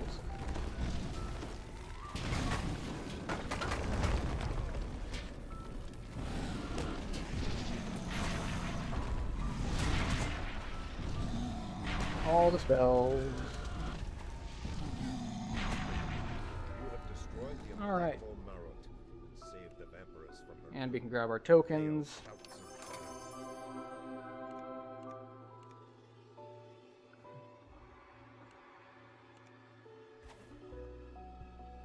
And we're good to go.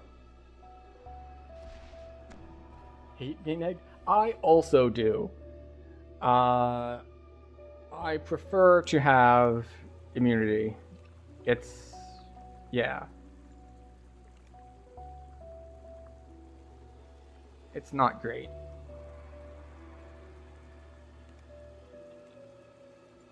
Okay. We're gonna grab these. We're gonna go take a level.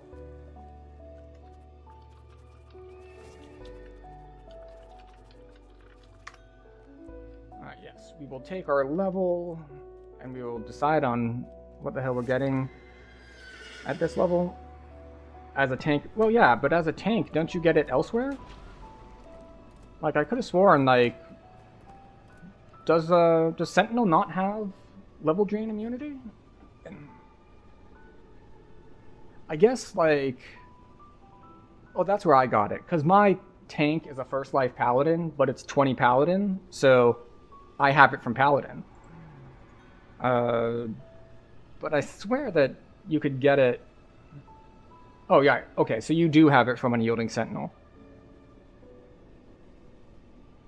I mean, I probably have it from there too, but it's been a while since I've been on that character, as evidenced by the fact that he's not at cap.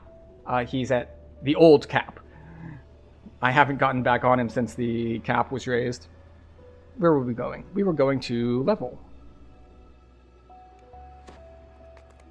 Let's see, what are we taking at 21? Is it too early to take Wellspring? Because we won't have our buffed Wellspring from actually going deep into Draconic.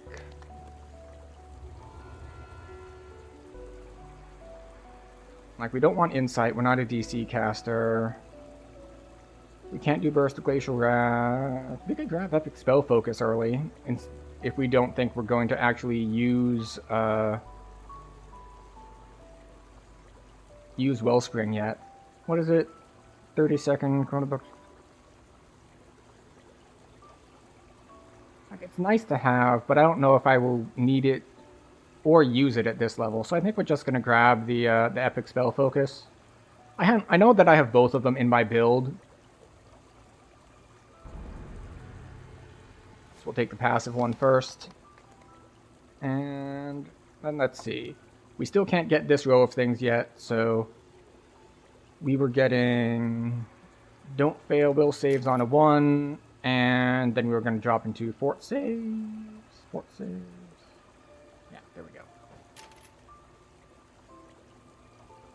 Of course, the other option is to do a split thing and stay in Draconic most of the time, but if it's like a longer raid or something, go into Mantle of Nature for the extra... no, not that one. That one. For the temp spell points. And I've never actually used Evergreen before, but from what I've heard, it is incredibly effective at not running out of spell points, even when spamming a lot. Yes, let's double check the bank one last time, and then we will see about finishing up for the evening, because it's about that time. So we're just going to check the bank for level 21 gear that we might want to swap. And if it isn't there, then it isn't there, and I'll fix it off stream. But I did want to at least show what stats we would be at that time. I'm still annoyed that Flame Pillar doesn't get Firecaster levels. It's like, you should be capped at 27, like the other fire spells. But no, you're apparently not tagged as fire.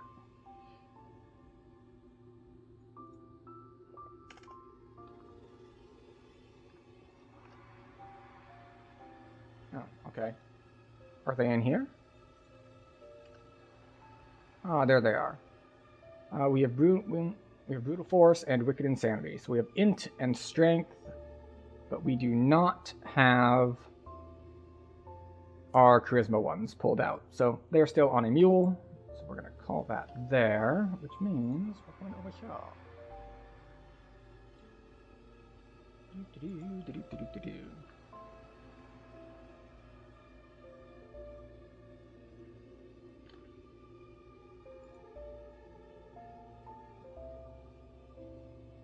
You don't see energy drain immunity on Unyielding Sentinel. Huh. Go figure.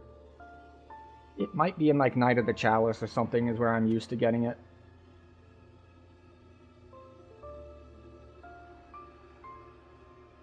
Alright, let me just double check something. Yes.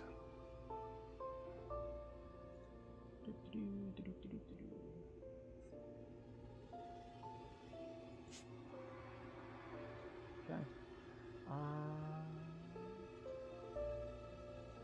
Grab that, grab that. Look over here. Alright, I think we're gonna send y'all over to Tough RPG, probably.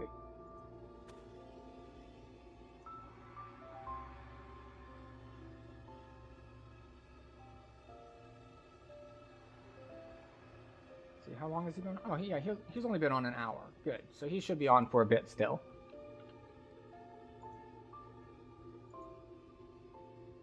So it appears that they're going through... What is that? Looks like... Three Barrel Cove, maybe? So yeah, we're gonna toss a raid over to Tough RPG. And as always, thank you everyone for being here. As everyone is no doubt aware, you have a lot of options. Pally level 6, there you go. As of, like, you've got a lot of options for who you want to hang out with, who you want to entertain yourself with, so I appreciate you spending your time with me tonight. If you've enjoyed your time here, feel free to, you know, hit the buttons that do the things. You know what they do, they, you know, the like, the comment, the follow, all that sort of stuff. So, thank you all for being here. Thank you for spending your time and trusting me with your leisure time. I hope you have enjoyed yourself and maybe learned something, maybe not. But with that said, it is getting time to say goodnight. So we're going to raid out to Tough RPG. And, yeah. Thanks everyone for being here.